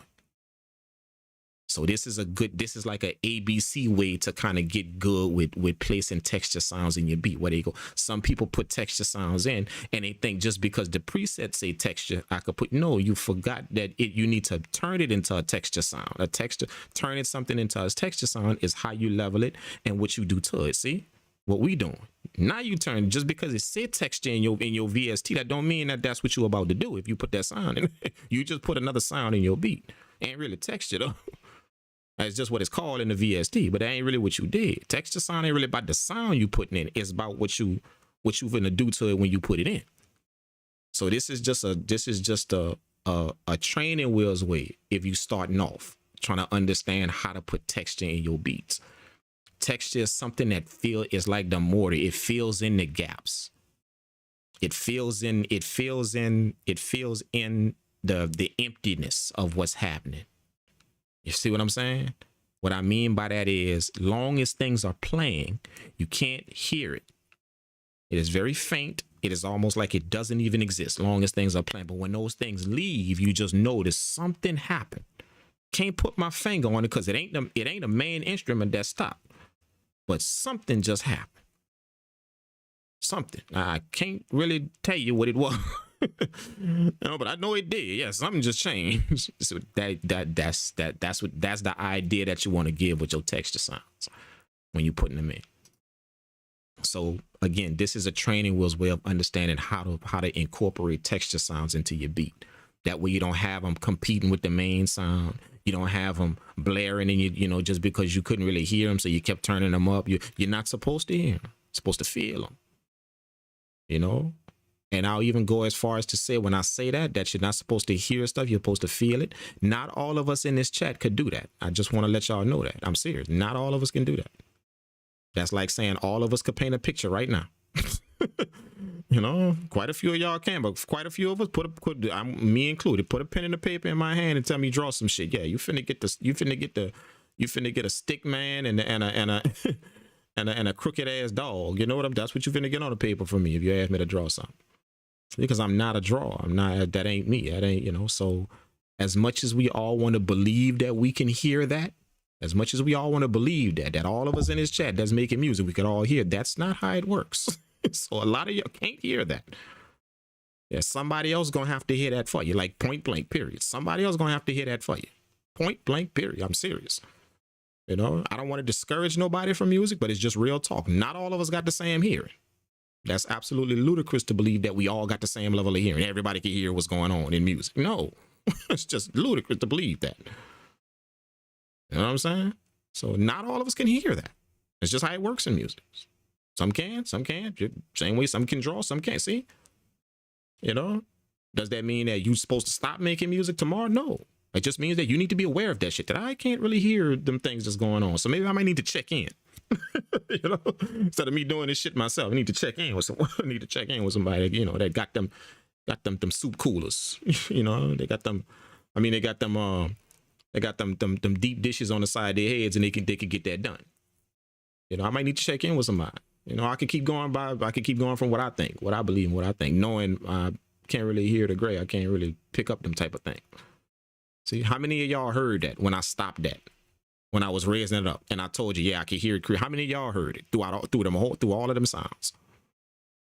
See, that's what I mean. I heard it creeping, but how many of y'all heard? And when you rewind the video, go see. How many of y'all heard when I said stop it right? Oh, stop it right. I can't. How many of y'all heard that? See what I'm saying? Out of all them sounds that was playing, you heard that texture sound creeping there. See, I bet if you're honest with it, I bet quite a few of y'all didn't. I did. I heard exactly when it crept in. That's what I mean. So I don't want to again, like I said, I don't want to discourage nobody from making music, but again, I will keep it a being with you. You feel what I'm saying? That not all of us can hear that. That's just alluded to believe we all got the same level, and all of us can hear when somebody press play. We can all hear the same thing going on. No. You know, so you need to gauge that about, and that's what's happening to a lot of people doing this and doing, but haven't really addressed the fact that I don't really understand what the feeling is of music yet. I don't really get that, what that is to feel. I don't really understand that rhythm. You know, trying to make drum patterns with rhythm in them, but can't do a two-step on the floor. You know, if somebody was to take you and pull y'all down a dance floor, you can't really put a two-step together. You can't really do it. See what I'm saying? Like, what a rhythm at? You just think the rhythm gonna happen when you just press play in your DAW and you start clicking in notes, or start hitting the drum pads on the MPC? You know how much rhythm you gotta have to make that shit rock? You are the drummer of the MPC. You are it. I could chop samples well because I have a very good rhythm. Y'all didn't see me dance on my live stream. Y'all didn't see, I got a very good rhythm. You feel what I'm saying? So that translates to my hands when I chop samples, when I do all of that rhythm I have. Now how that rhythm gonna translate to that if you can't even get a two-step going out there on the floor? You can't even do that. Just let two-step. Where your rhythm at? Where's go? What, you just gonna somehow magically get it when you sit down in your studio? It's just gonna happen. No, bro. That's what I mean. But y'all, you gotta understand the reality about it. And the reason why you want to understand that reality in music is so you don't spin your wheel trying to do some shit that's not really that possible for you to do, or it's very, very hard for you to do. You spent your time doing it. Just because you believe that, yeah, we all could do that shit. We all could hear that. When he asked if we could hear that, all of us supposed to say, yeah, we heard it. No, it's half of y'all supposed to be like, nope, I ain't heard shit. That's the real. I didn't hear nothing. When he stopped that, I was still waiting for that sound to come in. See? You understand that about yourself. Understanding your shortcomings is the best way to face them, to overcome. But running around believing that they don't exist, yeah, you're going to stay in the same spot forever. So you become very aware of them, that I can't hear that. Now I know how to fix it now because I'm aware of it. I'm aware of that shortcoming. Let me go lock in. Let me go lock in with somebody that got that, that got them ears, you know, that can hear that, you know, when I mix something. Let me just go run it by him and see what's up. You know what I'm saying? When I level my sound, let me just go make sure. Let me go do that. That's how you see, you got a way to combat that shortcoming now. But if you just run around acting like it don't exist, yeah, get ready to stay in the same spot, big dog, for real.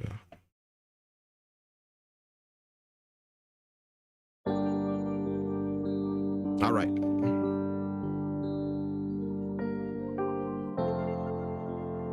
See how I can hear it? See, I can hear that texture sound. This is the sound we listening for. I got both of the two main instruments playing, so this is the sound we listening for. So if I play both these instruments, I can hear it. Remember, what we leveled it, I told y'all that's not where we're gonna stay. This is how we gonna, that's just what we started when we brought it up with all the instruments playing. Now that we took some of the instruments out and we only playing the main sounds, we supposed to hear it loud enough. We don't have all them other instruments on it, but we want to gauge it just with the main sounds. So where I started, now I got a good starting point. Now I'm gonna take it down to where I could barely hear it. I'm gonna start decreasing it with just these two instruments playing. Now I know I got it in the background. It's almost like I gave myself where I wanted it to be with all the instruments playing. And then I put it in the background of just my main instruments. I just want to give myself a starting point with all the instruments playing. So I lowered it all the way down to 0, raised it back up when all of my instruments playing until I could barely hear it in there. Then I took all of the other instruments out and just left my main instruments playing. And then I'm gonna level it with, I'm gonna gauge it with that. See what I'm saying? You see, you kind of see the flow? Like you gave yourself a starting point before you just tried to level it. You see? That way you can always keep it in the background and shit. You're not putting it in there with the rest of the beat. So we leveled it already. Now we gauging it with the main sounds. Let's see if we can hear it. Remember, this is the sound we paying attention to. That texture sound. Boom. That's the sound we paying attention to. Let's go on and put the main instrument. Bam. Bam. Main instruments. And then we're going to engage the texture sound. Let's go.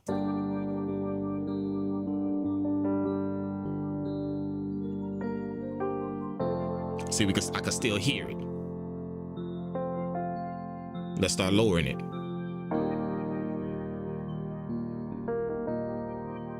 Still, I can still hear it. Let's keep going.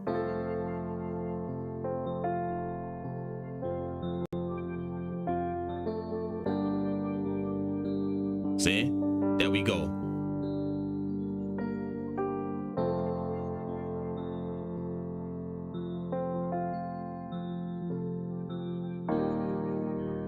See?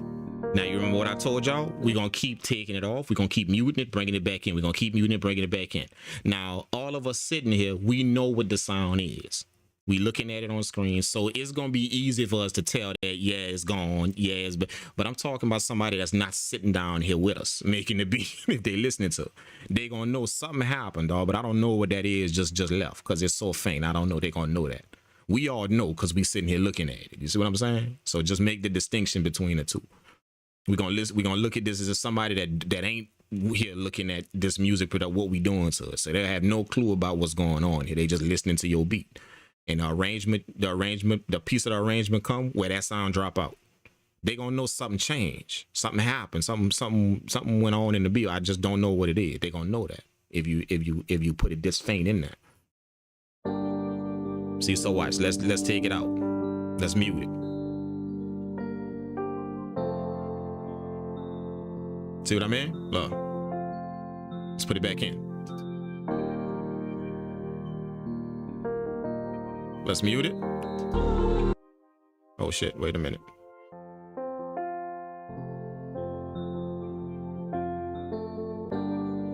Let's mute it. Look. Let's bring it back in.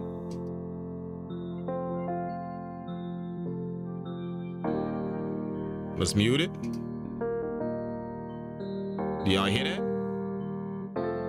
Bring it back in.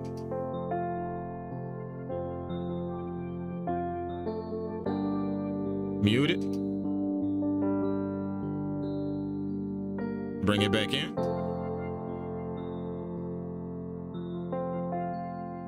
Mute it. Bring it back in. Do y'all hear that? Do y'all hear that? How many of y'all hear that? That something keep leaving and coming, something keep leaving, coming back in the beat. Something keep leaving, coming back in.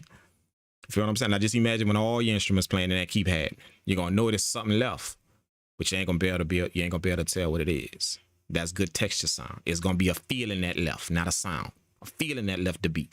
It don't feel some kind of way no more because this is in this part of the beat. Oh shit, there it is again. There it is. It came back. There it is. But nobody gonna know what that is. They're not gonna really be able to identify that sound. Like they're gonna be able to identify when that guitar stop. They're gonna be able to identify when them pianos stop. They're gonna be able to identify when that bass stop in your beat. But they're not gonna be able to identify when that texture sound stop. They just can't. All they know is something happened. But I don't know what the hell it was. Something just happened. You feel what I'm saying? There y'all go, bro. That's kind of like a training wheels way to look at texture sound. You know, whenever you say I want to put texture in my beats, you know, just kind of like until you know, like I say training wheels because there's more advanced to this when you learn, when you understand. But that's the beginning of how you could start understanding if you want to start introducing texture to your beats, to your music. Texture gonna always make it seem like nothing is dry, nothing is just bland, and nothing is just on its own. It's gonna always feel like no matter what's playing in your beat, something is there holding its hand. That's the only way I could put it. And the thing is, the person that's listening can't tell what that is, but your beat just sounds. You ever listen to people beats, and when you listen to their beats, you ask yourself, like, how did he get his piano to sound like that? Or how did he get his guitar to sound like that? And then when you listening to the whole beat, like, God damn. Or how did he get? Chances are the way he got that is because it's just not the piano. It's something else you hearing, but you just can't identify what it is. And it's shaking hands with that guitar so well that you can't even hear what it is. If it was to leave and start, you'll be able to say, okay, something happened. But the reason why people are able to get their stuff to sound a certain way is because of texture. They have mastered that. How to make texture back up stuff. You know, now my piano don't sound like yours. It don't. You know, even though we got the same piano from whatever VST, mine don't sound like yours because mine's shaking hands with something all the time when it's playing. You just can't tell what it is.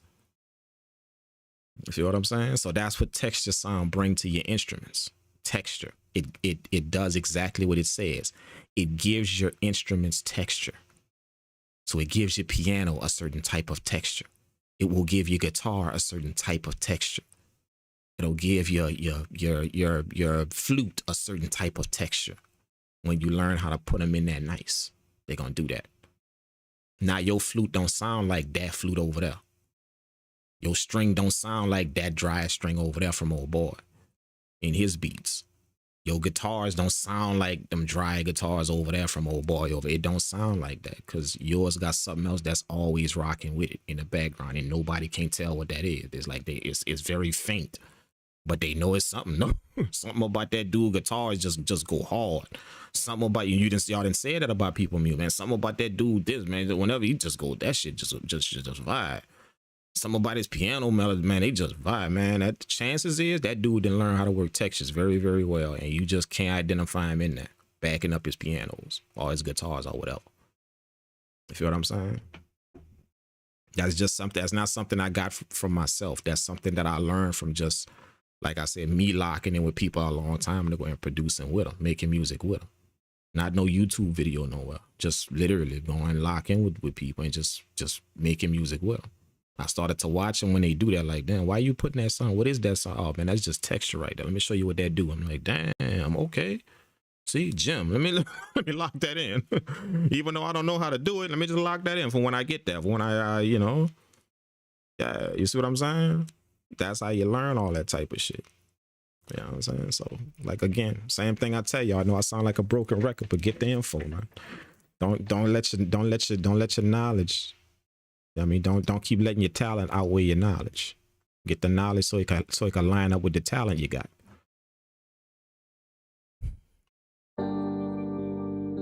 All right, let's go. Got ready to drop some drums on this thing? Let's arrange the sample real quick.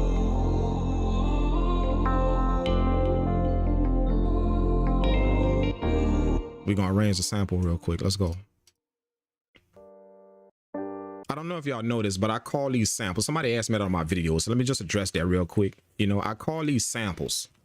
You know, like this ain't a beat right here that I made, or this ain't a piece of a beat. This is a sample I made right here. So, you know, when y'all hear me say that on video, let me arrange the sample. Some people be wondering, well, wait a minute, he didn't use no samples. He didn't, they don't understand that this is actually the sample I just made. So, you know, that's just to clear that up for when y'all hear me say that. This is what I refer to as a sample, what I just did here. So I'm about to arrange this sample. Then we're going to put some drums underneath this sample right here. See what I'm saying? So a few people hit me up in the comments about, like, you know, why you keep saying sample? You didn't really use no samples in it, but you kind of made all of that from scratch. We saw you do it in the video. Like, why you keep saying sample? Like, no, that's not what that means. This is the sample I made. This whole thing right here. Now I'm about to arrange the sample. the arrangement of the reason why I'm arranging the sample right now and not just putting a drum pattern under these full bars right here, you know, like most people do, I just start making the drum pattern under it, is because when I arrange the track, when I arrange it and make stuff drop in and come out, it's going to give me an idea of how I want the drums to go. If I'm just listening to a loop like this and putting drums underneath here, just this loop that keep looping over and over again with all these, I ain't going to be able to, I'm trying to come up with a rhythm. But if I listen to an arrangement of the sample, if I listen to this, when this is kind of laid out in just a little quick arrangement, now I'm letting the audio tell me how the drums going to go. I'm not trying to tell the audio how the drums going to go. The audio telling me. All I got to do is just listen. It's going to tell me how these drums supposed to go. But I can't do that. I can't do it too effectively if all I'm doing is listening to a loop over and over, trying to lay drums underneath here. You feel what I'm saying? So that's another gem for y'all, you know, like trying to arrange your samples, trying to arrange them a little bit. And it don't have to be no crazy, or like I'm literally about to arrange this in like you know, 10 minutes. I'm gonna arrange this. No crazy arrangement. Just I'm gonna have stuff drop in. I know where I want the main instrument to play. I know the bass ain't gonna be playing, because I know I'm gonna have an 808 in this track, so I'm gonna take the bass out. This is gonna be the intro right here. See, I copy it over. You know, I give myself four sections. See, 4 different sections, because I know this is gonna be the intro. This whole section gonna be the intro. This is gonna be what either the hook or the first verse start, which I'm thinking is gonna go into a verse from the intro straight to the verse. Okay, this is the second half of the verse, and then it's gonna be the hook. That go right into the hook. See what I'm saying? So that's why I duplicated over 3 times. I know that's gonna give me a whole kind of first verse to a hook. So let's arrange it real quick. Let's go ahead on and do it. Boom, 0. I'm a mute everything right here. Halfway. This is half to 9. I'm gonna mute everything right here, because I kind of wanted to come in. I kind of wanted to start with the piano. See, maybe the electric piano too. This how it's gonna start. No, let's make it start with this. The chords, both the E piano chords and the main piano chords. That's how it's gonna start.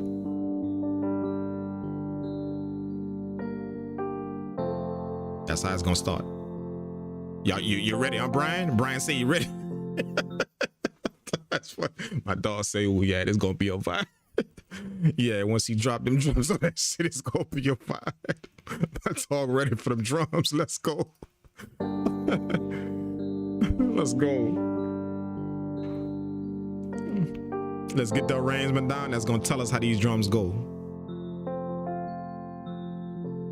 All right, and then in this part right here, in the second part, they're gonna be all free. In the second part, I'm gonna want everything to come in, but I probably ain't gonna want the texture sound to come in just yet, because it's just the intro.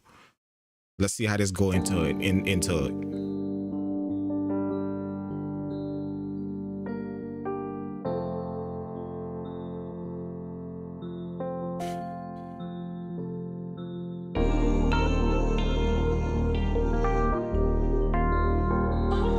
Let's take that E piano melody out. Is not really rocking with the guitar in the intro. I just want that guitar to be in the intro. Let's see how that go. Let's play it again. If you notice, I keep starting it over because I want to see how I'm not just listening to it from here. Trying to figure out, I want to see how this flow into it. Always remember, arrangement is how your music flows, not just what you hear. I could listen to this section of my beat and try and see what the vibe is of that, or listen to this section of my beat and see what the vibe is. When I'm trying to arrange it, keep putting it here and listening to that section, seeing what I'm gonna drop out. But see, it's best if you go before that and see how whatever you did before flows into that. See, an arrangement is how your music flows from piece to piece. So just remember that. I see a bunch of people doing that when I go over arrangement with them on my sessions. That's what they do. When they trying to arrange a beat, I watch them while they arranging a beat. And when they arranging a beat, they listening to it from only the points that they want, that they trying to, instead of going back and listening to see how this flows into this. Let me see how it flow into it. Let me see what the vibe is. If the vibe just change, or if it blends in well, if it flows to or if it tell a story going into that next instrument. Let me just see. So if you notice, even though I'm working right here in this section right here, in this second section right here, I keep going to the beginning and seeing how this right here that I'm already done with. I know these 2 sounds I'm done with. I just want these two songs to play. I keep going back and seeing how they flow into this to see if something major is changing, or if it's losing a vibe, or if it's on a different vibe or whatever. See, if I didn't do that, I would have kept this piano in. I would have kept this electric piano in right here if I wasn't doing that, because it sounds like a vibe if I'm listening to it from right here. See, that sounds nice. But see, if I listen to it from here with these two instruments right here going into it, now that piano sound that good, and it's like, nah, take that out. See what I'm saying? So that's how I knew to get rid of that. But if I was just listening to it from right here, I'd have kept that in there. Just let it all play. Let's go.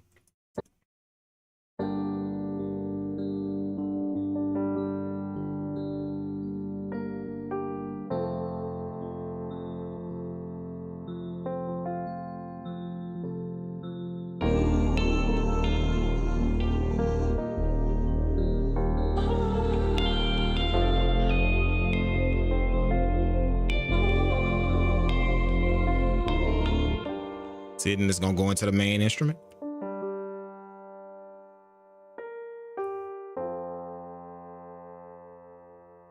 Then it's gonna go into the E piano right here. The E piano with it. Then I'm gonna bring in like a little guitar lick right here, just a little piece of the guitar somewhere right here.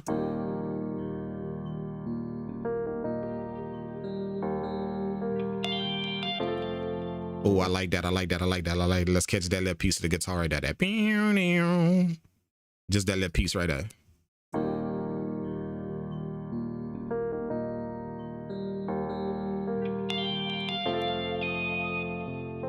Nice. And then let's catch that lick right here. Let's catch that little turnaround right here with the guitar. Cause I'm finna bring the vocal in just for a hit.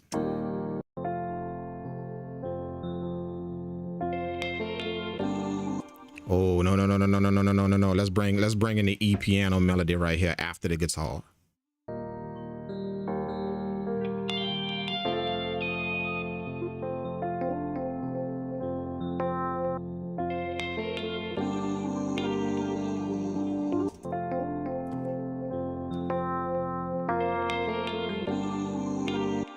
See, and then I'm gonna take out the guitar right here.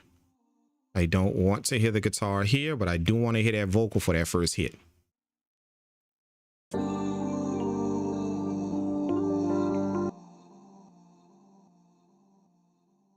See, so I'm gonna mute the vocal all right here. Let's mute it. And then I'm gonna figure out where I want to bring it in for that first hit with the texture sound. Right here. Boom.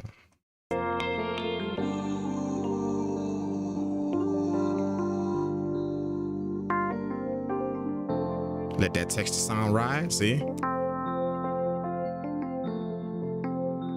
Then I'm gonna stop the piano right here and bring that guitar in.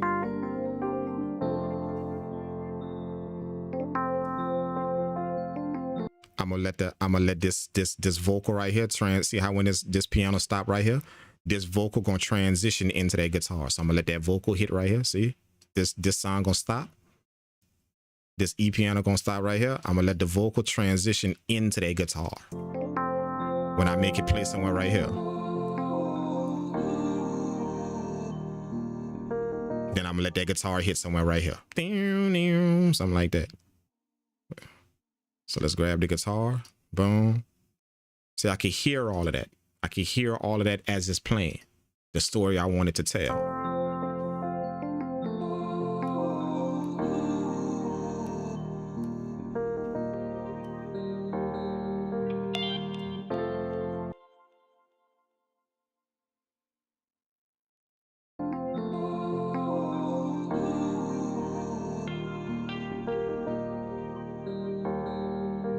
Oh, that's all I want. That's it. Nice. See?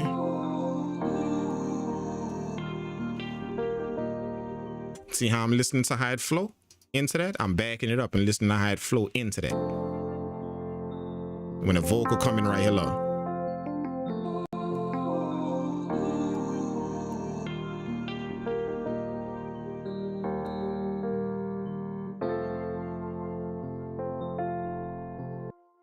Nice. Let's bring the guitar in right here.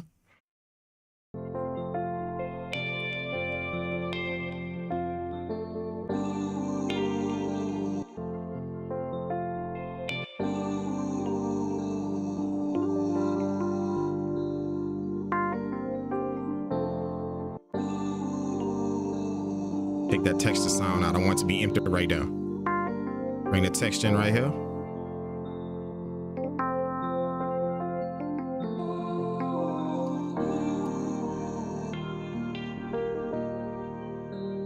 Nice.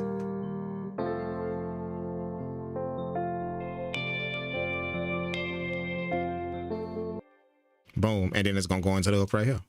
There it is. With everything playing. I may bring the texture sound in. Let's bring the texture sound in halfway in the hook. Now, when it first starts, like right here. So they're going to be the first part of the hook right here. Boom. There's going to be the second part of the hook right here. Bam. But the texture sound going to change up our hook. All right. That's our quick arrangement right here. Boom. Just that quick. Y'all ready? Y'all ready to get the drums rocking? Let's go ahead on and do it. I know that's what y'all waiting on, bro. I know y'all rock with me this long. I know y'all rock with me this long just to see them drums. And make sure I shouldn't have to tell y'all this, but this is some sauce. Y'all got some gems. You know, thank all of y'all if y'all donated something. I really don't know if I could hear that, or if y'all dropped a super chat or something like that. I don't even know if I could hear that. So if y'all did that and I didn't catch y'all, thank y'all so much for that. I appreciate it. And also thank y'all so much for tapping the like button on this video and making sure like this thing could be put in front of some people. If y'all got some game from it, y'all can help other people see it quicker if y'all go hit that like button. So take a little minute right now if y'all on here and go hit that button real quick, man. Thank you, and I appreciate that, man. That don't cost y'all nothing to do, bro. You know, and if y'all want to donate a little, if y'all want to drop a little something, then thank y'all so much for doing that as well, man. You know, that's a lot of game y'all got, bro. So anybody that feel the need to give back, I appreciate that, man.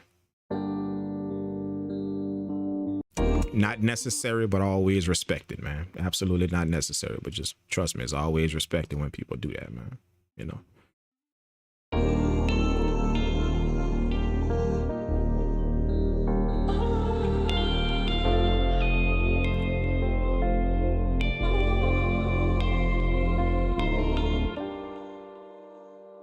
Boom. Let's go.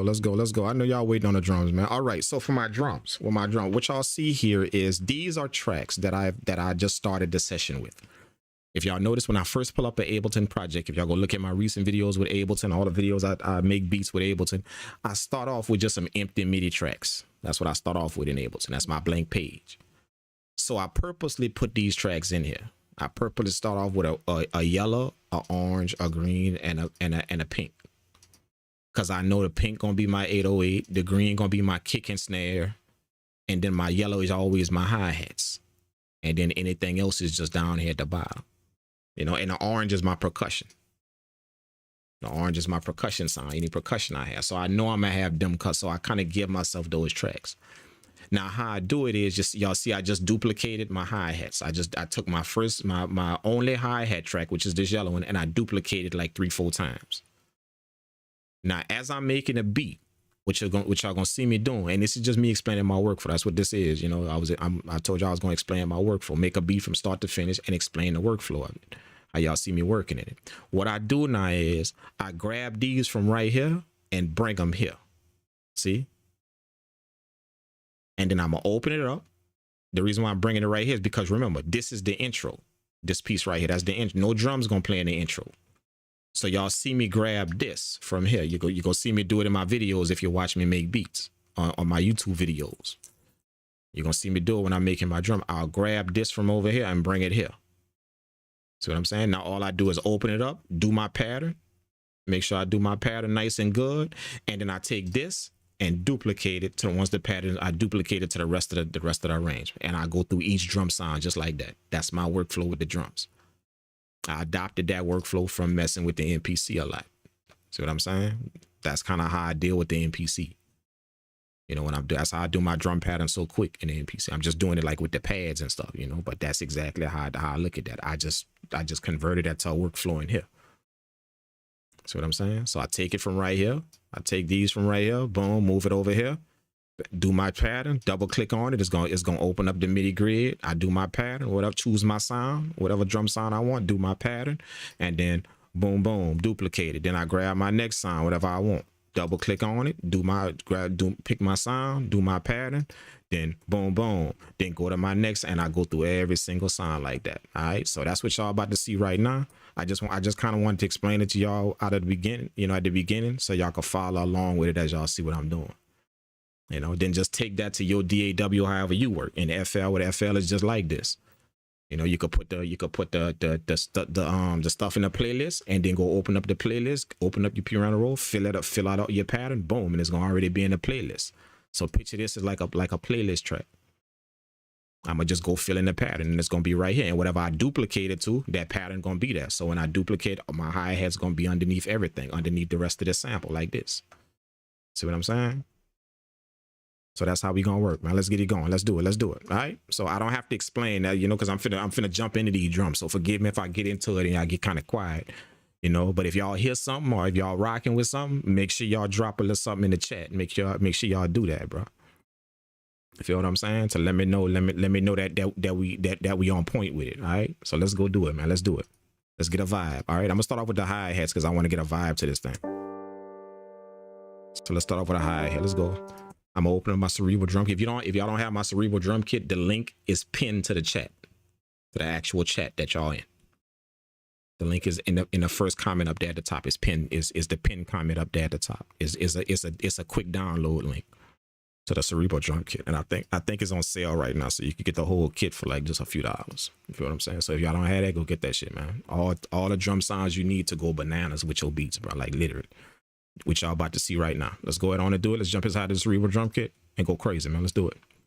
Jump in the one-shots folder. If y'all notice in the Cerebral drum kit, or in all of my drum kits, I have a one-shot folder that has all of the one-shots, from 808s to claps, cymbals, effects, hi-hats, kicks, open hats, perks, rims, snares, and then I have an expansion pack. I have an MPC expansion.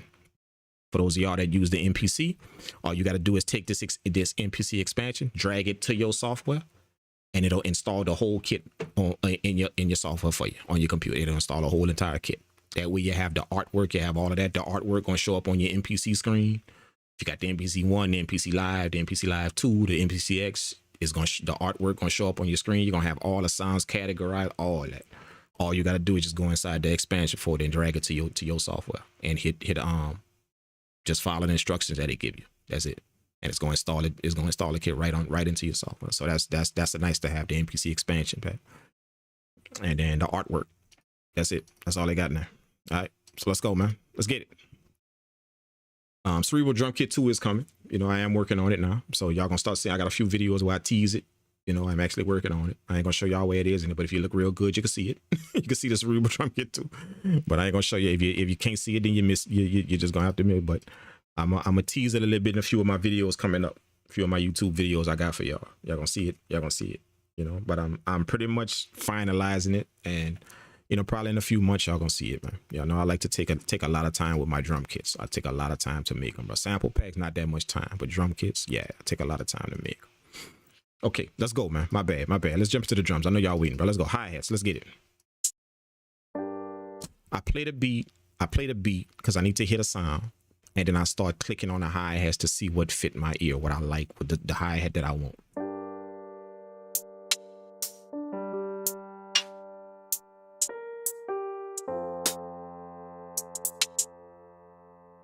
I already know which hi-hat I want. I'm just going through the sound so y'all can hear.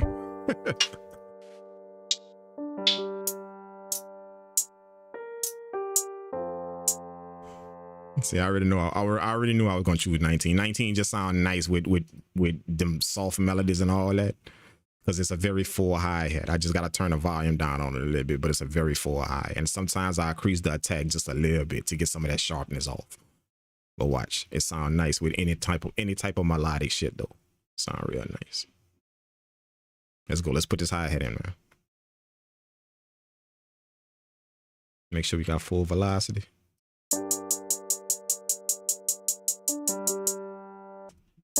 Oh, let's go. Let's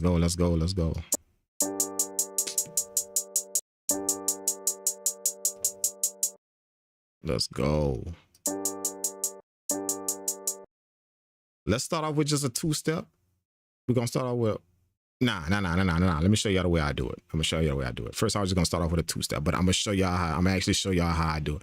So I go from 1 to 3, you know, or let's say 1 to 5.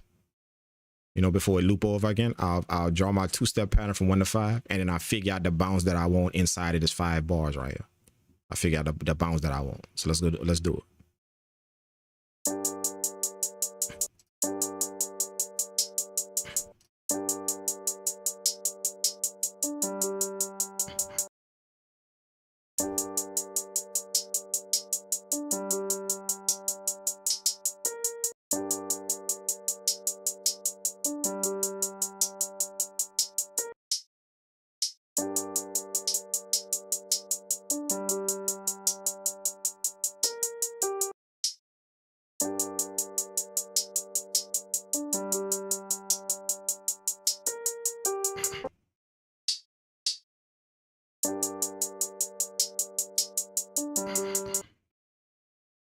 All right, now that I got that bounce right there, like that, I'm gonna start putting in some rolls on the 2-step pattern up here.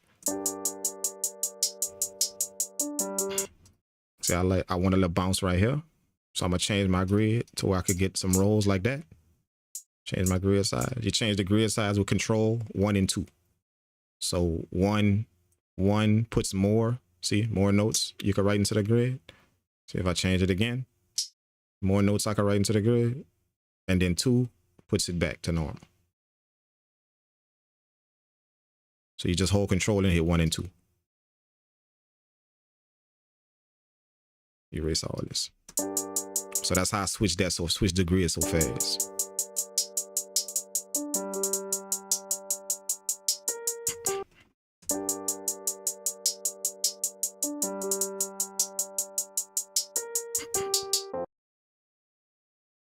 All right, I want this to go ta da ta ta ta da ta ta. These 2 notes right here. See, ta ta ta dot dot.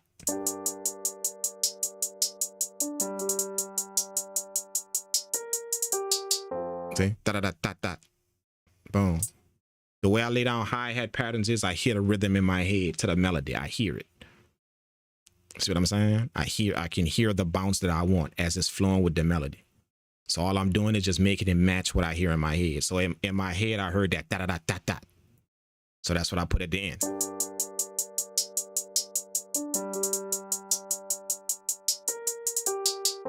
See? To loop back into the thing. That loops it back into the rest of the bar. See what I'm saying? And I heard it high. I didn't hear it down. I could have put it down here. See, I could have put them 2 down here. But I heard in my head, I heard it high, didn't go to low. Da da da da da. Da da da da da. See? That's how I heard it in my head. So I just made it fit with what I heard in my head. Okay. Then I'm gonna duplicate that over.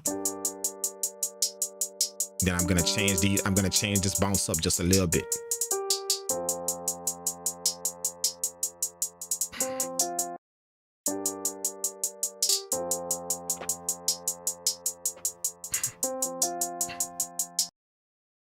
All right, I'm gonna take this note out. Let's take that. What I'm gonna do with this note right here is I'm gonna put a longer roll right there. So I'm gonna highlight that note right there. I'm gonna change my grid to smaller by hitting Control 1, and then Control E chops up the note. As long as it's selected, if I hold Control and hit E, it's gonna chop the note up like that. See what I'm saying? Now I just made a sharper roll, and then I hit B, turn my cursor back into a pencil. The B tool changes from arrow to pencil, because at pencil I could draw in the velocities. So again, let me go back. I have the arrow, select the note that I want, hit Control 1, change the grid size, and then hit Control E to chop up the note, and then hit B again to change it back to the pencil. And now I could draw in the velocity that I want. That's the workflow that I did that over and over. And I'm gonna show y'all how I did that. Let me show you. Let me go over here to the end of the grid and show y'all how I did it. No beat, no melody, no nothing was playing. All I did was picture this hi-hat track, the only track in Ableton. It was the only track in this whole session. Just picture. I'm just showing y'all how I learned how to do that fast, that quick.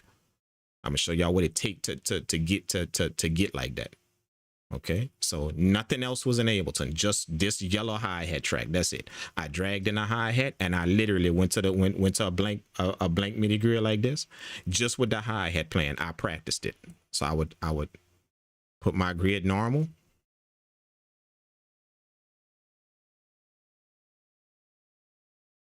I would put the grid and put it on, start off on the arrow, put the grid normal size like this where it normally be, and then I would practice. Check it out. Boom, type in a note, zoom in, Control 1, change my grid, hit Control E, boom, and then B, and then change my velocity. Then I set it up and do it all over again. Put it back normal, change it back to an arrow, and I'll start all over again. You see what I'm saying? That's what I do. Put in a note, change my grid, boom, Control E to chop it, B, back to my pencil tool. And I keep doing that over and over and over and over and over and over and over and over and over and over and over and over and over and over and over. And when I get sick to my stomach of it, I start all over again and I do it again. That's what I do. That's how I understand shortcuts so well, and I'm able to get them down in the DAW very, very quickly and teach them to you all, to make videos and teach them to you all. I put in the work. That's what I do. That's why I sit in this chair. That is what I do, like literally. Now, I don't know if you do that in your saw, if no, but that is exactly what I do. Some people might call that insane. Some people might call it, but that is the work that I put in. Over and over, repetition. I want the muscle memory of that. I want to do it without even thinking, because it's just ingrained into my muscle memory. Boom, hit Control 1, boom, hit Control E, boom, slice it, boom, hit B, back to the pen. I just want it ingrained in my muscle memory. You know, anytime I tell myself I want to roll, pop, pop, pop, done, roll, done. There it is, it's there. See what I mean? That's what I do. Like I say, I'm gonna get, like, the name of this video was to give y'all the workflow. Not only give y'all the workflow, but how I got the workflow. I got it. You put in the work. That's what you do. You be the weirdo that literally does that shit. You be that weirdo, but you're gonna see where it gets you. See, I ain't weird no more, am I? Now that all of y'all watching me do this shit. I ain't weird no more. I'll be a weirdo if you saw me doing that shit, just sitting down here doing that shit over in the, like, literally, if you walked in with me doing, you'll be wondering, what the frick is he doing? Is he losing it? But see, I'm not the weirdo no more now. Now that I know it, I'm not the weirdo no more. I'm the man now. See, I'm the dude. See, so you put in the work. You be the weirdo and you put in the work. See, so later on, you could be the one. You could be the dude that know it. See what I'm saying? The dude that everybody looking at you like, damn, how you do that shit? How you do it? You be the weirdo. That's what I do. Let's go.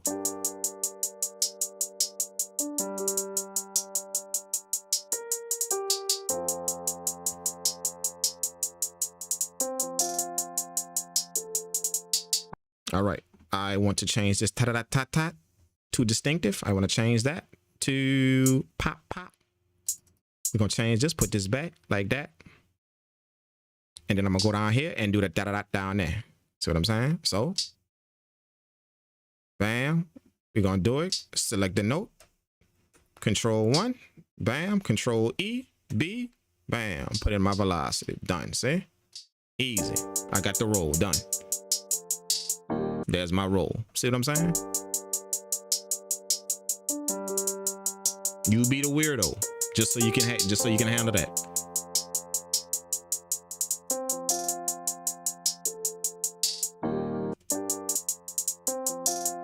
Oh shit. I need to do this one. I need to take this one to the da-da-da.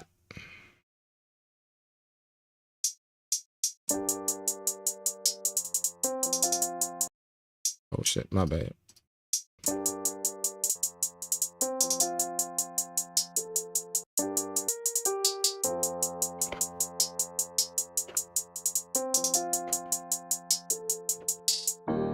There we go. Boom. And that's my pattern. There it is. Bam. Let's go. Over. Let's get it. All right. I'm gonna put in like a counter hat to kind of give it a little bit more of a vibe.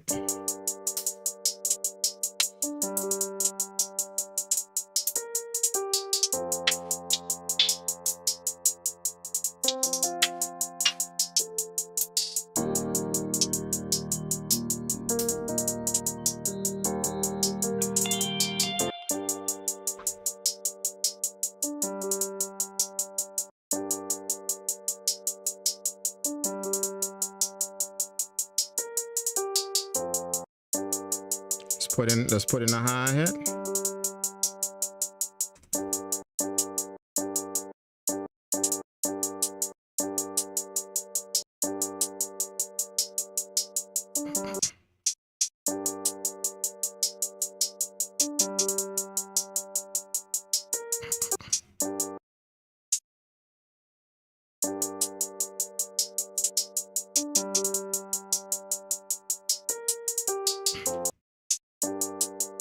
That's it. That's all I need right there. This is just like a little counter hat to make sure that I got something else that's switching with all the rest of the hi-hats.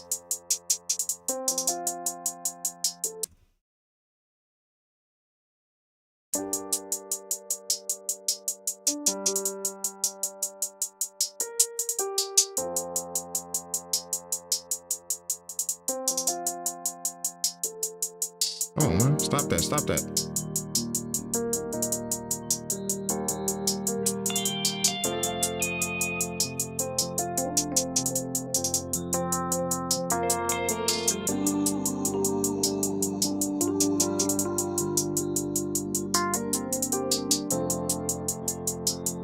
All right, we're gonna put the accent hi-hat in. That's 19 right here.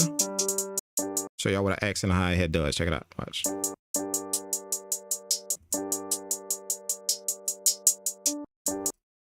That ain't the accent hi-hat. My bad, 20. What I said, 19? I put 19 in there? It's 20, my bad. It's 20. Wrong one, not 19, 20. Like, that ain't the accent hi-hat. Let's go, let's go, let's go, let's go. Where I was. But are you rested? Are you rested? Boom, boom, boom, boom, boom, boom, boom, boom, boom, boom.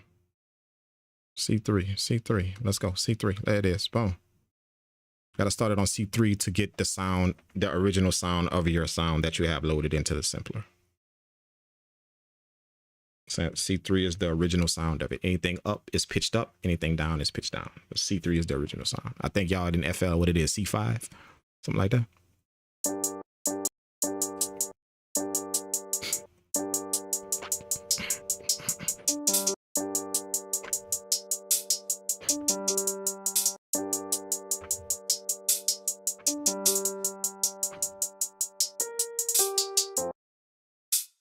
See? That's what the accent hi-hat does.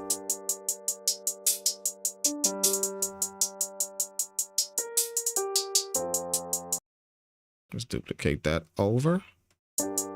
Nothing simple. I mean, nothing crazy.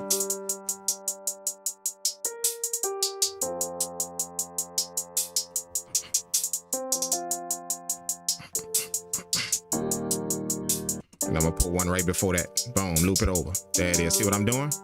Then I go up here, duplicate it over. See how my pattern is growing right here? See?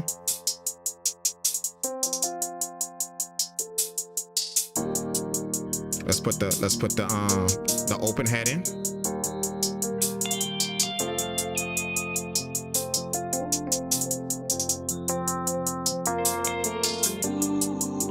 The open hi-hat gonna give us the bounce.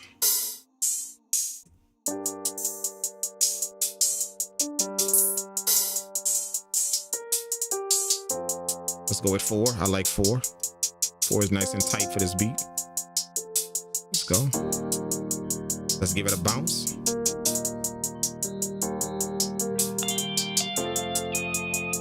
I don't want it to bounce too much because if you notice, these melodies smooth. So I don't want the hi-hats to bounce too much. I just want to kind of I just want it to vibe to where it don't sound dragging. The beat don't sound dragging because the melody is all chill and it's too slow. But I don't want to bounce it out too much because I still want the melodies to carry the smooth vibe of the beat. Not all of a sudden the drums take over. All right, so we're gonna keep the drums real light, man. All right, but we are gonna make it bounce though.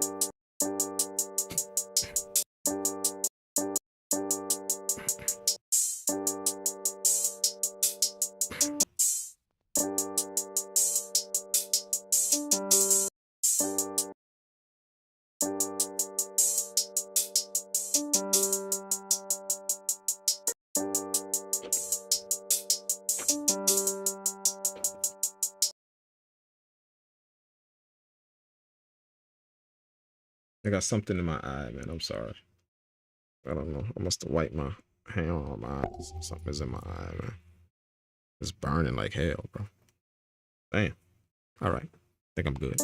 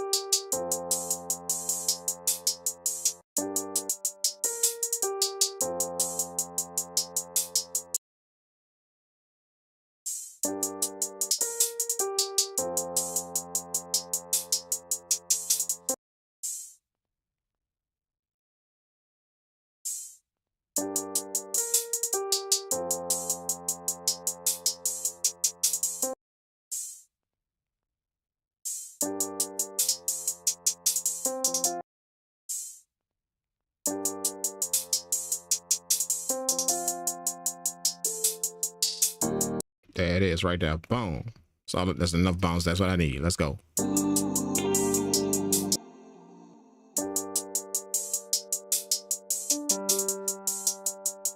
Let's get it. Let's put a snare in there.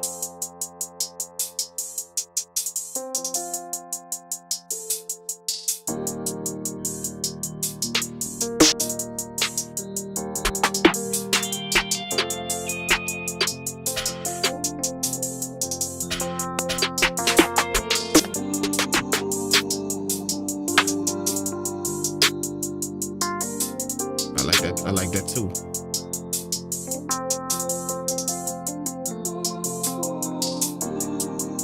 Snare, keep the snare simple, you know.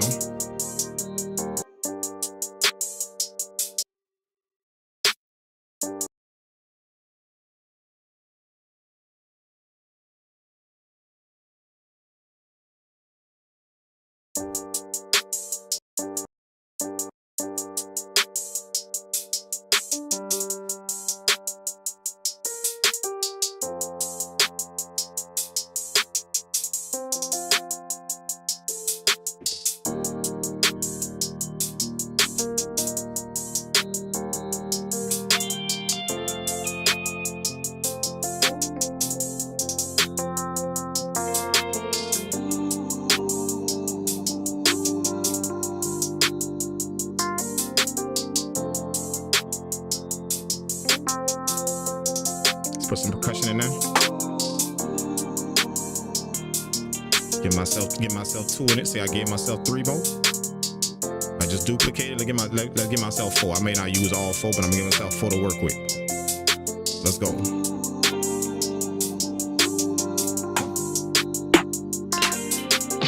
I want some percussion sound. That's snares. Where my percussion at? Right here. Where my percussion at? Where my percussion at? My percussion. Where my percussion? Perks right here, perks. Bam. Let's go. Oh, definitely gotta put the 9 in there. Definitely gotta put the clavs in there. Them little chips. Chip.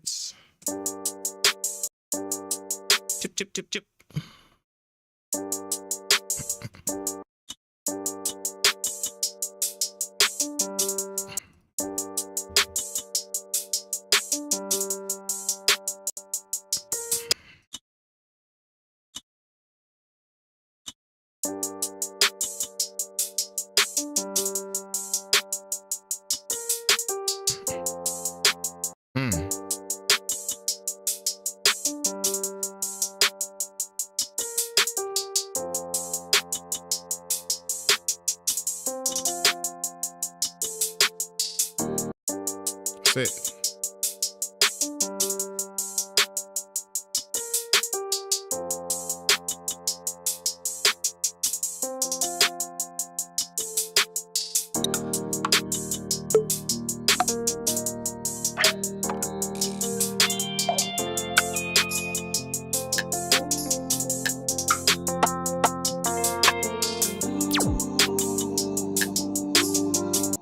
I like that tambourine sound, but I want that one 37. Let's do 37. I like 37. Let's go.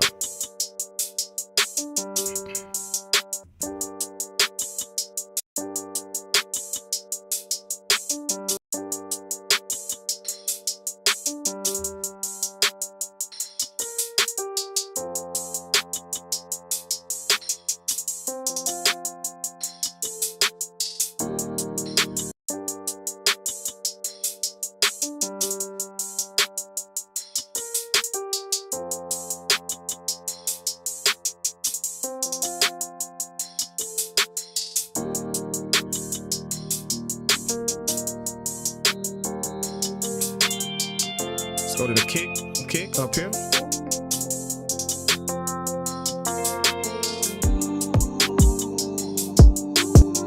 Use the 9, number 9, the kick 9.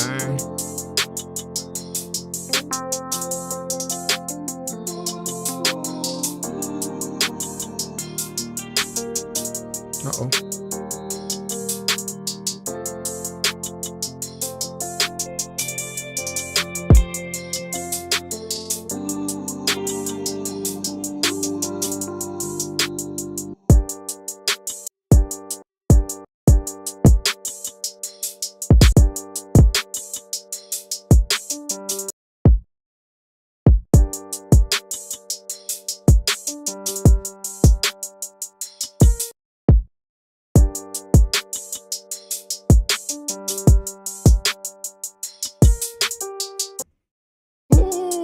That shit go ham. Let's go.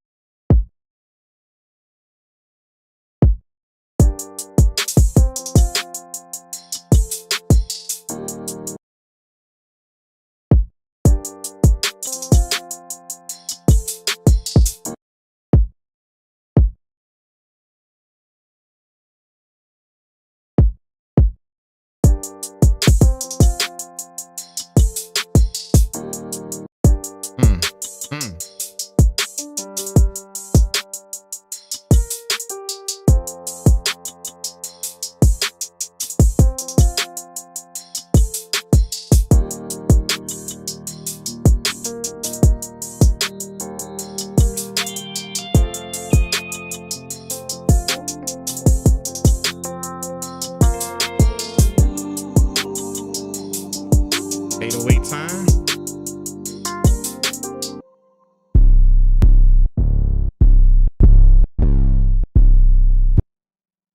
To number 5. Put on my 808 effects. I got a few effects for like some different 808s that I customized. So that's my instrument rack right here. I got 808 big right here. So that's what I'm gonna put on there. It's gonna trim this 808 to where I need it to be. See, and it put an EQ on it. It put some saturation on it. And see, it trimmed the EQ right. I mean, it trimmed the 808 right here and tail off right here. That way it's not too long. So that's a preset I made in Ableton just for when I use this specific 808. This is like my version of the spins, my 808.5 that's in here. Anybody will tell you, anybody that got my Cerebral drum kit, they'll tell you that's the 808 that's mostly used because It's a spins. Well, any 808 is really the spin, but it's a spins 808, but it's just my version of it. Like if you notice, it don't really, it sound like a spins, like it got the vibe of a spins, but it's a little bit more aggressive. You feel what I'm saying? So that's my version of the spins. I didn't want to do just the same old spins that everybody got in their kit. So this is my version of it. So, but that's the most 808. That's the 808 that's mostly used in my kit. Anybody that tag me and shit that they make with my kit, I could tell that's the 808 that they mostly use. You know, and the reason why is just because it resonates to people as a spins, even if like the 808 is not named spins, it's just 808.5. But when y'all hear this pattern that I'm about to drop, like all of y'all gonna know that sound. Like that's gonna register to y'all. Oh yeah, that's the 808. That's the 808. That's it. Oh, that's how 808 is supposed to sound in this type of beat. So that's people use that 808.5 a lot in this kit because that's the 808 that resonate with them in their mind. Like, yeah, that's an 808 that I hear out there. That's it. That's the one. So that's why they use it. But the other 808s I use a lot too. Like I see a lot of people use them other 808s. But this one just gonna fit. I know this one gonna fit. Especially in this type of melodic beat, it's just gonna fit. So let's lay down a pattern, man. Let's do it. We in G, right? Yeah, we in G. So I'm gonna switch my grid up here, see, to make sure that I could pluck them, put them notes down. Switch it to G and see my grid down here, switch to G. See, G is my root note right here.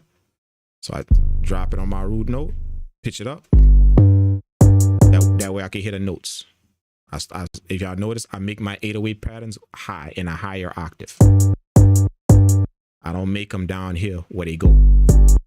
I make them in a higher octave. And the reason why is because I can hit a melody in them way better. See, if you pitch it up even higher, you can hear it even better. See, it's like laying down an instrument now.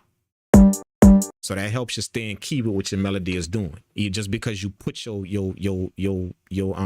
MIDI grid in key to know where to click notes in, that don't mean that you're gonna follow the melody. That don't mean, it just mean all your notes gonna be in key, but it don't mean that you actually following your melody. It doesn't mean, and I hear a lot of 808 patterns like that. Doesn't mean that. You know, just because you put your grid in key and you not hitting no wrong notes, you still got to follow your melody. Your 808 could be going sideways, but your melody going one way, your melody going up, but your 808 going down. Why that's happening?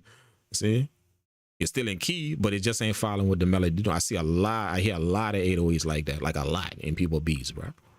And even when I'm critiquing beats, I'm listening to the 808, I'm like, yeah, you in key, and but you really not following what the melody doing. The melody going down, the melody is going from a high chord to a down chord, but if you listen to the 808 going up.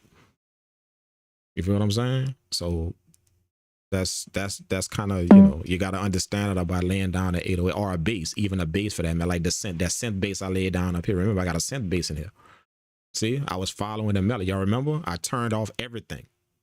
I turned off all the sounds and I was just listening to the piano melody. I didn't want to hear no other sound. I even said that. Let me turn off a few of these sounds so I can hear just what the main melody doing. See, I want to make the bass to what the melody doing. So that's all I need to hear is just the mess. So I had just this piano running when I was laying down the bass. That's it. So I'm saying I didn't want to listen to all the rest of them sounds, because I could hear the guitar go up and put my bass there somewhere, and that ain't really what the melody doing. That's not what it's doing, and it's just because I heard my guitar go up like that. So I don't trick myself. I just listen to the main melody of my beat to be able to lay down the bass that go with it, the bass line that go with it. I don't know if that makes sense to y'all or not, but like your instruments can't trick you because you got your ear candy instruments going crazy with a melody. So because you got that playing when you laying down bass instruments and 808s, that's what you start following because you're hearing that. Instead of understanding this a bass, 808, and how we use the 808, and also a bass, that's supposed to support my stuff. I ain't supposed to be going to make no melody with that shit. Unless I just want to literally go ham with my 808. But like it ain't a melody I'm making with them supporting instruments. They gonna support all my melodies, but they ain't gonna be the melody. But that's what 808s be sounding like whenever you following something else in the melody and not following the main instruments. You can start making that, just because you hear this guitar playing, you can start making the 808s when you start laying down a pattern, your pattern start following that guitar. Because you're hearing that guitar go up here and down, so you're making your 808 do that. You feel what I'm saying? Keep your bass instrument, your bass stuff. Keep that as the supporting stuff. That ain't the melody. That's that's gonna support all the melodies, but it ain't the melody. You know, and the best way to do that, to hear it, is to listen to the bass, the most basic thing in your beat, and lay the 808 down to that. That would be your main instrument, whatever that main instrument is. Listen to that, lay your pattern down to that. All right. Anyway, let's go. 808. Let's get it. High octave.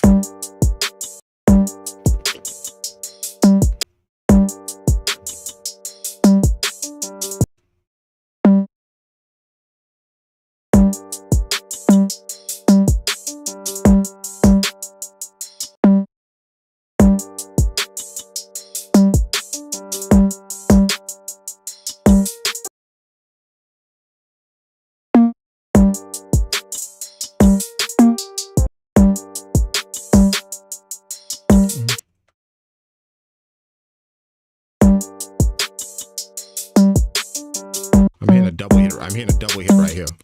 Take this one off. I'm hitting a double hit.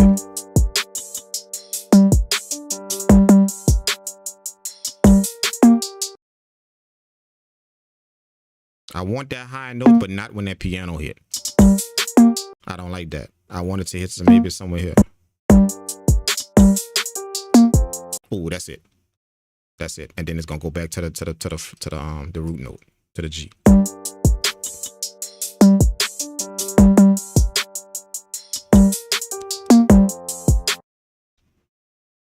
So we're going down. We're going to the E. Nope. F.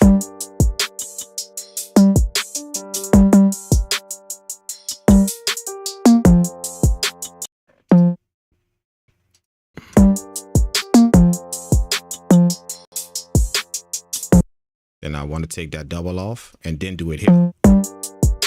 See, I did the double here. See, I changed it, did the double here instead of this. I did the double there. So I'm gonna change it back here. And instead of the double, I'm gonna space them out. Instead of this, hitting it double, hit it double like that, I'm gonna space it out in the second part. See, I'm looking at this 808 pattern that's two halves. So this is the first half I did. See? And the second half is gonna be the 9. So this is going to be the second half to 9. 5 to 9. See? And then I'm going to take this and duplicate them both over here. And then I'm going to change up some things right there. See? So I know my 808 pattern, every 4 bars, my 808 pattern has a slight variation. That's why I do this. Like this. Every 4. So this 4 bars right here, my 808 on sound, see, it got the double hit right here. Then this 4 bars, it got the space hit right here. Not the double, it got the space hit right here. Then when I duplicate this, both of these bars, both of these sections over to this section, when I duplicate them both over here, then I'm gonna go change something about this 4 and this 4. So every 4 bars now, this 4 right here, this 4 right here, this 4 and this 4, every 4 bars, my 808 gonna have a slight variation. That's how I keep my 808 interesting throughout my beat. And I do it by this pattern right here to make sure that I lay it down. I laid this down first, just up until 5. See what I'm saying? And then I duplicate what I did here over from 5 to 9. Duplicate that over from 5 to 9. And then I change up something. So I know this 4 is different than that 4. Just something slight, like literally, that's one note I changed. But you're gonna see the difference that it made. Every 4 bars, my 808 gonna do something different. You know? And it ain't gonna be too different to where it's too noticeable. It's still gonna keep the same vibe. It's just gonna be different. Same vibe throughout because I want to keep the same vibe. I want to drill repetition into anybody's head who listening to this beat. That way, when they listen to it once and they turn it off, it's gonna stay in their head. So I told y'all this before on a live stream. Like, don't run from repetition. I know you hear from everybody that it's almost like we make repetition out to be a bad thing. Like, I don't want my beat just so it could be there. I don't want it to repeat. I don't want to repeat. There are parts of a beat you want to repeat. Absolutely. 1000% you want them to repeat. See, like if y'all notice when I was doing my hi-hat patterns, it's some of them hi-hats that I switched them up throughout the pattern, but it's some that I laid down, literally I laid down a few and I duplicated it over. I didn't change up nothing. So that them things gonna be running the same way throughout the whole beat. See, it's certain things you want to be repetitive. And the reason why is because different is hard to remember. As different as you want to be, it's very hard for the listener to remember it. You just made it very hard for a listener to remember. When they turn off that beat, you made it hard for it to stick with them throughout the whole entire day. Even subconsciously, they're just going to start humming it. You made it hard to do that. See what I'm saying? So don't run from repetition. Don't run from it. Just because you heard on a YouTube video, yeah, don't have your stuff repeating all the time. Nah, I just need to figure out what I want to repeat. You know, probably not the whole thing. I don't want. Yeah, definitely I don't want that. But yeah, they got some shit in there. I want to drill it into your head so much to where literally when you leave from hearing this beat, you just gonna literally start humming it. Like you ain't gonna know why. Just, you know how sometimes y'all just do that. You know, like you didn't heard something so much, or something was so catchy that like 5 hours from now you just find yourself humming it while you're doing the dishes or going walk down the street or something like that. You just humming it. It just pop up in your brain. Just start. That's what I want to do to somebody. So I can only do that with repetition. So when you hear people say, don't have your beats repetitive, don't make them too repetitive. Just remember that don't take that for face value and cash your whole check with that. What they just told. No, I got to take what he said very lightly. That, okay, don't be repetitive, but they got something I absolutely want to, because that's the only way I'm going to drive it in the listener head. That's the only way I'm going to do that, is if I keep repeating it over and over again. So I feel what you're saying. Don't be repetitive, but let's just say know what to be repetitive with. Let's change that. Whenever you hear people say, "Oh, don't be too repetitive," you correct them and just say, "Nah, I could be repetitive. I just need to know what to be repetitive with, the things to repeat." And if you don't know that, then, you know, like I say, lock in, get the knowledge, get the info. That way you could, you know, when an artist listen to your beat on your beats though, you know, no cap, that's how I sell a lot of beats. I'm serious. That's how I sell a lot of beats.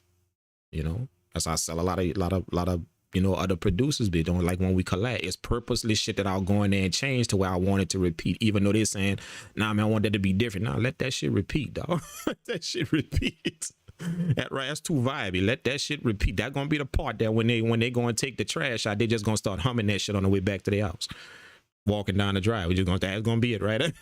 So let them repeat that shit, and over there in the next verse, repeat it again. You know, now some other shit we gonna change up, but repeat that. Definitely repeat that. You feel what I'm saying? You know, Swizz Beats, I use this example all the time, man. Go listen to DMX, Stop, Drop, Shut 'em Up. You know, go listen to what Swizz did in that beat, man. Swizz literally drive that anthem in all our heads, dog. Like there is no way possible that if you heard that right now, you're not gonna subconsciously start singing it 20 minutes from now. You're just gonna start singing it again. Stop, drop, shut them down, open up. You're just gonna start singing. You just will.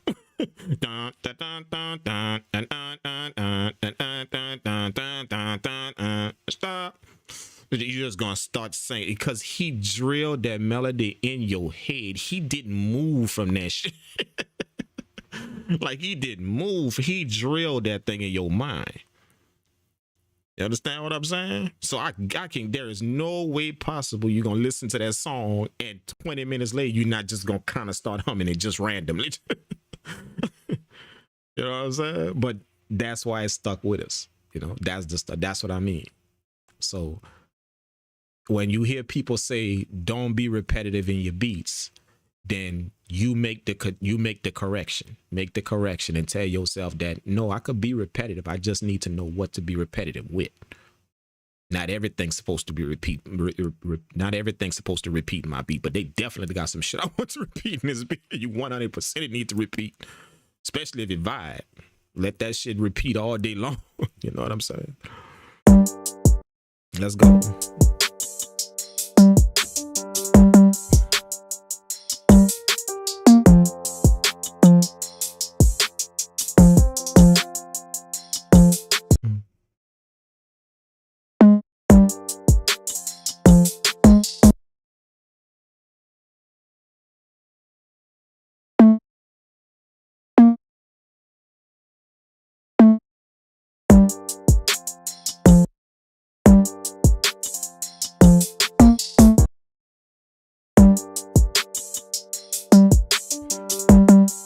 See, I got a different 808 pattern right here. So it's different right here. It's different right here. See, it's different from 5 to 9. It's different. And then I just duplicated both of these.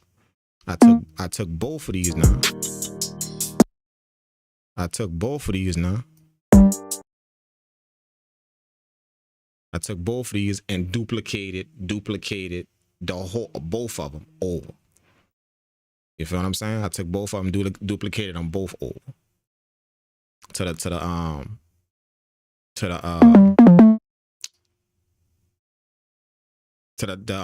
last half of the beat.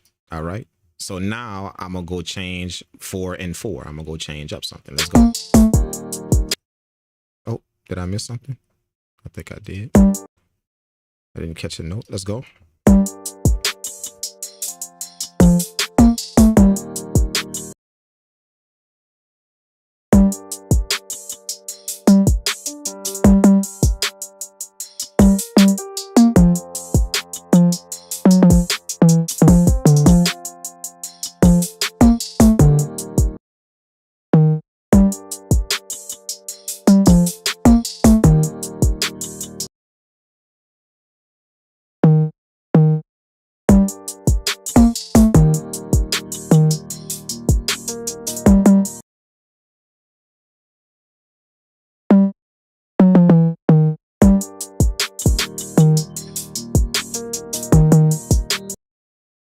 Let's get rid of the double hit right here. Do the space right here. Don't.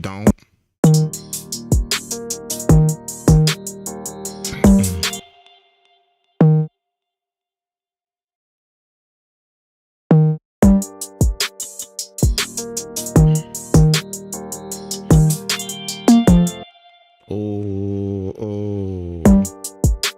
Hey, let me go use the bathroom real quick. Hold on, y'all.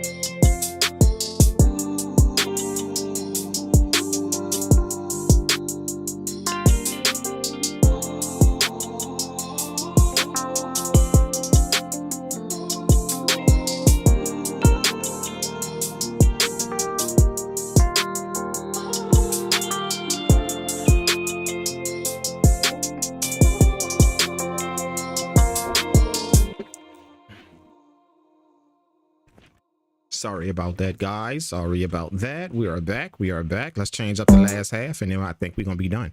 Last half. All right. I want to do something wow right here.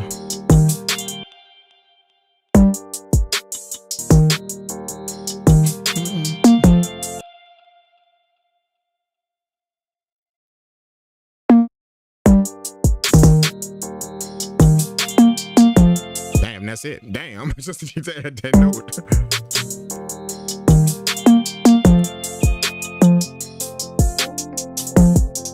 Oh, nope. Let's do the double hit right here. Don't. And take this one off. See the double hit?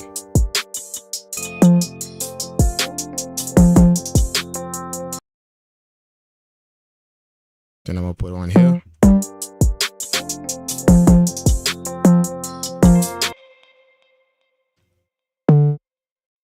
Go down.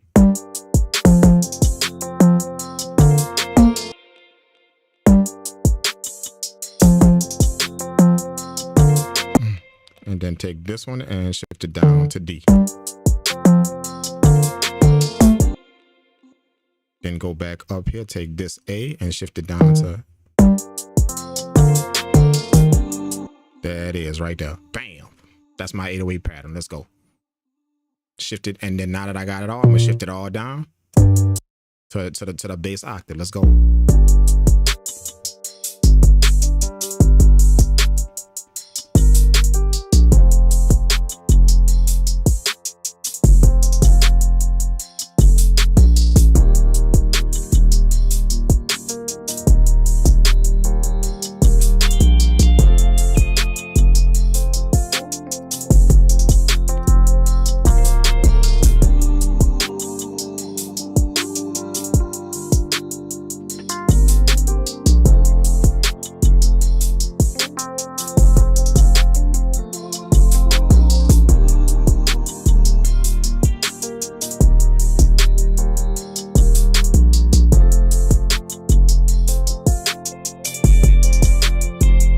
And then I'm gonna take this off right here, the ending right here. We're gonna bam.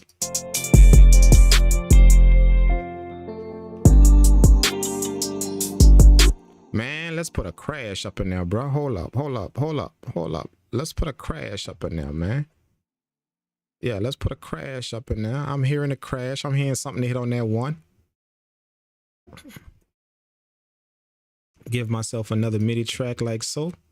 Go back in my drum kit and get a crash to go on that one. That way we can have something that kind of vibe in that. Come on, man. Y'all didn't like that 808, bro? Like y'all didn't, you know, like are y'all falling asleep or what? How many of y'all got the phone, laying in the bed right now, got the phone to the side and you're not even holding it no more. You're just literally laying down and you got the phone just propped up on the side, just to the side. How many of y'all like that right now?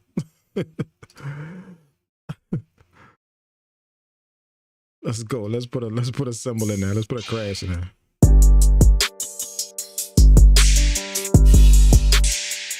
Oh, I like that. Let's go crazy with that one. Let's go crazy with that one. Let's go crazy with that one. Pat Al. I'm gonna have to turn it down a little bit though, but. And all I need is just one. Like I don't need to duplicate this throughout the rest of the pattern. See, because one hit is right here. See, it's right here at the beginning of the pattern right here. See? So all I gotta do is just take this and shorten it. Because all I need is I could put that one hit wherever. See, so I could put it over here. See, I could just duplicate it and put it wherever. So all I need is just that one hit. So I want to put it like that. Something like that.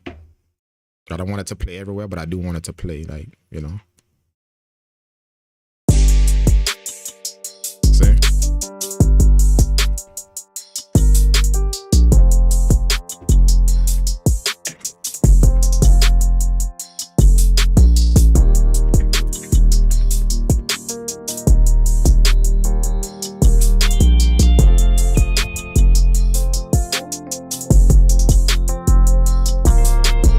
How often do I go live? Oh man, shit. I don't really have no schedule, man. You know what I'm saying? Like, you know, like I go live on Instagram all the time. Like if you want to catch live cookups all the time, yeah, Instagram, you know. And yeah, just for all of you guys that don't know, what I'm gonna be doing is like my live streams that I do on IG. I'll cook up like maybe 1-2 beats, and I do it like mostly morning time. You know, like as soon as I wake up, I go live and cook up. You know, before I go to the studio and get to work. But I'll cook up beats. So what I do what I do is I record those live streams. All of them are recorded. So every time I went live on Instagram, they all recorded, like on a hard drive that I got. So that's like 3-4 hours of making beats every time a live stream, like 3 hours, 2 hours making beats. So I got a few of them. What I'm gonna start doing is I don't have no on my YouTube channel, and I think it's about time that I get it. I don't have no membership option on my YouTube channel. If y'all notice this, everything free on my YouTube. Y'all can watch all my videos. Y'all can watch anything y'all want. I have never ever created any type of membership option on YouTube that y'all could subscribe to and join to, you know. So what I'm gonna end up doing is I'm gonna end up gathering up all of them live cookups like this, all of them, and I'm gonna start uploading them on YouTube, but they're gonna be only for the members only who subscribe. Like if y'all go subscribe, like, and I'm gonna just make the subscription real cheap, like probably like $1, you know, like $1 or some shit like that a month. You know what I'm saying? It ain't really about the money. It's just to make sure that the people that want that shit, y'all do something for it. You know, that show me that people want it when they, you know, when you're getting something for free, you can't really show nobody you want it. You know, when you're getting it for free. But when you gotta lose a little something to get it, then that show people that I actually want it. I'm gonna actually go out the way to see what's up with this dude. You know what I'm saying? So that showed me a little bit of respect. You know, it ain't about making it. Like I can't do shit with $1, you know, but you feel what I'm saying? But it's just to show me the respect that y'all actually want to see that. Y'all actually gonna take that dollar loss to see that stuff. So it might be like $1 or some shit like that. For, you know, and it's gonna be like every month. You pay like $1 every month or some shit like that. You know, but I don't have no, like I see people keep telling me that. Like it's bigger channels that even, you know, them dudes contact them dudes, you know, when they see my stuff, they tell me that like, man, you ain't got no membership yet, no nothing. So when they show me their stuff, they like, this how you do it. Like, so two dudes actually that's, you know, they got bigger channels than me. You know, I kind of keep in contact with them. They help me out with my channel, help me out with stuff like that. But they told me, they were like, dude, you might want to look into doing that shit. You know what I'm saying? And then they showed me that's how it worked, you know, to set up the subscription thing. So if y'all would be, you know, if y'all would be interested in that, then, you know, I could start posting them live streams and literally y'all could just watch them, like 3-4 hours of making beats like this, just unedited. Just, you know, y'all gonna see the mistakes, y'all gonna see all everything. You know, how long it take to make the beat. Y'all gonna see some beats I make real fast, some beats I take my time on. It just depends on what it is. You feel what I'm saying? Obviously this one took a while because I explained it like the whole entire thing step by step, but I purposely wanted to do that for this beat. But you know, y'all get to see that process. So if I do that, then just to everybody in advance who will support it and who will, you know, subscribe to it and who will pay that $1 a month or whatever it is to see all that, thank y'all in advance for doing that. I appreciate it. You know what I'm saying? Like at that, you know, like I said, it ain't really about the money because it's just gonna be $1. Like I said, I really can't do it. I should tell you it ain't about the money, getting the money. I don't make money from YouTube or whatever. I make money from my company. That's what I make from, you know. I just like doing these videos and shit. But I just if y'all willing to pay that, to go in your pocket and pay that $1, then that just show me respect. It's not about the money, it's about just the respect. That I'll lose $1 to see what you're doing, dog. I'll do it. You know what I'm saying? So that's why I'm thanking y'all in advance. When y'all see it go up, when y'all go subscribe to that, go lock in with it, just know that's a thank you from me to you. And it's just, I'm thanking you for the respect of just saying, hey, I'll lose $1 to see that, dog, like for real. You know what I'm saying? And most of y'all probably sitting there like, dude, that's worth more than $1, dog. You tripping? You know, you tripping right now. I know it's some of y'all saying that. You tripping right now, $1? Yeah, you better put $2.99, $3.99 on that shit, dog. You know what I'm saying? So who knows? It might be that. You know what I'm saying? But like I said, it really ain't about the money for me. It's, you know, like I'm good with money. I don't need to rape nobody's pockets here to make money. You know, from music. I don't need to do that. So, but I do ask that people show me that respect, that you actually want to see my shit. Show me some type of way that you want to see it. Whether it's a comment, a like on the video, or what you like, show me that. Cause it's only right that because I take the time to show you all this shit. So it's only fair. So show me that. Don't just keep it to yourself that, oh, he good. No, show me. So that's the ultimate sign of respect whenever you're ready to lose something to gain. That's the ultimate sign of respect to somebody. So if you're telling me you're willing to lose $1 just to see all that shit, then that's respect, bro. So that's why I'm thanking y'all in advance when y'all see it go up. Even I ain't gonna be there to thank y'all personally whenever y'all see it go up or y'all see it happen. I ain't gonna be able to thank y'all personally. Just know everybody's on this video that go rock with that shit. Thank y'all, man. I appreciate that, bro. That's from me to y'all, man. I appreciate that. I appreciate that respect. You know, you just saying, hey, I'll lose $1 to see that shit, bro. I'll lose $1 every month just to see that shit, man. For real. You know? All right, let's go. I think the beat done already, man. Like, we done. We done with the beat, man. What y'all think? We done? We finished?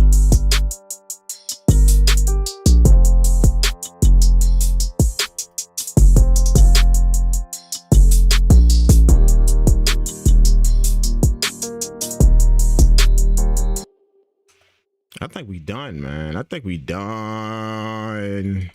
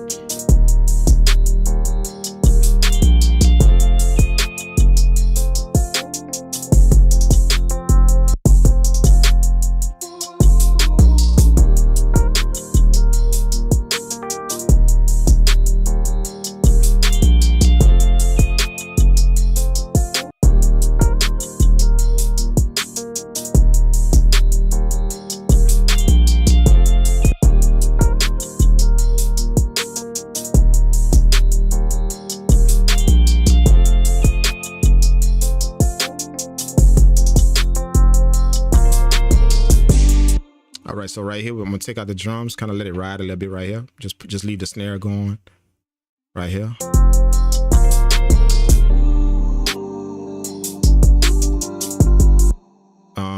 Let the 808, let's let all the drums come back in right here. So let's take this off, mute this.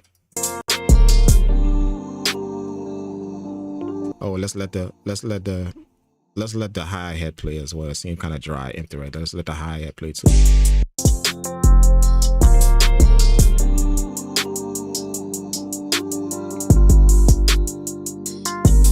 Oh, I got some. Let's let it stop. Let's let the hi-hat stop on the snare. It's gonna stop on the snare.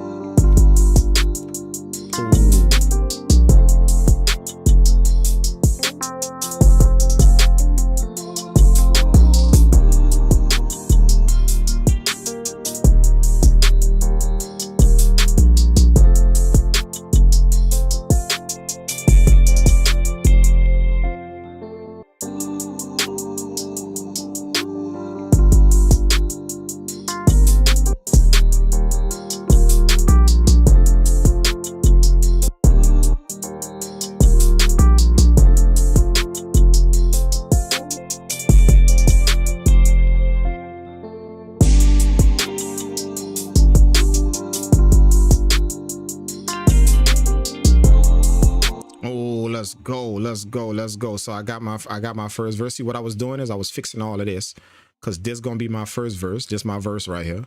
See, that's the good thing about when I did the quick arrangement before we started laying down the drums. If y'all didn't see that when you watched the video, that's the reason why I did that quick arrangement before I started laying down. When I arranged all this, just real quick before we started doing the drums. This is the reason why. See, when I do the drums now and I do it, look, I already got a whole verse done. This is the verse right here, and this is the hook.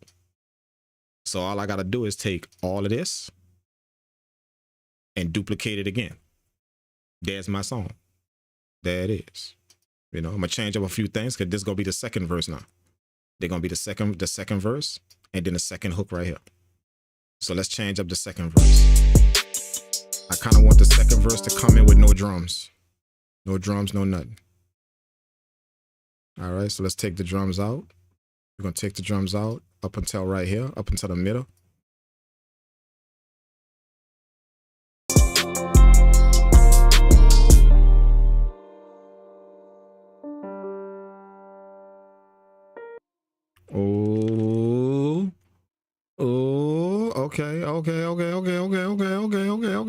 Okay. Wait a minute. Let's take this out as well. Let's take this piece out as well. Boom. Okay. And then I'm gonna let either the vocal or the guitar ride with that emptiness right there. Which one y'all think? The guitar or the vocal? Which one? Just the guitar?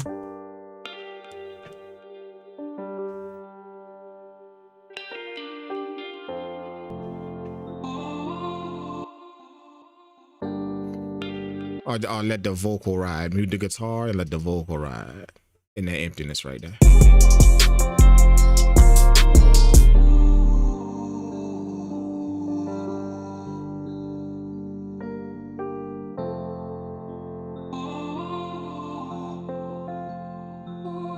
Oh yeah, I think we found it. Yeah, I think we found it.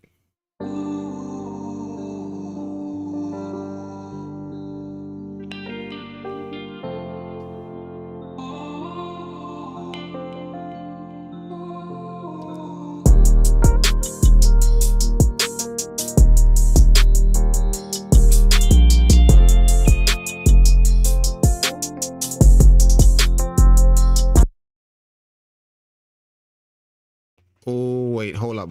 Let's do the synth bass. Let's do the synth bass right here. Let's take the 808 out. Okay.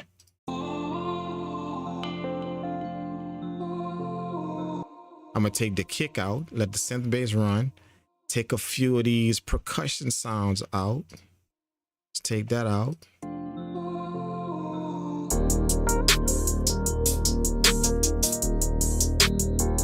Take out that open hi-hat. Take out that open hi-hat. What did I just take out right here? I thought that was open. All right. Boom.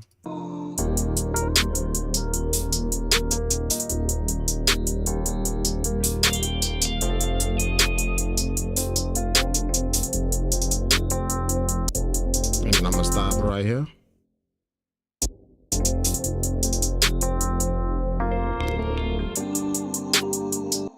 Oh, it's gonna stop.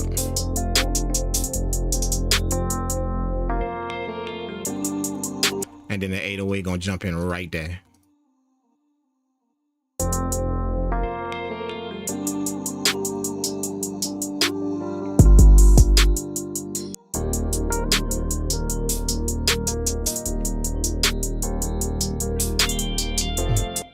Oh, let's let the 808 come in right here. Oh, let's do that. Let the kick and the 808 come in right there.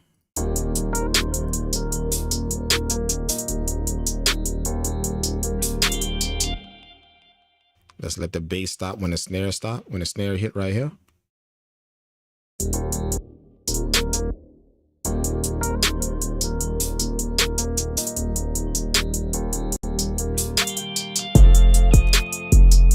Shit, let's stop them hi-hats too on the snare. Bam. That's it.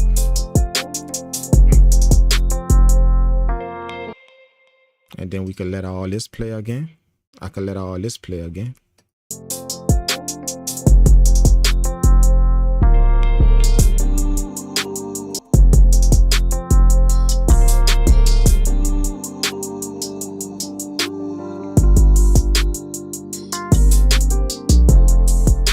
That's it.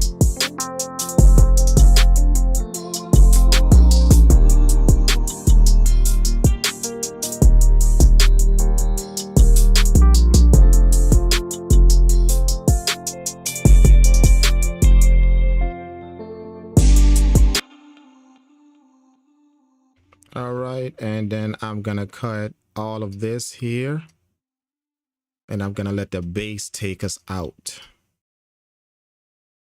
Right here, bam, stop the 808.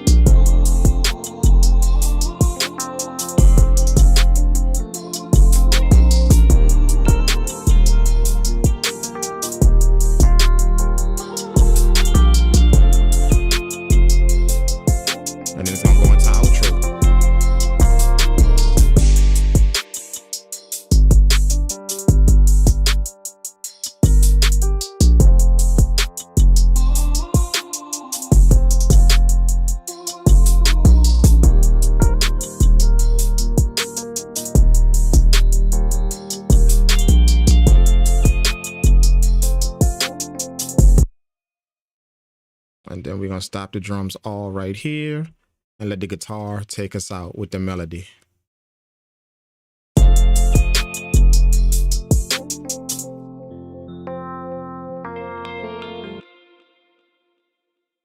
Shit, let the vocal ride too.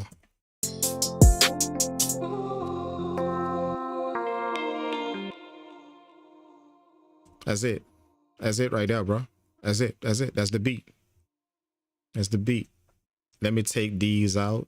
I'm gonna take these hi-hats out right here at the beginning of the verse. That way it could be like a build up to that at the beginning of the verse. So just the regular hi-hat gonna play.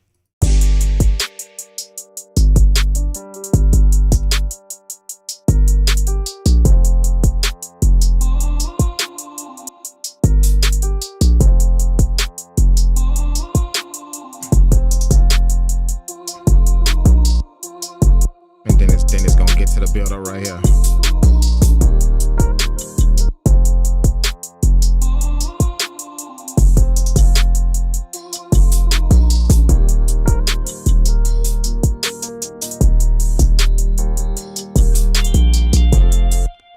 we go. It's gonna be a bill. All right. Let's put the B tag on it, and then we're gonna listen to it, and we're gonna get up out of here, man. Thank y'all so much for checking out the tutorial, bro. Hopefully this was helpful to y'all, man. Do me a favor for everybody that's here. If you can drop a thumbs up in the chat, thumbs up, a fire emote, a smiley face, a happy face, something. Drop that in the chat right now. If you got any value from this, I appreciate you letting me know that. Thank y'all so much. If y'all could just drop that in the chat right now. It don't cost you much. It don't cost you nothing to do it. Just a sign of respect that you actually got some type of value from watching this. If you could do that for your boy, that I would appreciate that. And also go smash the like button as well in this video. If you haven't done that, you're tripping. If you haven't done it, smash the like button on the video. That way it helps the video out. Once it's done, YouTube could put that in the eyes of some more people so they can see it and get some help from it as well, man. So make sure y'all help out with that. I appreciate it, man. All right. So yeah, we're gonna put the B tag on it, you know, and y'all literally got to see the whole entire process, man, from start to finish. There's a bunch that I did not get into, you know, just simply because I just kind of wanted to touch on the main stuff. So there's a lot that I didn't really get into, but you know, at the same time, this was some real good information to bring, bro. So I'm just grabbing my B tag. I'm gonna put my B tag on that. There's a way that I do my B tag to warp it to always fit the beat. So I find where it says purple world right there. See, cut it. I always cut it. Get rid of the beginning. I don't need the beginning. I just want where it says purple world. Drag it to the beginning right here. That way it starts off, the beat starts off saying purple world. Boom. And then I highlight the clip and I hit Z. Z zooms in. See? It zooms in to the clip real quick. So I zoom in and then I grab the edge and then I line it up. So for this right here, see this right here? This right here, it's supposed to be right here on this line. So I'm gonna take it, hold shift and alt, go to the end, see how it turns into that stretch thing. It turns from an arrow into this stretch thing, from my green arrow into the stretch thing right here. You hold alt and shift, and then you could just drag it. See, and I put that last hit on that line. See right here. See that last hit. That's how I know it's gonna line up. See, so you play it. Purple World made that. See, it lines up with the beat. So that's how I always make my beat tag fit the actual beat. You know, when you do that, a lot of people who use your beats and want to rap on your beats, they'll ask for your beat tag to stay on the beat. You know, like there's a lot of times where people buy beats and, you know, rappers are buying my beat and they, you know, when they get the dry version, they hit us back like, what a beat tag, like. You know, they want the version with the B tag. But that's a sign of respect though, you know, like when the artists tell you to keep your B tag on there.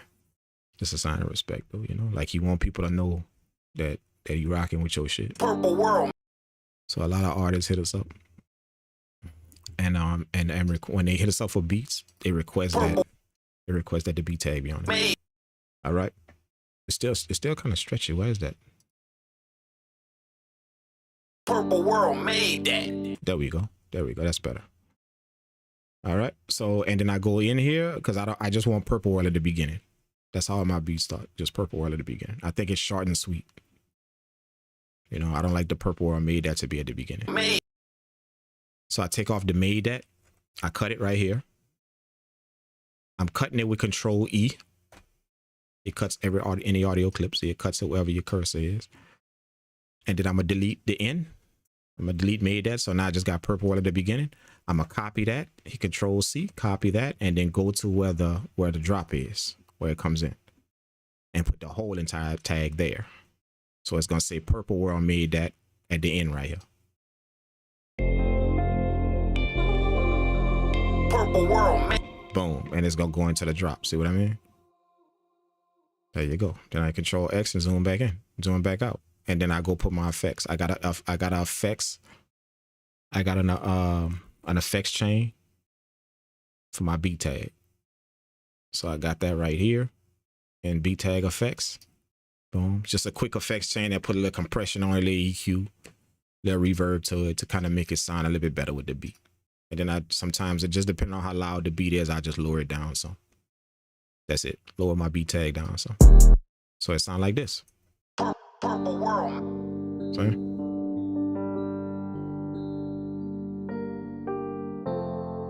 I forgot to do this like this fade on Purple World because it's gonna have that like it's about to say made that if I don't do a crossfade right here, it's gonna have that like it's like at the end. It always have that. So with the crossfade, it just sounds like Purple World now. See? Purple world. See when the crossfade not there, you're gonna hear that. It's like I'm ready to say made that. Watch. Purple world. You know what I'm saying? Purple world. That is. That's the beat right there, man. There y'all go, man. Start to finish. Explanation, man. You know, the whole entire 9. So, you know, like I said, y'all gonna be seeing more of this on the Ableton video. Like I already got another one coming. I think another one gonna drop either tomorrow or the day after. I think we got another video scheduled to drop. So I think that video gonna be talking to y'all about the myth of beat block. You know, like that beat block ain't really real. You know, it's not. It's just something we you know, we tell ourselves, but it's not really real. It's not. And I'm gonna prove it to you. Like I'm gonna prove it to you right there in the intro of the video. So y'all just wait on that one. I'm literally gonna prove it to you. In the, you know, just logical thinking. That's all. It's not really real. We just do it to ourselves. You know what I'm saying? So that video about to drop. I think that's the one that's gonna drop. I think I got 4 already done, and they all waiting. They all just scheduled to come out, pre-scheduled to come out. So I think that's the one that's gonna drop. If that's not the one, if the beat block or not the next one, is definitely the one after that one. I forgot how they in order, how we loaded them up in order. But if the beat block one ain't the one that's coming next, then it's definitely the one after that one, the beat block.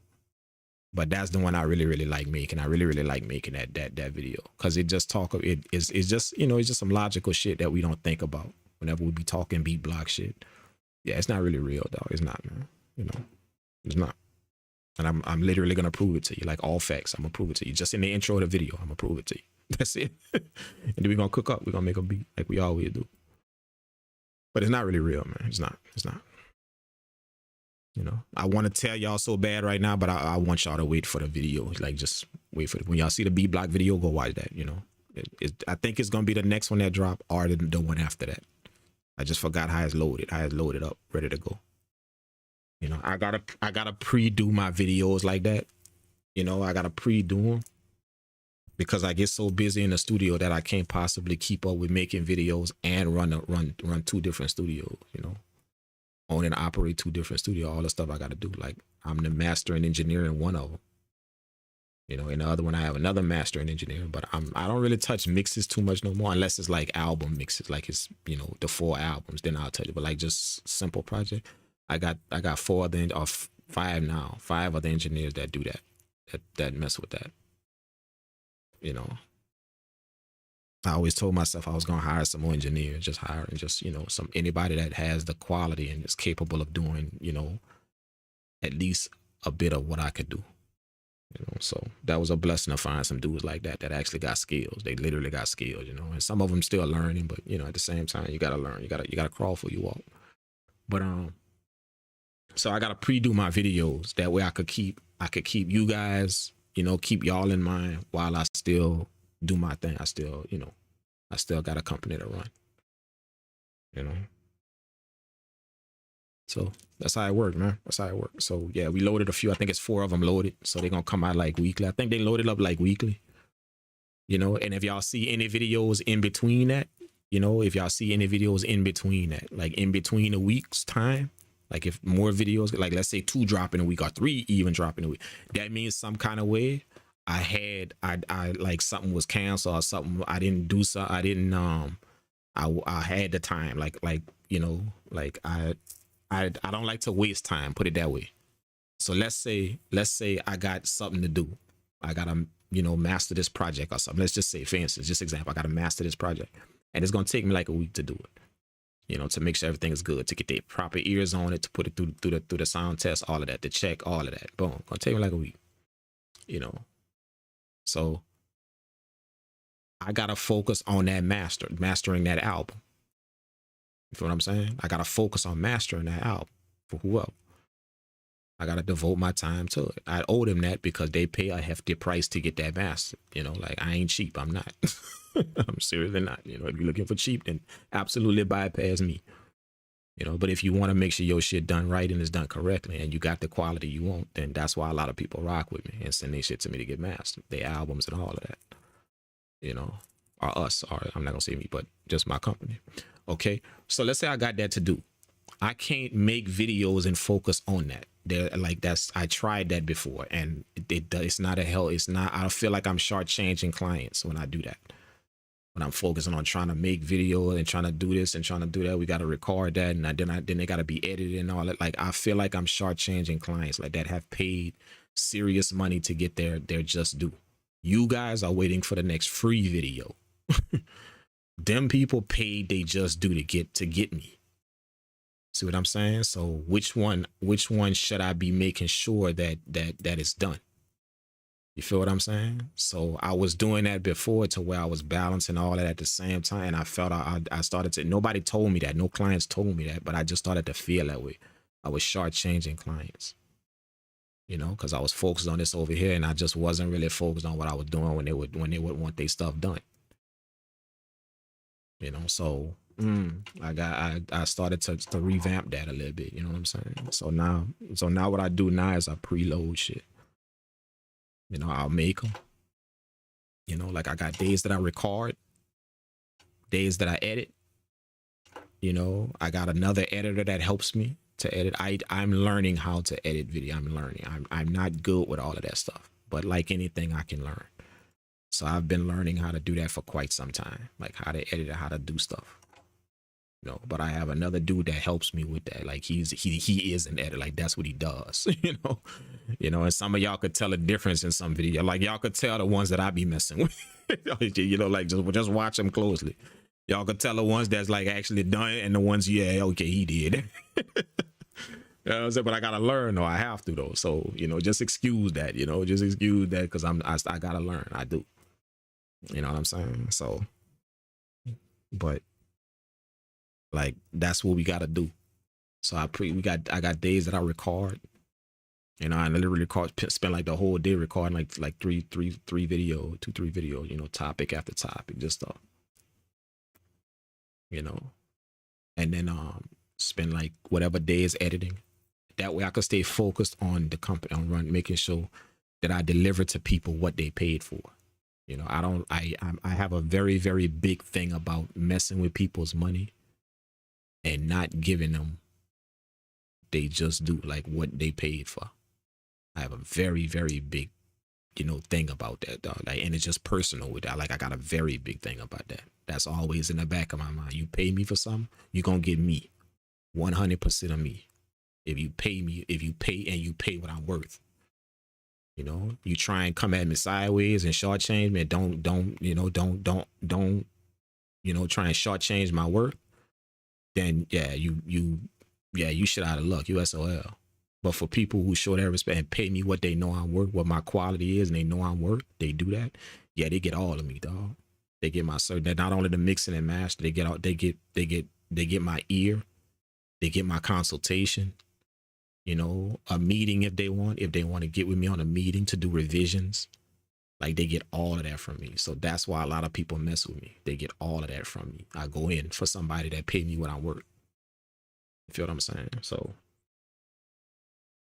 But you know, you got people out there that's always trying to get something for free, you know. Like everybody trying to do that now. You know what I'm saying? So, and how they do it is they try and act like they don't want it. Y'all know that? Y'all know people that do that? When people try and get something for free, they try and act like they're not really interested, but they love it though. They trying to devalue it to you so you don't charge them too much for it. So they're gonna act like they're not really interested in it. You know what I'm saying? Like when really they need that shit. You know what I'm saying? That's how people get around paying you what you work. You know, like they need that shit, but some kind of way they gonna give off that. Nah, you're like I'm good, I don't really, but they really do need it. That's that way, you know, the price can come down, the value of it can come down. That's how people do that. You feel what I'm saying? But I'm hip to that. I done been in this game for quite some time, so I'm hip to all of the shit. You know, like most of the shit that people pull and people try. You know, I've been doing this shit for quite some time, and business, you know, the business of it, quite some time, dog. You know, and I've had people older and wiser than me train me in the business of it, how to run a studio, what to do. You know what I'm saying? Like the studio to me ain't some party spot. Like my studio run like a studio. It ain't a spot to where, you know, you got cell phones in it and live streams be going on and people be on live while we record and all that shit that y'all see in studio. That ain't how my studios run. This shit run like a business, bro. And I had people to train me to do that. And that's the only way they kept their shit afloat, to make sure it's a business, not a party spot. You know, it's a business, and just respect that. And if you can't respect that, then, you know, you can't even smoke in my studio. You know, so all of y'all that be on the microphone smoking weed and all that, yeah, you're gonna have to, not in this studio, dog. Not in here. You know what I'm saying? Yeah, you're gonna have to carry that shit outside, do that. You know, we got a nice little designated smoking area. You go smoke your shit, do whatever you gotta do, and then come back in and let's get to work. You run like a business. You know what I'm saying? It's not a party spot, it's not party central. So that's how I was taught. That's you know, and that's to make sure that you attract the right people. You know, how studios fail a lot out there is because they don't attract the right clientele. You know, people, if you own a studio, you run the studio, whatever your operation is or how you're running, you're attracting something that is losing you money. That's why it doesn't work out. Whatever you're attracting. So that's whatever vibes you giving. Remember, you got control of your shit, not them. So that's not what they bring into it, or that they don't want to pay for something, or they don't want to know. It's whatever vibes you giving. They don't control that shit. They don't. It's whatever vibes you giving.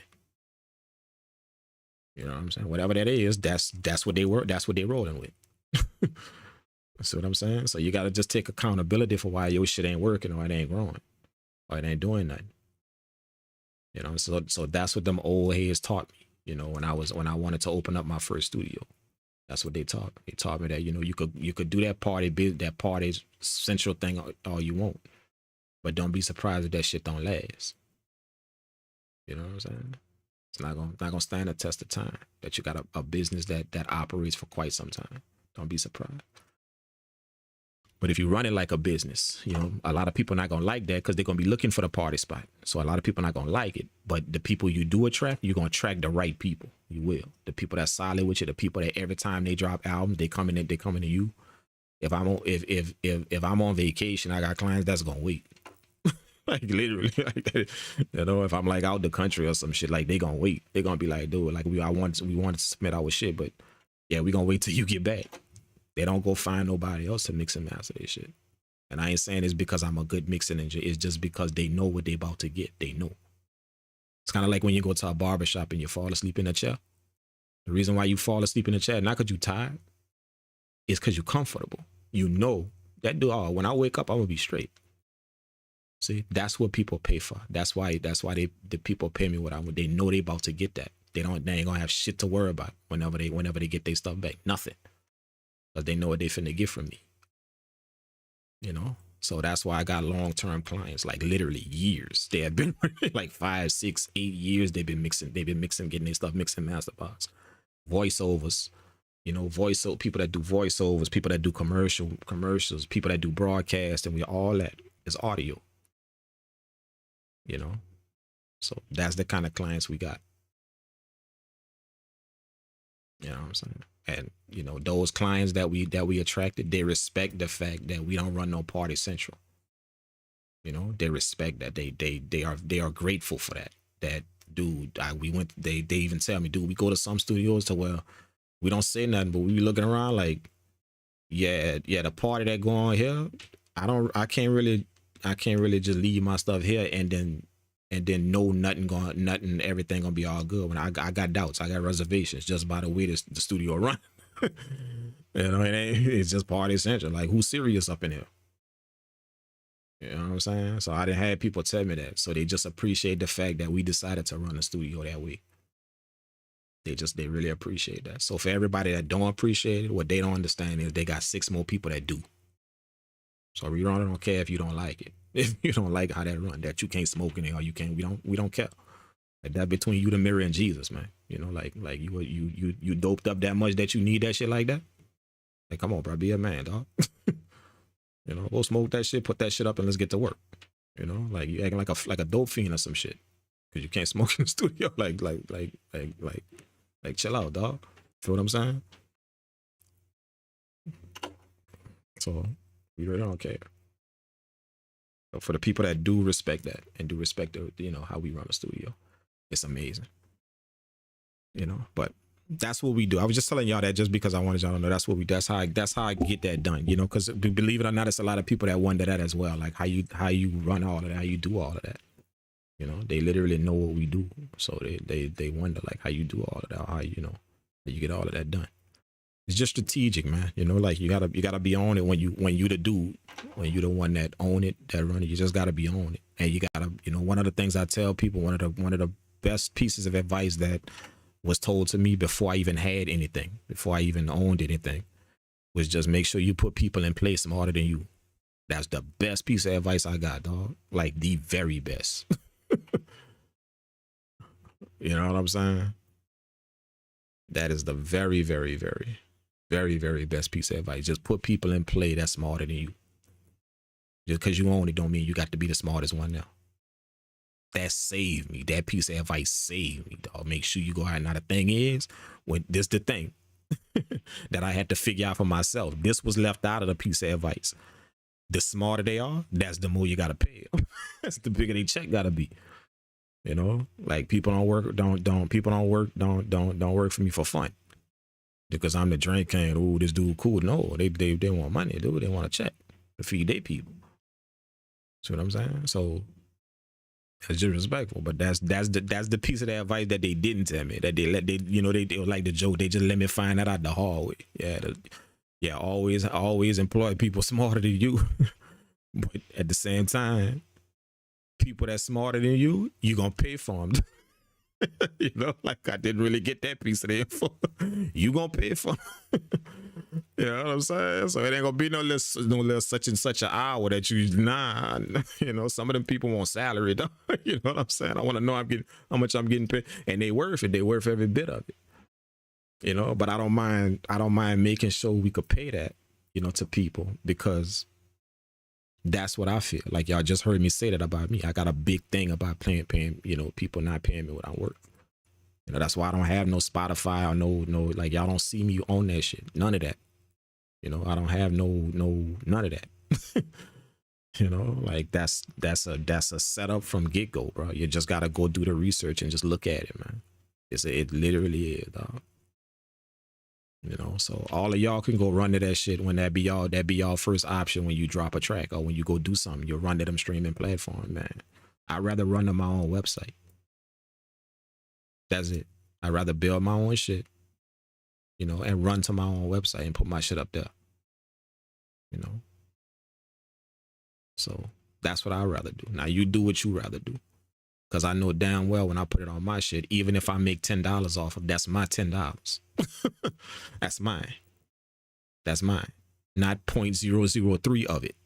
A half of a penny that you can't even track nowhere. You can't even track what you getting. You can't. Impossible. See? Just go do the research, bro. So that could be y'all. Y'all go run them things if y'all want.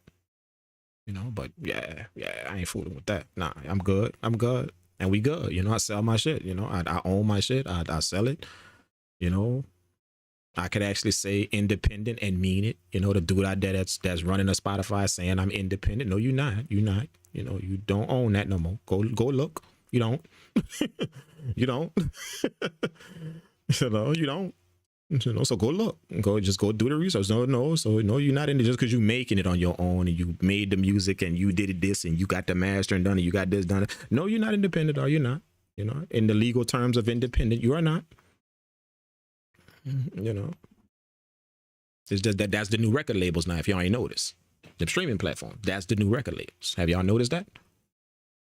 That's the new record labels. There y'all go. And they got y'all working for they got y'all working for likes. They got y'all working for likes and status, not money. Not money. You do not get money from them platforms. Like 1 million streams get you what, $4 grand? Think about it. 1 million. Snoop Dogg just posted shit. They got 1 billion streams, and he don't know what he was literally appalled as to where the money went. See, because Snoop Dogg come from an era to where when you sold 1 billion, you could track that shit. You had units. See, I caught the tail end of that. That's why I don't fool with none of that shit that's out there now. None of it. Not a piece of it. See, I caught the tail end of it. I'm not that old to where I was in the middle of that, but I caught the tail end of that. Units, where you could track what you get. You knew what you was getting. You can calculate it up. Your business manager knew what you was getting when you sell records. You went into the deal knowing what you was getting.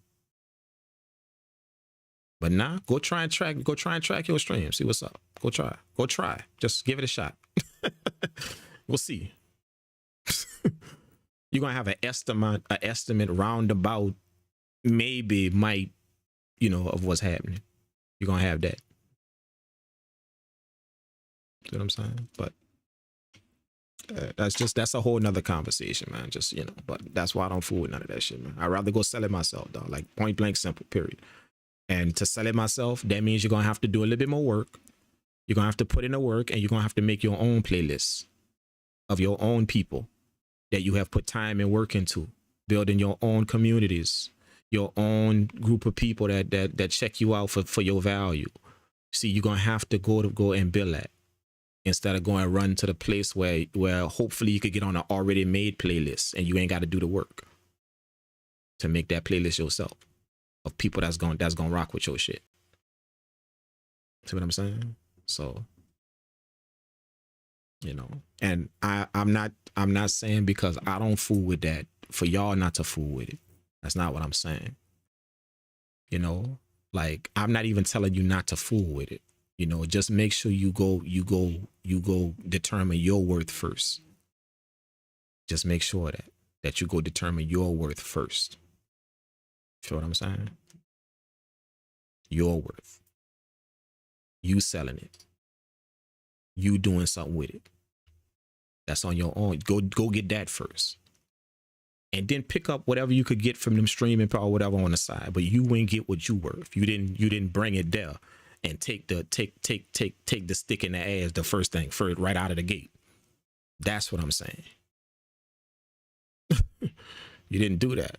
You ain't go get your word on your own shit with the people that rock with you. Well, and I don't give a damn if that's 4 or 5 people. Value them 4 or 5 people. Send them a thank you for buying whatever track you put out. Whether it's 99 cents, $1, whatever you put it out for. I don't care. The album is the album. Put it out on your website for $9.99 or $10, something like that, whatever.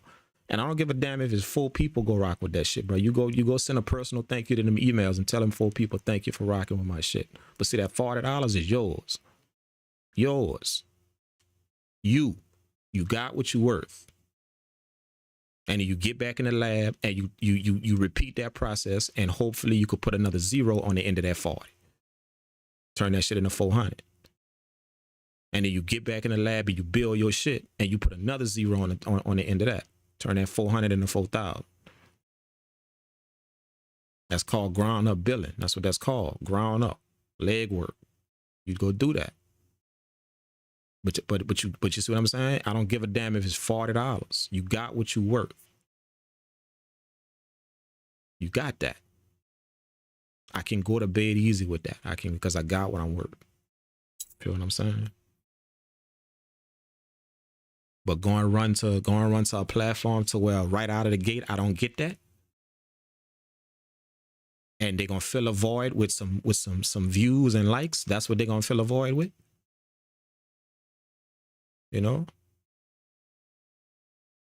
That's what they're gonna fill a void with.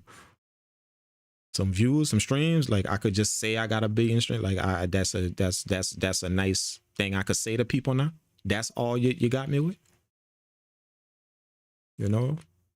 That's it. That's all you got from me. That's it. Because I don't know if you I can't pay nobody with that. Whenever it's time for me to pay my bill, I can't pay nobody with that.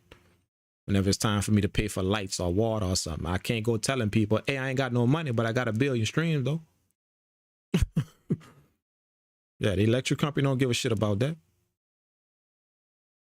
Not two shits. They don't. You know, only your peers care about that shit. So that's what happened to us. Instagram, social media, all of that made us start valuing our peers over life.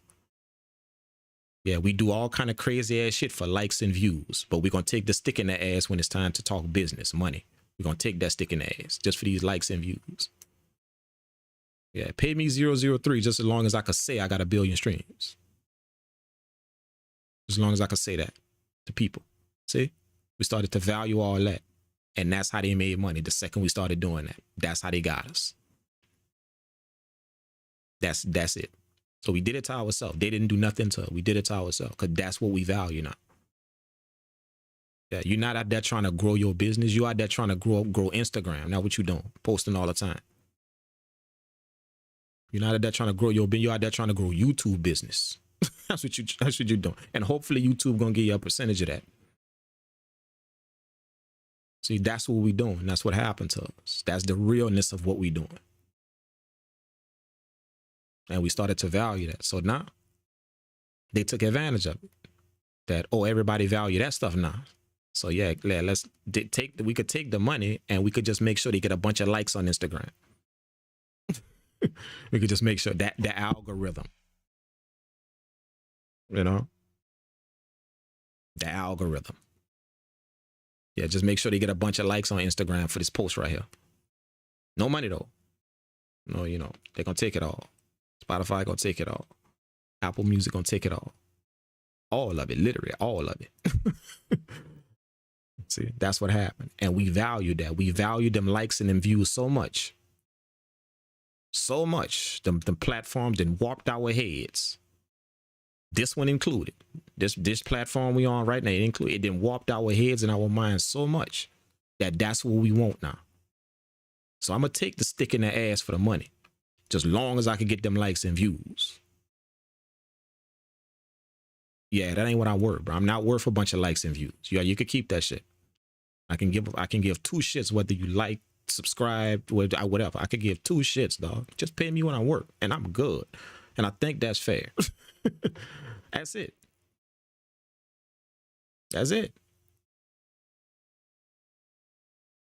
Feel what I'm saying? That's just how that works. That's it. You know?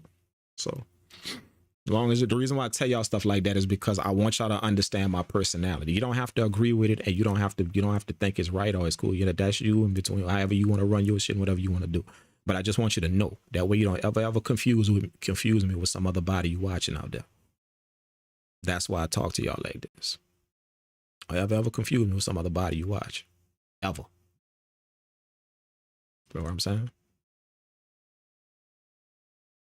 There's specific things that people have noticed about this channel. How it operates and how it runs. People have noticed it. Yeah, you have never seen no weird shit here. No back and forth shit with nobody or saying whatever or no reaction videos to somebody else comment they made or none of that shit you see here. None.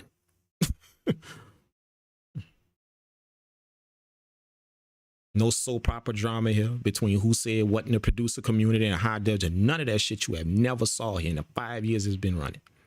None. You see what I'm saying? And people have noticed that. And you ain't gonna see none of that here, ever. None of that weird ass shit out there. Because that ain't what I think. That ain't what I think people can learn from. Who said what about who and who beefing with who in the producer community. I don't know. Take that energy and invest that into helping somebody else get something going with their life. It's a lot of energy you gotta spend debating and all that shit with people. That's a lot of energy. Take that energy and go invest that in one of these other people getting started with their music production career. Feel what I'm saying? So y'all ain't gonna never see that weird shit here, dog. Ever. Ever. Like no kind of way, no nothing. All y'all gonna, every time y'all click on a video here, you may go run to 20 of them other videos, because you know that's the way we are. We inquisitive people, so we want to know that wild shit like that. So we go run. That's why you see them videos get so many views. Some crazy video like that, and they know that. The people that's making them know that. They know y'all gonna go to controversy first before y'all go to some helpful shit. They know that. You know, they know that, they know the idea that people will slow down for a car wreck before they slow down for people that need help on the road. People know that chaos makes money. They know that. That's why that's part of the reason why they don't mind bringing it to y'all on video. They know that. That is a marketing technique since long ago. Chaos brings money. Because we are made that way to go running. We gotta go see what's going on. Like we just gotta click on it and see what's happening. We have to. You just gave them money. There you go. That's how it works, bro. So just understand that. You feel what I'm saying? That, you know, and I ain't saying nothing about them people that do that. Like, do your thing, do what you do, you know, create all that shit and put all that shit out there. And, you know, do it under the premise of helping people and all that shit. Do all of that. You know what I'm saying? But still don't change the fact that that's the tactic. It don't change that. That's the tactic. Chaos always make money. Peaceful shit don't make no money. I told y'all that before. Peaceful shit, it don't make money. You just get peace out the deal. That's all. You don't get no money from peace. You just get peace. That's it. But for some of us, that's good enough. Peace is good enough. It's good enough. And I'm gonna just take whatever money I get from wherever on the side. Whatever. But I ain't gotta go put controversy out there just to get people to check out some shit. I don't have to do that. Feel what I'm saying? So y'all ain't gonna never see none of that here on the channel. 5 years I ain't never saw it, and y'all never will see that. I'll shut down this channel before y'all see that shit. Like 100%. I'll literally delete this whole channel before y'all see any of that weird shit on my channel. I will literally press the delete button on this channel and go make my beats elsewhere. Go sell much like I was doing before the YouTube channel. Go do what I was doing. See what I'm saying? Before y'all see any of that weird shit on here. Hopefully y'all done got that. Hopefully y'all respect it. You know, even amongst what other people are doing with their platform and how they getting down, just hopefully y'all respect that. You know what I'm saying? You ain't gotta like it or you ain't gotta, you know, but just hopefully it's respected. That yeah. One thing we can't say about that, you don't fool with none of that weird shit. You know? You know what I'm saying? Hopefully, you know, in 5 years, we ain't never seen none of that weird shit with them, no. None of that. You know what I'm saying? So hopefully it's respected. You know what I'm saying? So that's how I move. And every time y'all click on a video, every time y'all give me y'all time on a live stream like this, or even listen to me like y'all doing now, it's gonna always be something helpful, you know, that can hopefully do something for you. You know, hopefully. I don't claim to know everything about everything, and I'll never claim to do that. But I have earned my stripes. I had. So every time y'all click on something from me, it's gonna be something. It's gonna be something to help y'all. You know, no matter if them weird videos like that get 20,000 views in the first hour, and the actual helpful tutorial video get 1,000 views in the first hour. See, that's how it works. Because people gonna always run to that controversy before, and companies know that you build that way, that you gotta find out about that bad shit. You have to, like, that's in us. You know, before we go get some shit that help us. So no matter if that keep happening, you know, I'ma still keep making shit. Every time y'all click on a video from me, man, it's gonna be some helpful shit. Now, as y'all know, I like to clown a little bit. I do, you know. So I try and make sure I give y'all a little bit of laughter in my videos. You know, I try and do that. You know what I'm saying? I like to keep it light, you know, not too serious. So I try and give y'all a little bit of laughter, a little bit of whatever, you know. So you're gonna get a joke or two in the video every now and again. You know what I'm saying? But for the most part, it's gonna be some helpful shit every time y'all mess with me on a video. Every time, gonna be some helpful shit. No matter if it's just talking like this, no matter if it's cooking up beats, you know, doing whatever. You know, and that's just a promise I made to myself. That ain't really got nothing to do with what nobody else doing. It's just a promise I made to myself. I done so much wild shit in my life back in the day that, yeah, I had to make that promise to myself. That anything come out of me gonna be hell. I'm tired of destroying to get money. I'm tired of that. Like I'm fed up with it, bro. Like I had a lot of that, you know. I ain't talking about music. I'm talking about just my life.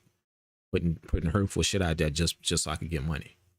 So I ain't gonna get too much into detail, but a few people know my story. They do. I had enough of that life, dog. You know, so I just want to be peaceful right now. And just, you know, anything come from me gonna be helpful, bro. You know, anybody that want to bring smoke my way, then don't, bro. You know, don't. Cause you ain't gonna pull me out of character, dog. I'm gonna go make some more helpful shit. You know what I'm saying? So hopefully y'all can respect that, man. You know, I love you guys, man. Thank y'all so much for listening to me. You know, I just want y'all to know my personality. It's kind of hard to do that from a screen. So that's why I talk to y'all about just my mind state and how I am. That way y'all can kind of understand my personality. Even if y'all ain't never met me, y'all can understand my personality. So that's why I spend the time to talk to y'all like this. You know what I'm saying? If you're going to be following somebody for 2, 3, 4 years and, you know, you like what they doing, you know, at least, you know, that person should stop and tell you a little bit about how they think. You know, what go through their head. See what I'm saying? So that's all I'm doing. I'm not saying I'm not saying that it's above nobody else or I'm better than other people. I'm just telling you how my personality is. And if you want respect for your personality, then show me that same respect. My personality, you know, how my personality is. You know, I don't fool with none of that weird shit, bro. Just on some helpful shit, man. That's it. That's all it is, man. Just some helpful shit. You know, I didn't play that game for a long time, putting chaos out there just to make money. I didn't play that game for a long time. And I like I said, I ain't talking about music. I'm talking about life. I ain't talking about music. You feel what I'm saying? So, yeah, it's just not good in the long run, bro. Like, that's all I could say. It's just not good in the long run. It's not. You know? So, thank y'all, man. I love all you guys, bro. I appreciate it. This is the beat we got, man. We're gonna run the beat back. You know, I don't even think we played it yet, but we're gonna run the beat back. I'm gonna let y'all check it out. And yeah, bro, I'm gonna get out of here, man. Thank y'all for rocking. I don't even know how long we've been on live for, but I told myself when I do this live stream, I don't care how long it take. I'm gonna go through this shit like step by step. That way y'all can have one video on my channel that literally from start to finish, he did the whole thing from melodies to his effects to drums, and he did it live. No matter how long it take. Explained everything to the best of my ability. Now y'all got one video up there like that. At least one. You know, so go look at this again however many times you need to kind of take in what was done. Take whatever you can from it, you know, learn whatever you can from it. And, you know, you don't have to stop here. You know, I teach over 200 people. You know, I mean, I teach over 150 sessions monthly. One-on-one sessions on screen monthly. Over 150 monthly. No cap. You know, with people that want to learn more about what they see on the video, they want to learn. They don't just want to wait for another video. They actually want to get some specific help with what I think they should need help with in a video. They got some specific shit they want to get help with that they doing, however they thinking, whatever they got going on in their creativity with their studio. So I offer that, man. You know what I'm saying? So if I had for some of y'all be asking me for stuff in the comments, and that's my only reply I could tell you. You know, like people ask me for templates and all that type of shit. Nah, I help people, dog. Like, so come get at me if you want that. I don't do course, you know, some type of course you could go download from. So I don't do that, bro. Like I'm gonna get on screen with you and help you. Same way I'm talking right now. So lock in if you want that. So, but if you waiting to like I say, like that's what I mean when I say don't get me confused with some other body you watching out there. You know what I'm saying? Like I'm gonna actually help you, bro. Like I don't have to help you from a distance or from the no. Like come lock in with me. I'm gonna go look at whatever you got going on, assess it, see what's up with it. You know, and I'm gonna put something together. You know, whether it's a consistent amount of things or whether I can help you on the spot, whatever it is, I'm gonna put something together that's designed for what you do. That's what I do here with people that I train to be engineer. I do the same thing. Whatever level they at, I assess whatever level they, and I design things for them, for that specific person to get better at what he do. That's it. I think that's how you should teach people, you know, not make one course and figure all of y'all gonna learn from that. Nah, bro, y'all got different levels of comprehension, bro. Like all of y'all, and y'all got different shit y'all doing. So no, you know, like I ain't gonna make one course and think that cure the world. You know, like what is that? No, I'm gonna talk to you individually, and I'm gonna talk to you individually. I'm gonna talk to you individually. I'm gonna talk to you, and you, and then you, and then you, and then you. I'm gonna talk to y'all, and then tell me what you got going on. Explain it to me. What you got going on? All right, let's get this going. Let's see if we could do this. We're gonna get us to try and see if that help you out a little bit better. See, that's what I do. Feel what I'm saying? So that's just my mentality. Again, if you're following somebody for quite some time, you should know their mentality, though. You should know how they get on. That way you don't ever confuse them with somebody else you watch. Because it's easy to do that. Like we do that. We confuse, you know, like people that we watching with other people. We do that. You know, because old boy got this over here and he got courses and he got that. You supposed to have it. Man, since when? Since when? He got that and he got that. He got this and he. So ain't you supposed to you make videos and do all of that? You supposed to have, yeah. Don't get me confused with some other body you watching, dog. Don't, bro. That's what I mean by that. Don't, bro. Like for real, you're gonna be highly disappointed. Talk like for real. Like, no cap, you literally gonna be highly disappointed. You know what I'm saying? Don't get me. Don't do that. No, I don't advise that. You know what I'm saying? But at the same time, if you looking for something else, then yeah, get at me. You know, like I help whoever, man. I'm dedicated to that shit, to helping people. You know what I'm saying? Too much chaos I put in my life, bro. So I gotta do that shit, man. I gotta fix that shit some kind of way. I gotta get that red ink on my book some kind of way. I gotta do that. Or not, even if I can't get it out, I gotta do something to make up for it, bro. It's a lot of red ink in my book. I like, bro. A lot. So we gotta do something about that, man. You know, so that's all I'm on right now, dog. That's it. But look, let's play the beat, man. Thank y'all so much for tuning in, man. I love all you guys, bro. I'm gonna see y'all in the next video. Yeah, and if y'all see me in the video, let me address this. If y'all see me in the video talking with my hands and doing all of this, like a lot of people see me doing, if y'all see me doing this, it's just my personality. That's it. Yeah, that's just my personality. You know what I'm saying? Like, I feel what I say. I feel it. I don't just be ranting some shit out my mouth. I actually feel it. So my body gonna move with it. You know, I just can't sit there like this and talk to you dry like this and I don't really that. Nah, my body gonna move with it. So if y'all see me in videos, you know, reaching out to you in the camera and doing it, it's just simply because I feel what I say. I do. That's all. You know what I'm saying? You know. Yeah. And just know that y'all not the only ones. Y'all not the only ones crack on me for that. Y'all not the only ones. So, you know, I'm used to it by now. Because we've been that way for quite some time. You know, but a lot of people love it that I'm that passionate, you know, like they love it. So, you know what I'm saying? But yeah. I actually like some of the jokes y'all make, bro. All right. Thank y'all so much, man. I appreciate it, bro. Let's play the beat. Let's do it. And yeah, we're gonna get up out of here, man. You guys are amazing. Thank y'all for rocking with me this long. Again, if y'all can drop a like on the video, what that's gonna do is help the video, you know, help other people see it quicker. Same way y'all saw it now, other people go see it quicker. So go drop that like on the video and help out with that, man. That way some more people could see this thing. It could pop up in front of it on their YouTube feed. All right, let's check out the beat, man. See what we did, man. Drop y'all comments in the chat, whatever y'all think, for real, whether it's good, bad, crazy, wild, whatever. Drop it in the chat, man. You know what I'm saying? You know, and we're gonna check it out, man. Appreciate your fantastic code, man. Thank you for being here, for locking it with us, man. Appreciate that. Solar, I see you. Appreciate that, man. Incessant, thank you so much, man, for being here. Brian Donaldson, R. Holloway, thank y'all so much, man. Akil, appreciate you so much, Akil. Thank you so much for being here. Purple World made it.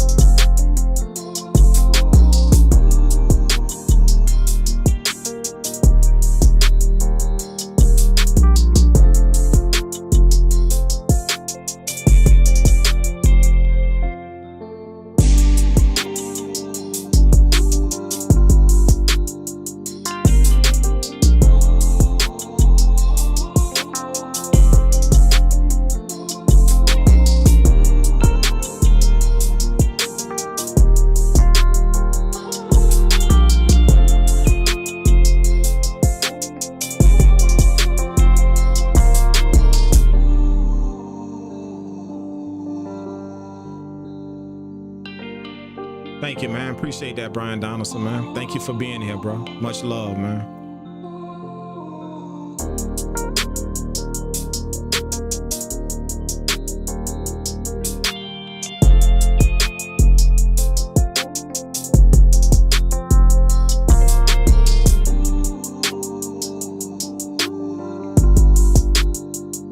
Just chill, bro. Like, damn, bro, this chill, man.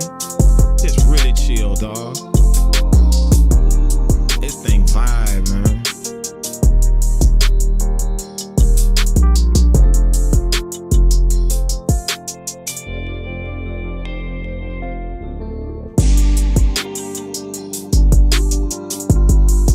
Wow. This smooth, man. This smooth, bro.